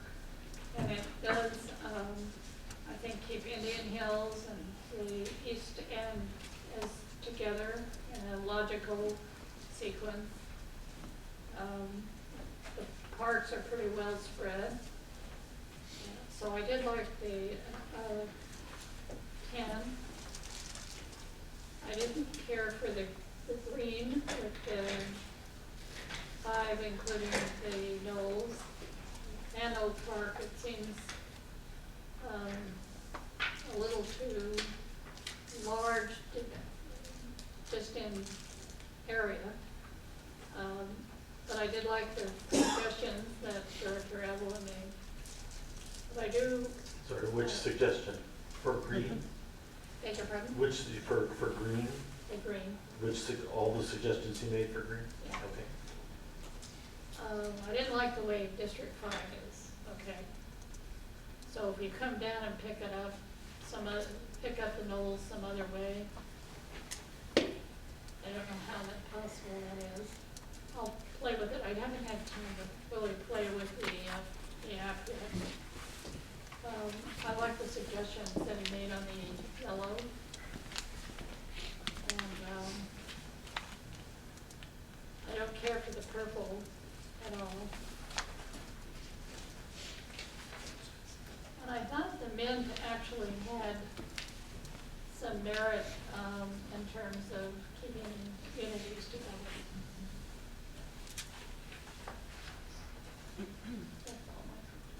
Director O'Brien, did you want to? Yes, I'm actually partial, my first choice. They're all good maps, and I could probably use a little tweaking. I'm partial to the yellow because, mainly because there's a community park in each district. I think it's important to have that because if we have, I don't know, in the future, if the board decides to have like town hall meetings or community meetings, they have an obvious gathering place would be in the community park in the district. So I think that's a good idea. And also the yellow one, it does keep Oak Park all together. Probably needs a little tweaking. Keeping Oak Park and Wood Ranch seems to be popular, and I think that if we find a way to do that, that would be great.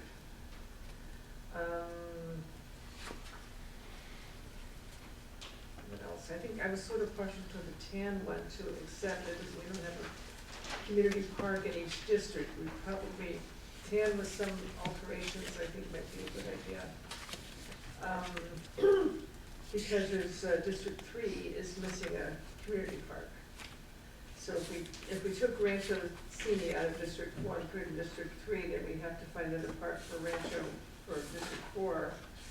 And that would be Rancho Madero, which would throw all the population off, but I guess we could probably tweak that. So those are my basic comments. That's all. What often happens is you tweak here, and then it kind of makes a circle. You end up tweaking all the way around, and you balance them out. That's what we do. Okay. You happen to have a lot of open space, so that makes it kind of funky visually, but we know where the populations are.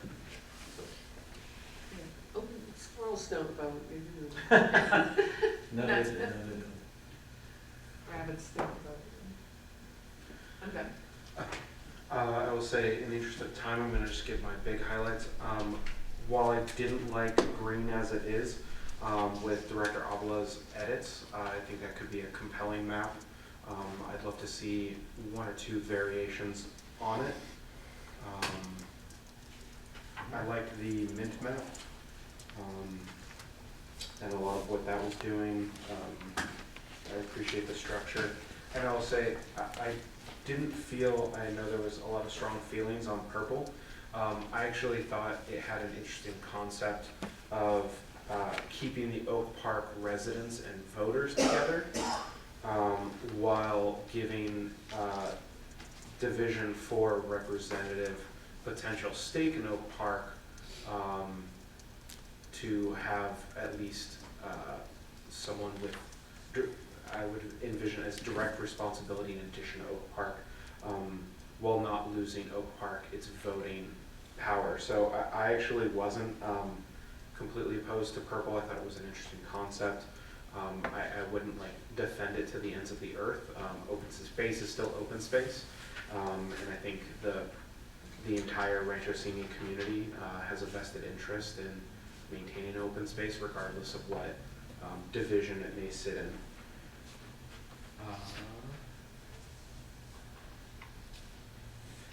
I think I have a tough time with yellow as it is. I think part of that is understanding the idea of keeping Wood Ranch in different community. I had a hard time visualizing what Director Avalo was saying in terms of edits. So I would be interested in seeing what that concept looks like. But the idea of feeling like the greater Sycamore community, I guess in Runkle Canyon I think would be fine because it would be kept whole.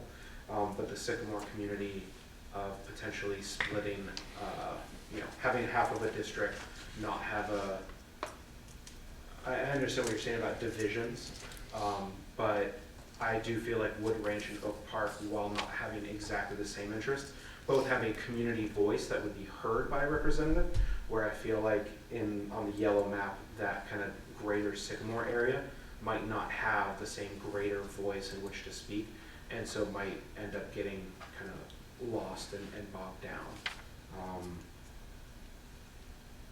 But at the same time, I think that this kind of map needs to be explored and examined as an alternative to, not having Wood Ranch always be in every map with Oak Park. But I'm not opposed to that idea. But I appreciate the overall maps. I especially like the idea of an altered green map. And I think the points that Director Avila made there were sound. And understanding, especially Bridle Path. I'm not sure exactly the population numbers, the number of residents there, but I do think that's a possibility to recapture it. And I know there were already comments for the Mint map of trying to balance, I believe both of you may have said, some of the southwest section of Division 4 into Division 5, I believe was the comment. And I think that kind of could do a similar balance that has merit. I have a question, Josh, for Yes. the yellow map. I think we should think beyond our current board, obviously, because none of us will be here Oh, forever. absolutely. But Josh, on the yellow map, are you in the District 3? I believe I am in District 3, right? Yes. The reason I mention that is, I know that one of the reasons we did this is because we might have to. But another reason we did it was good government, grassroots campaigns, and also voice to people that might not have been heard before, that at least they think they haven't. Yeah. And you'd be up for election there, and you're an incumbent, and I imagine you're planning to run again if possible. I would say if possible, but the other note, just like I've said at every meeting, I'm a renter. Yes. And I honestly am not sure where I'll be living next election cycle. So it's one of those, I could be living in any one of these districts on any one of these maps. That I personally don't put much credence on where I am right now. I understand a lot of the maps are influenced that way. I kind of mentioned it to staff that was the case. I don't know where I'll be living. Well, the reason I mention it is I would imagine people in Oak Park saying, oh, now we have a greater chance. Like, yeah, but you're running against an incumbent. And that doesn't count for everything in the world. Incumbents get defeated, but it makes it harder. So I didn't like the yellow map for that reason, but I also didn't like it because of splitting up Oak Park into random communities in Same Valley that are farther apart contiguously without a compelling reason. Just so it's clear with Director Denner, I wasn't advocating for the yellow map as it currently is. I was advocating for the yellow map with the changes that I suggested. So it wouldn't, District 3 wouldn't be, well, now I got the district numbers mixed up. Yeah, District 3 wouldn't be part of Oak Park. There would be a District 4 that becomes part of Oak Park. So the Oak Park district would be further to the west than District 3. I'll wait to see that map then and look at it. And then there was a comment about, I think, Ed, you mentioned it, if Wood Ranch and Oak Park were together, then competing interests, but I don't see how that's possible, and the reason for that is we don't do budgets by district. So if you're in Oak Park, Wood Ranch, it's not like you're saying, well, I don't want to fix things in Wood Ranch because I want to fix things in Oak Park, just as much as any other area. It's not like we're going to say, well, your district, if it's that area, it only gets a certain amount of money, where do you want to direct it? I do see on other issues they might be at odds, but not because of Wood Ranch versus Oak Park, but just two separate communities. But that same argument goes for others. I did question on a different map, flipping the page. I absolutely don't like the purple, and I think if I heard Ed said he didn't like it, I heard Elaine said he didn't like it, Josh said maybe. If I don't like it, I know we could keep discussing it at further meetings, but if that's 3 that don't like it, just eliminate it. And the reason for that is it's going to confuse people in Oak Park that think they're split, but they're not, but maybe just a few of them are. And then I didn't hear like a compelling reason for it. So unless somebody says they really want to discuss the purple map more, we've got lots of maps to discuss. I would eliminate that from the choices. I want to try to make this a little easier too. I don't want to push something that isn't gonna, is there an openness for the majority of the board to looking at a yellow map that doesn't have Oak Park and Wood Ranch together, but has Oak Park combined with an area of Simi Valley that's further west? If there's not, there's no point in having the demographer make the changes, and there's no point in discussing it at length in the future. If there is openness, I'd love to see it, but if we know that a majority of the board isn't going to support that, then so I just want to get a feel, because I'm unclear on that. So I would love to see it, but not if it's just for purposes of having a good time or something like that. I think if we're eliminating that, it might help us in future meetings when people from Oak Park see the draft maps and they don't see themselves split, that they might give contributions to the meetings, but they wouldn't feel as compelled to. So I thought Director Avila's comment though was on the yellow map. I think there might be consensus. My comments about purple was I was interpreting what I thought the map was trying to do, and I thought it was interesting. I have no problem eliminating it. I think the argumentation against it is stronger. I wouldn't defend purple. I'm fine with eliminating it. In terms of yellow, I have an openness to it. It was just comments of looking at those specific communities. And I'll be honest, what I tried to say before was I couldn't picture, so I couldn't understand what your yellow edit would entail. See if it's even, does that make sense to you? Yes, that does. I would be interested in seeing something Okay. like this. Sure, if I could, Clayton Lane, are you in favor of eliminating purple? Or are you okay with eliminating purple? And I'm just going to make the suggestion for the reasons I stated. I would eliminate min, but I don't know. So we want to let, purple's gone, do we all agree purple's eliminated? Yes, yes. The yellow map, I hear Ed saying that we have 2. Do we want to keep a map that separates Oak Park and Wood Ranch? I hear Josh and Brian have seen what I right. drawn up here. So do you guys still want to That's see? still right. Do you guys still want to see a yellow concept? I don't want to split Oak Park and Wood Ranch. And Josh, you said you were open to it. So I guess the question is, is anyone else open to it? I prefer to, actually, I'm not sold on the idea. I just want to look at both. I kind of like the one where, which one was it? Well, I guess the Just a question, minute. It sounds like we want to keep yellow in. we want to see a modified It one. seems like Yellow, yellow check the stays. yellow. Yellow staying. Which is the one that splits Oak Park and Wood Ranch. Correct. So that stays. So I apologize for interrupting that part, the flow of the meeting, but just so I could research for the next meetings, Kate, are you saying that you are interested in looking at maps that split Oak Park and Wood Ranch? I'm sort of on the fence about that. The Oak Park people seem to want to be with Wood Ranch. So, I mean, which makes me partial to doing it that way, because that'll make me feel, Like on the tan one? yeah, it'll be tan. And Elaine, were you open to splitting them or not splitting them? I mean, I'm on the fence, Okay. so it's okay. So it sounds like I don't want to that's split Oak unresolved. Park, definitely not. I don't want to split the No, community. definitely No, no, we're definitely don't want to do that. And when I look at the map, they shouldn't be with the knoll. I don't like that part. So if we want to take a look at a modified yellow, I can show the demographer on Yeah. the map that's Okay. drawn after the meeting. And then we do want to look at a modified green, correct? Okay. I had a question about that map, or a comment really.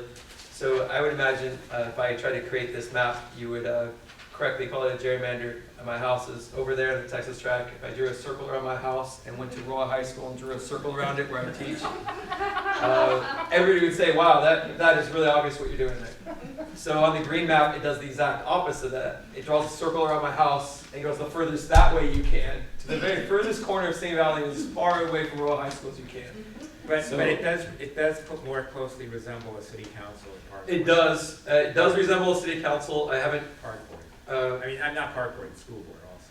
I have heard that part. I haven't heard a compelling reason why we need to follow their maps, but I would just say it's the exact same. So if we're seriously considering the green map, I'm going to suggest the other one that goes the opposite direction and does the same things, keep stretching it out to the furthest corner. But I see the green map is doing that thing where no longer represents open space except the very furthest corner, as far as possible, away from a community of interest of people I've represented, worked with, supported them, supported their Eagle Scout projects, and worked with their youth programs. So I heard, Elaine, you were not interested in the green map. I'm definitely not interested in the green map. If, No, I thought you were interested in the green map. I didn't like the green map. Even with the modifications I suggested with, just so. Well, I wanted to see him back. Yeah, I wanted to see him. the green map modified would eliminate the, would take the knolls out of the Oak Park and put it in an eastern Right. district. I'd like to see that. Yeah, that's. I prefer that, yeah. I think I like that modification even less for some reasons, including stretching it out from my house to the furthest corner of St. Valley. So I don't like the green map, but it sounds like some other people want to consider it. A modified version. Yeah, Right. the modified version made it worse in my mind. But I just want, so yeah, and where are we at on the mint map? And I would have a hard time even seeing how that could be restructured to where I can support. I do want to discuss the mint map, but the green map, does that mean other people didn't want to consider it a future meeting? We are with modifications. I would like to see it, Okay. definitely with modifications. I think the modifications basically completely change the map. Yeah. Right. But in a positive Yes. way. And then to the mint map, Ed, you had said something I want to get clarification on. I believe you said something about the mint map. One of the reasons you disliked it was you considered it a political gerrymander or something along those lines. I didn't catch your wording. Statistically looking at it, again, I'm not saying that was the intent of it, but it does come out that way. Also, And- like, and then, party or? and second, it doesn't, second, there's just no, I see no rhyme or reason to it. I see nothing, it advances no principles. I mean, I appreciate the effort, but there's no way I'd be able to support the map. With the mint map, what did you mean by the statistics? I haven't looked at those. If you're talking party registration. Again, I'm on a number of levels. Doesn't the mint map pick up all of Indian Hills, including Indian Ridge? No, it doesn't. I mean, and the other thing on the mint map, this is also the one that splits, doesn't keep all of the Wood Ranch, Long Canyon area together either. There's multiple problems with this map. I didn't understand the statistics though, what you were mentioning.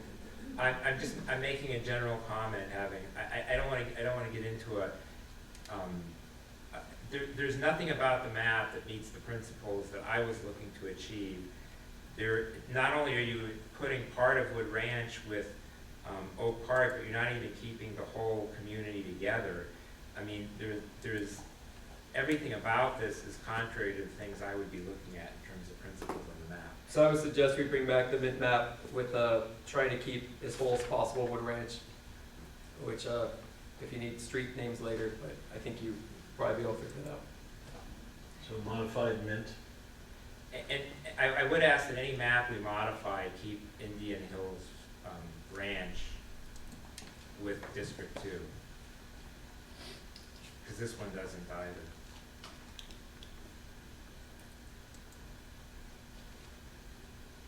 But I'm just saying, I'm gonna have a difficult, I mean, we can bring it back, but I personally will have a difficult time supporting this one. Any other board comments? And what are we doing with TAM? My general thought on tan was there was enough of a consensus.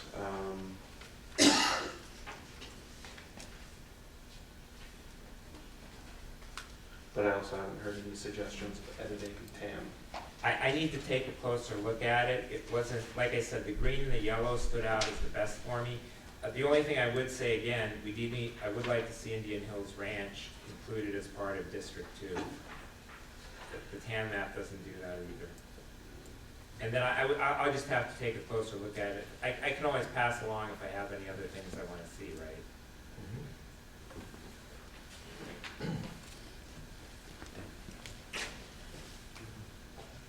So we're only eliminating one map completely, is that?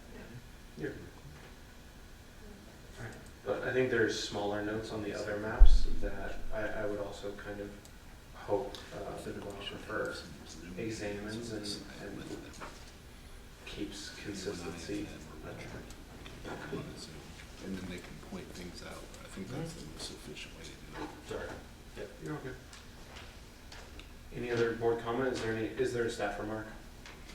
Just one question. Am I reading this right, that on the tan map, the purple would pick up like sequoia heights and the runkle area?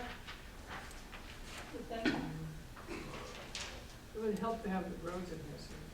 Think that'll be a runkle part? I can look on my phone. It's gonna be on the. Sheriff, if I could, I mean, just a guess. Go ahead.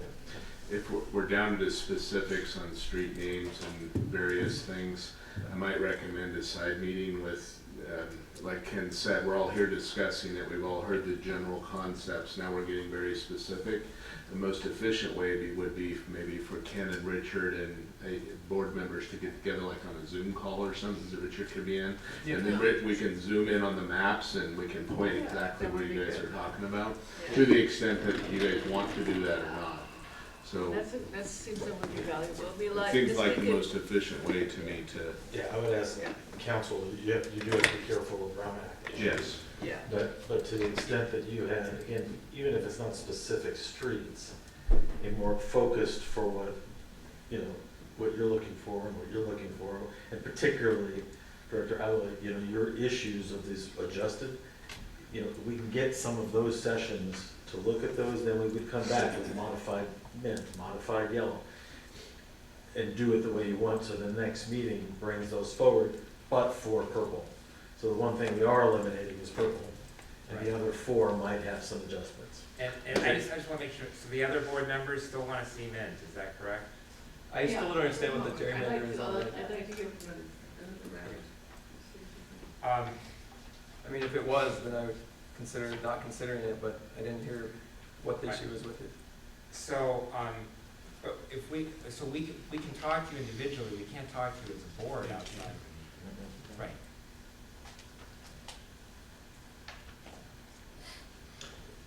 You guys can submit maps. I'm just throwing out Yeah. alternatives to get we're trying to articulate what you're telling us, 5 different folks, and getting it in a way that it comes back the way you want to see it. So you guys can draw on a map, you can come in and meet with us and show us what you meant. Part of the challenge is that when you meet individually, one of you may want to draw something that's the opposite of the other one of you, so.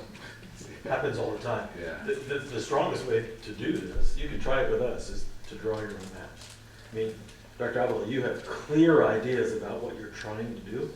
If you drew a map or two that presented those, then you could present it to the board. And we've done that, and I can show you what I've drawn, but it doesn't allow the capability of what we've been given to use doesn't allow it to fully do what we want it to do. I can show you, especially if we take a couple minute break, I can show you what we've drawn up. Yeah. Well, you can, like I said, you can show me. And Director Avila and I had a conversation about this. The map has census blocks, and as you click areas, it does the whole thing. So splitting those is complicated because then you are you're estimating population, right? Because the blocks have a number, and when you split it, manually, you're guessing sort of, and so you got to be careful with that. We have ways to do it, but you got to be really careful doing it because you can be off. And so we try and only do that in very specific instances. If you want to do a whole map with a bunch of that stuff, I would suggest you don't do that, because it's really complicated all the way around. That said, give us your feedback, show me with a crayon on one of the maps what you want, and we'll try and recreate it. Or you can do the best that you want. So, or as Dan was suggesting, we could have meetings with you to do that. So, Dan, is your guess at our next meeting we'd have more maps than we have tonight? Like, obviously there'd be modifications, but in addition to that, it sounds like there'd be more maps, not less. It sounds like we're down to 4 and we're modifying at least 2 of them. yeah, so that's what I. Sounds like we've 6 eliminated. You're one modifying tonight. every single one to some extent. Yeah, so I was gonna suggest. We threw out the purple though. But I wouldn't bring back the original green, yellow, tan. I would just bring back the altered ones. Okay. If you're comfortable with that, I was gonna suggest that. Yeah, that's. All right, so we're not bringing anything back except for 4 altered Right. so far, right? And you may have 2 variations of an altered tan or whatever, right? So, because Dan just clarified that. We won't bring back any of the originals. We won't consider any altered purple, and we will bring back some version of these maps. In between that, you may have you may have a red map that somebody submits, right? A whole new concept, right? So, that's how we're. What is our next map publication deadline? 7 days. So we have 7 days to do all of that by the time we have to publish new maps. Oh, because we have in 2 weeks. That's right. That's right, in 2 weeks, that's right.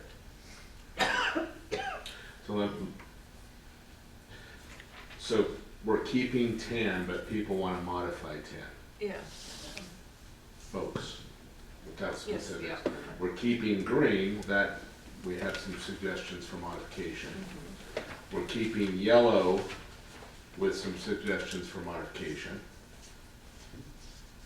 And we're getting rid of purple, and we're gonna keep mint.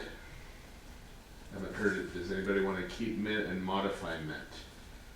And you want to keep. Well, I wouldn't be able to vote for it, but I think any map needs to keep Indian Hills Ridge with the other Okay, so Ed, areas. if I could real quick, Ed, you want the Indian Hills, I understand, but you also wanted to, the yellow map, you had some ideas for. Yeah, I'm gonna give, as soon as we're done here, I'm gonna hand 2 sheets Okay, of perfect, paper okay. on green and yellow. Good, I'm trying to get to, who wants to modify 10? Does anybody here want to modify 10? Do you have ideas how you do that? Well, I don't want the ideas, I'm just asking, do you have ideas? I need to review it. It wasn't one of my So top. Brian likes 10 with modifications, so does Kate. Ed already, we talked about green, Ed has modifications there. Yellow with modifications, purple's out. Does anybody want to modify mint? I don't at this time, but I mean, I don't know. Okay. I think part of the discussion previously was the Wood Ranch Bridle Path addition to the southwest of Mint for Division 4. So there would be some editing around Division 4 and 5, around some of the other discussions we had with tan and green. I heard that Mint wanted to keep Wood Ranch together whole, right? Yes. And add Bridle Path? Expand make sure we have captured. But that's the area of fixing Mint that you Yes. were talking about. Yes. That's what I heard. In addition to the, to Ed's comments about the Indian Hills. Okay, so that would be, again, 4 modified in general. Yeah. And then you could have 4 other ones that are other variations. You could, by the way, I've seen, people come with lots of maps, and then that meeting can go a lot faster than you think, because maps are very close, and all of a sudden people say, so if you want more maps, you're just gonna have to grapple through it, like we're doing now, but you'll have another 2 weeks under your belt thinking about this stuff. I saw how you did it in Thousand Oaks. Yeah. If this was easy, you would be done like that. You can see how all these variations get mixed up, and there's a lot of pushing and pulling going on. Yeah, I think Thousand Oaks narrowed it down and then it blew up and then you narrowed it down again and it had its final map. Right. What is your guys' preference for getting your suggested revisions back to us individually? So I need to review the TAN map closer, other than the obvious suggestions that I made for every map. I'm gonna hand really rough draft of green and yellow corrections to the demographer when we're done here. I most want to see the green map altered.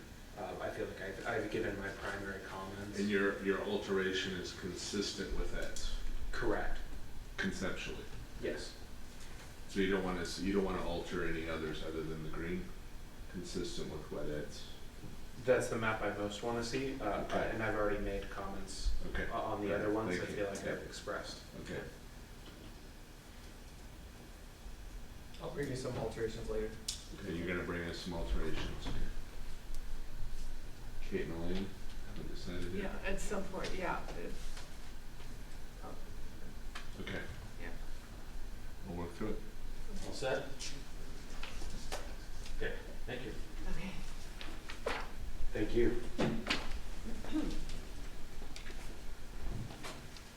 That will take us to item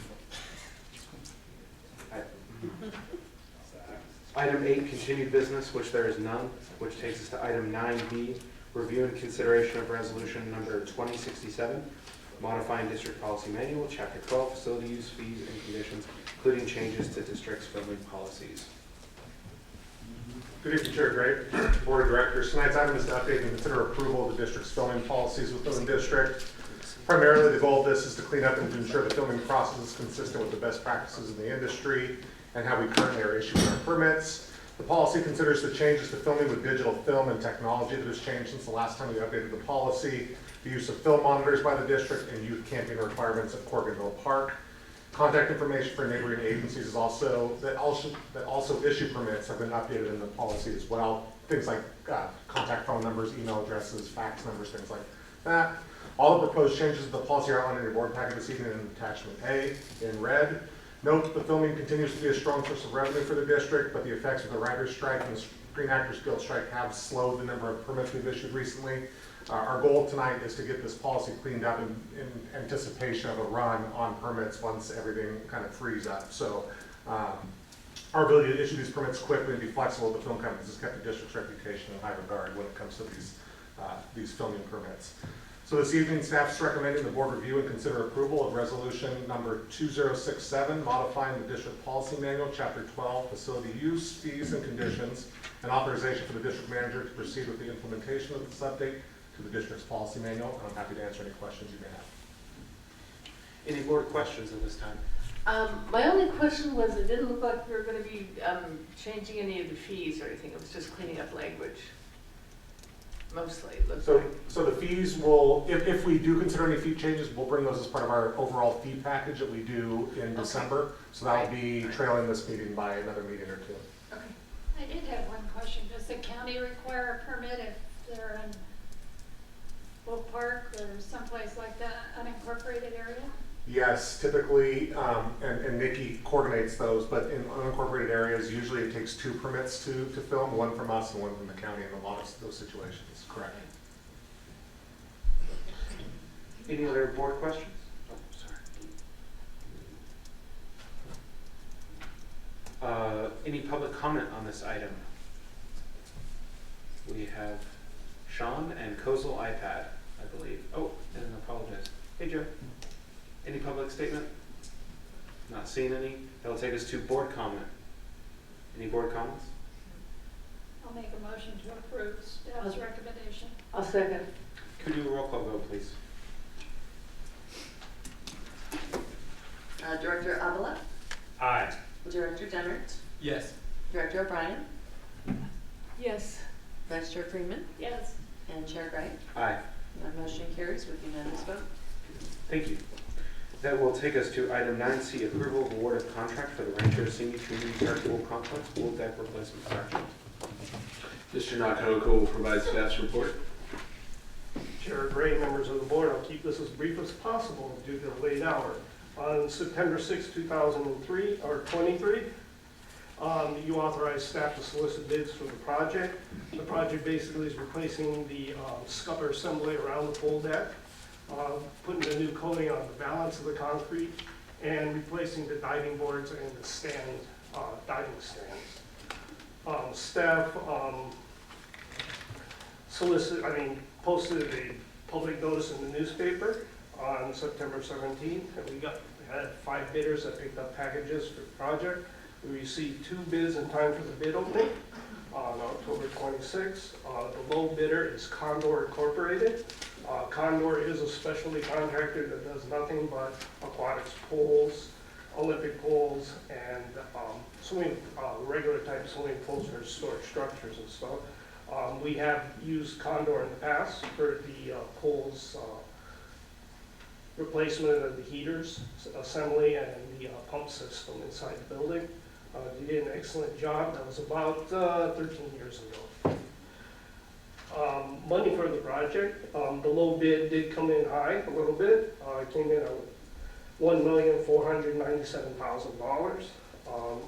Staff is requesting $150,000 worth of contingency for changes in the project or for modifications as necessary. We do have an expenditure of about $80,000 for the architect and for on-site monitoring and source testing, which brings the total up to $1,727,000. Funding available is as follows. We have $1 million grant from the City of Simi Valley. The school district is going to contribute $203,560, or 28% of the amount over $1 million, which is calculated based upon $727,000.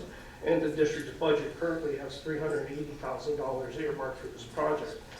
This brings the funding source up to $1,583,560. Being as it is late in the day, and I'm almost a day late, and I'm actually short $143,440 for the project.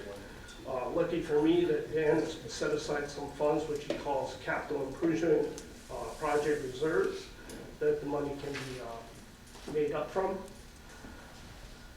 Staff is requesting that the board award a contract to Condor Incorporated due to the lateness of the year. We do have a timeline to meet. We need to start this project December 4th and be done within 45 to 60 days.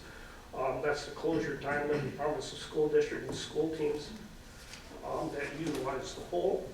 The board action is as follows. Award a contract to Condor Incorporated for the Rancho Simi Pool Complex Pool Deck Replacement Project in about $1,497,000. Authorize the district manager to execute an agreement with the awarded firm on behalf of the district and amend the agreement for contingencies and changes in the work for up to $150,000. We do need to do some budgetary things here. Authorize the district manager to amend the district's budget to allocate $143,440 from the capital improvement project reserve fund to the Rancho Simi Community Park Pool Deck Replacement Project. And the final item is direct the district manager to finalize the reimbursement funds with the City of Simi Valley and the Simi Valley Unified School District. And I'm here to answer any questions you may have. Any board questions? While the pool is this is for the general manager, while the pool is closed, are the staff paid, or are they on leave during that time? Combination of both. Some of the staff we're going to put to work in other programs. Some of the staff will be on leave, so we have a plan together to kind of split the two there. The important thing is that we have the staff that are still engaged with the pool when we reopen it. So we need to keep we need to keep as many as we can busy, so to speak. It'll cost us a little money. We'll get some extra service from those folks, but it'll be $6,000 or $7,000 over the 2-month period. Doing that will be better than coming back and trying to open the pool with not enough staff. So it's going to cost us a little bit to keep the staff around it. Well, that's what I was concerned about, because they couldn't collect unemployment or anything. I mean, they would be losing revenue. Yes, we've looked at all of that, so it's kind of a balance of the two. Okay. So we have enough staff when we reopen. So the staff Zach and Danielle and Aaron have looked at that closely. We're still refining it, but we have a plan together for that. Okay, thank you. Could always use them for grounds maintenance. Any other board questions? Okay, any public comments on this item? All right, any board comments? I'll move to approve the staff recommendations. Second. Could you do a roll call, please? Director Upland, Aye. Director Jenners, Yes. Director O'Brien, Yes. Vice Chair Freeman, Yes, and Chair Gray. Aye. That motion carries with a unanimous vote. Thank you. That takes us to item 10, written communications of note. Staff has none. Hearing none from the board. That will take us to item 11, reports by board members. Director O'Brien, would you like to? Yes, I just had the street fair, which was fine as always, as good as always, a good turnout, and it was a nice day, it was good weather. And we didn't have the Santa Anas, they held off considerately, very considerately, until after the fair, so that was good. And the pancake breakfast was loads of fun and raised money. Thank you, Vice Chair Freeman, for coming to help. That's all I have. Vice Chair Freeman, would you like to go next? two things. I had the street fair, and I just want to say that the staff is just great. And the idea for the craft for the kids to paint their goodie bags was really, really clever, and the kids seemed to enjoy it, and it was actually useful for them. You know, it's something they can keep. I had California Special Districts wrap-up legislative committee, and I wanted to kind of give, I know it's late, but I'll be quick. I just wanted to let you all know that there are 40 members statewide that serve on the CSDA Legislative Committee. And we meet monthly. Unfortunately for Zoom, we don't have to be in Sacramento every month. When I first started attending CSDA legislative meetings, we had just one paid lobbyist, Ralph Heim. The goal of the board of CSDA was to build up the organization so that it is recognized just like CSAC and the League of California Cities. So that we're the third leg of the stool, basically.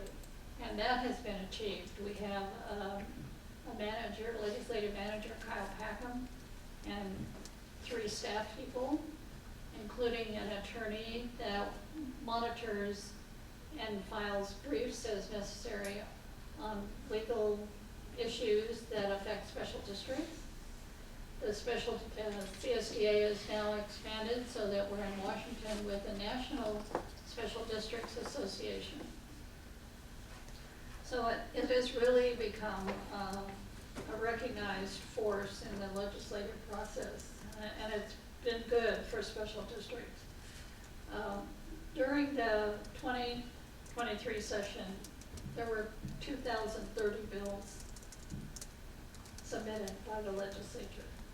And keep in mind that each bill is probably costs, I think the last estimate I saw was $2,500 per bill. That includes staff time, ledge council, printing, hearings, everything. So it's a very expensive process. Of those 3,030 bills, we tracked 1,163 bills and took priority positions on 97. 60 bills were supported and 37 were opposed or opposed as unless amended. And we actually had a successful with the governor, because he actually did not support bills that we didn't support either. So it was a pretty good year.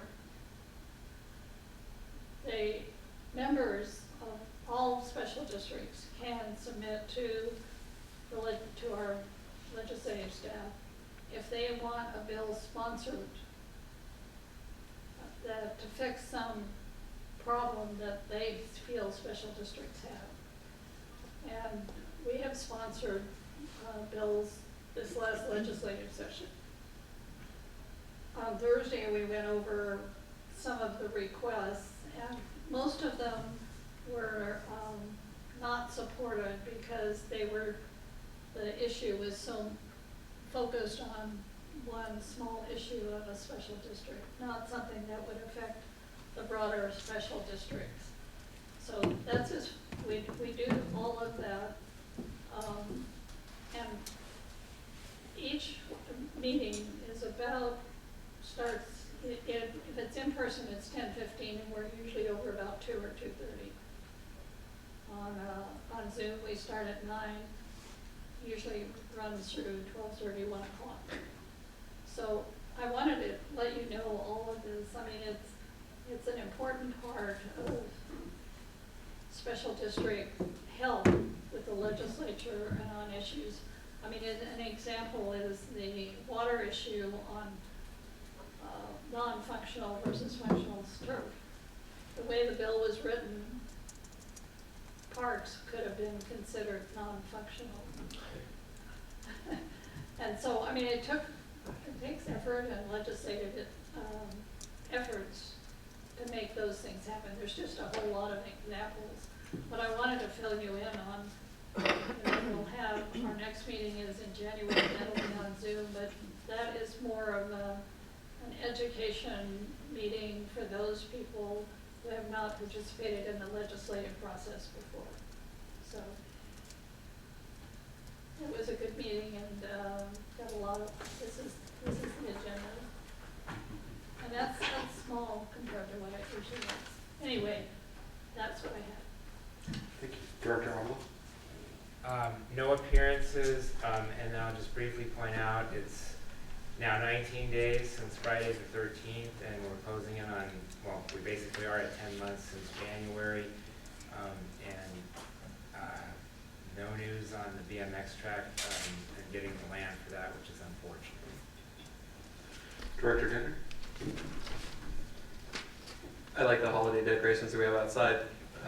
May this be the last year where I ask the staff to, if we're going to put up Christmas decorations, to be inclusive of our community in Sea Valley and in Oak Park. It's not debatable. Every other government agency, if you put up a Christmas tree, you have stuff out for Hanukkah and other holidays.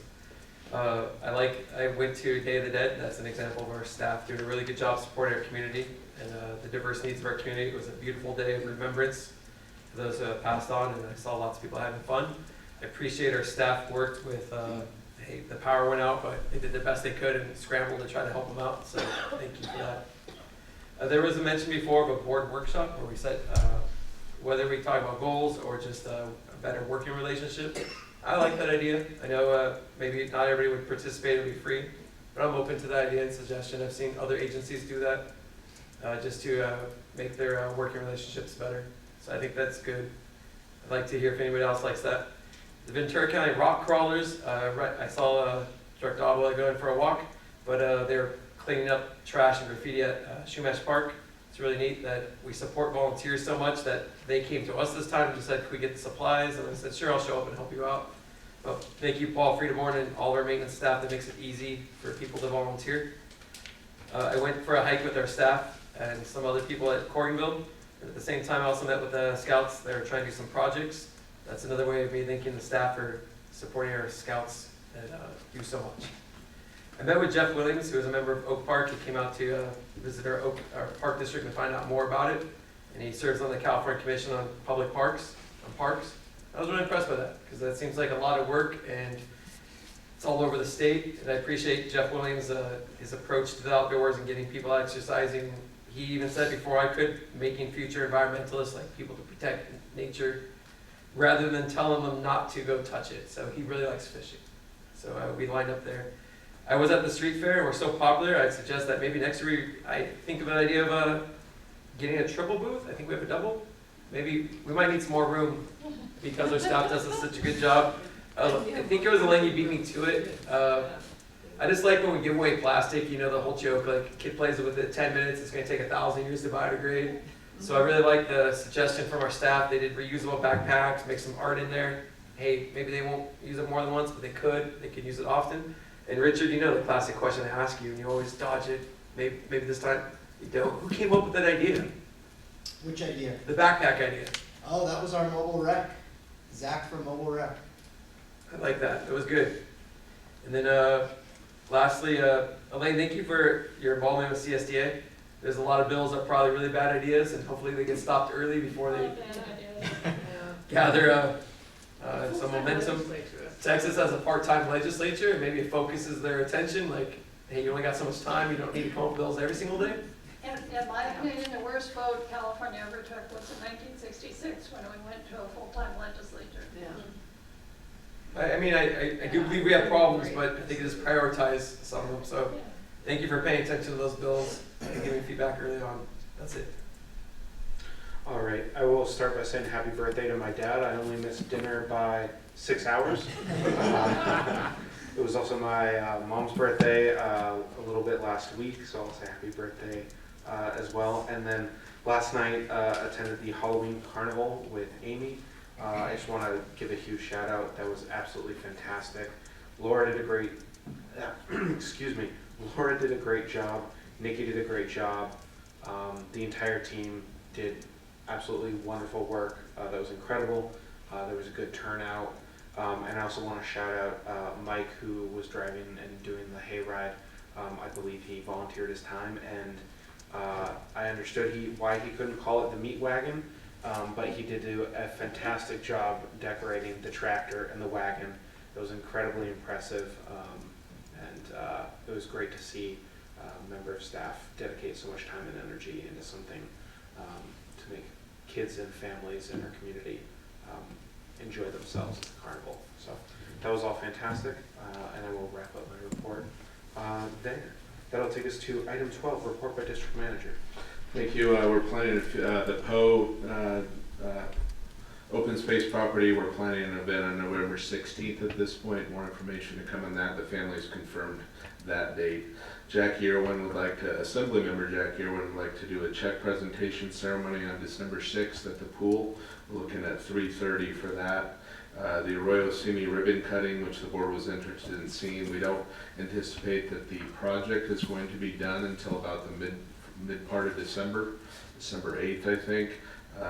We were thinking about maybe doing something on the ribbon cutting after the holidays, because that kind of pinches right in. I'm not exactly sure when that project will wrap up. So thanks to the staff for the street fair, all the Halloween events. We had stuff going all over the last week, and particularly last night. I want to thank the staff for that. Some of the staff are going, and I think Brian's going to the state and county tomorrow evening at the Reagan Library. Just an FYI, present and represented there. And then I do have a meeting with Kate and Elaine. We've got a group of folks that want to talk about doing a fundraiser for a new building at Strathern, a new museum building. So they have requested a meeting with staff about that. So we'll be attending that. Upcoming board meetings, we got a busy schedule between now and the end of the year. November 15th, we've got the 4th public hearing for districting. We're trying to get the equestrian agreement wrapped up and back to you in detail. I've got to bring you information and get some direction on golf information. I would add some data before we do that he's asked for. So that one may slip depending on when I get that. We're going to do our board meeting calendar for 2024 on the 15th. And we've got a policy update for some changes in sick pay. And then we've got a community group that's asked us to conceptually approve batting cages at Big Sky for the girls softball so that they can start fundraising for that. December 6th, we have Dan, yep. I think you have to, at that meeting, bring back the policy manual section, how it should be. Okay. As the vagueness on Yep. hopefully a really brief item. I had that on December Then we 6th. should actually be rotating the chair and vice chair. Okay, thank you. Well, the problem, I mean, December the 6th may be the day, depending on what Oh, you the chair, find out, vice that chair. could be the day when the change takes place. Got the it. day When you find out. I got it, thank you. December 6th is the 5th districting hearing, part-time wage schedule, assessment district refunds, and the change that you just talked about will move to the 15th. December 20th, Oak Park committee structure, potentially facility fees, field contracts, and chair, vice chair, that may change to the earlier one. And so that's it. Quite a few items, and I'm sure a few more will come up along with some closed sessions in there. So that concludes my report. Sounds good. Do we need to have a board action to table to close I would like to session? do closed session. I thought we were tabling it because we were taking more time on the maps. So you guys actually got through the maps quicker than I thought. So I made the suggestion because I thought we were going to go through everybody in detail. So there are some time sensitive things here and I need some direction from the board that I can keep moving along before the end of the year. Okay. I offered the suggestion because I thought we were going to spend even more time on the maps, but Did you it say- went quickly after I Given made that the it's suggestion. almost midnight, I think tabling the closed session is a really good idea. But did you suggest that special meeting would be about an hour? Probably an hour and yeah, Yeah. hour and a half. Yep. So if we did it now, it'd be 1:30 when we got done. But there won't be traffic. There are some things here that can go quickly, so and there's things here that will take longer. So I would be fine doing some of the quicker ones and then doing a special meeting for any longer ones at some point next week, if that is an agreeable solution and helps address some of the urgent matters. yes, we can get through a couple of these probably in 10 minutes potentially, and then there's one that may take longer. So. Can you give me a suggestion on which of those items we should table so we can have a motion? I think we should table item A. Can we wait on A, Teresa? Sure. I would table item A and G. Okay, those are the ones that'll take longer? Yeah. Okay. I'll make a motion to table items 13A and G for a later time. I'll second that. Could you do a roll call vote, please? Director Avila. Aye. Director Jennert. Yes. Director O'Brien. Yes. Vice Chair Freeman. Yes. Chair Gray. Aye. The motion carries with unanimous vote. Thank you. We are going to go into closed session to discuss items 13B, pursuant to code 54957.6, conference with labor negotiator, as well as items 13C, D, E, and F. Will there be reportable action? No. Okay. All right. Have a good night then, everyone.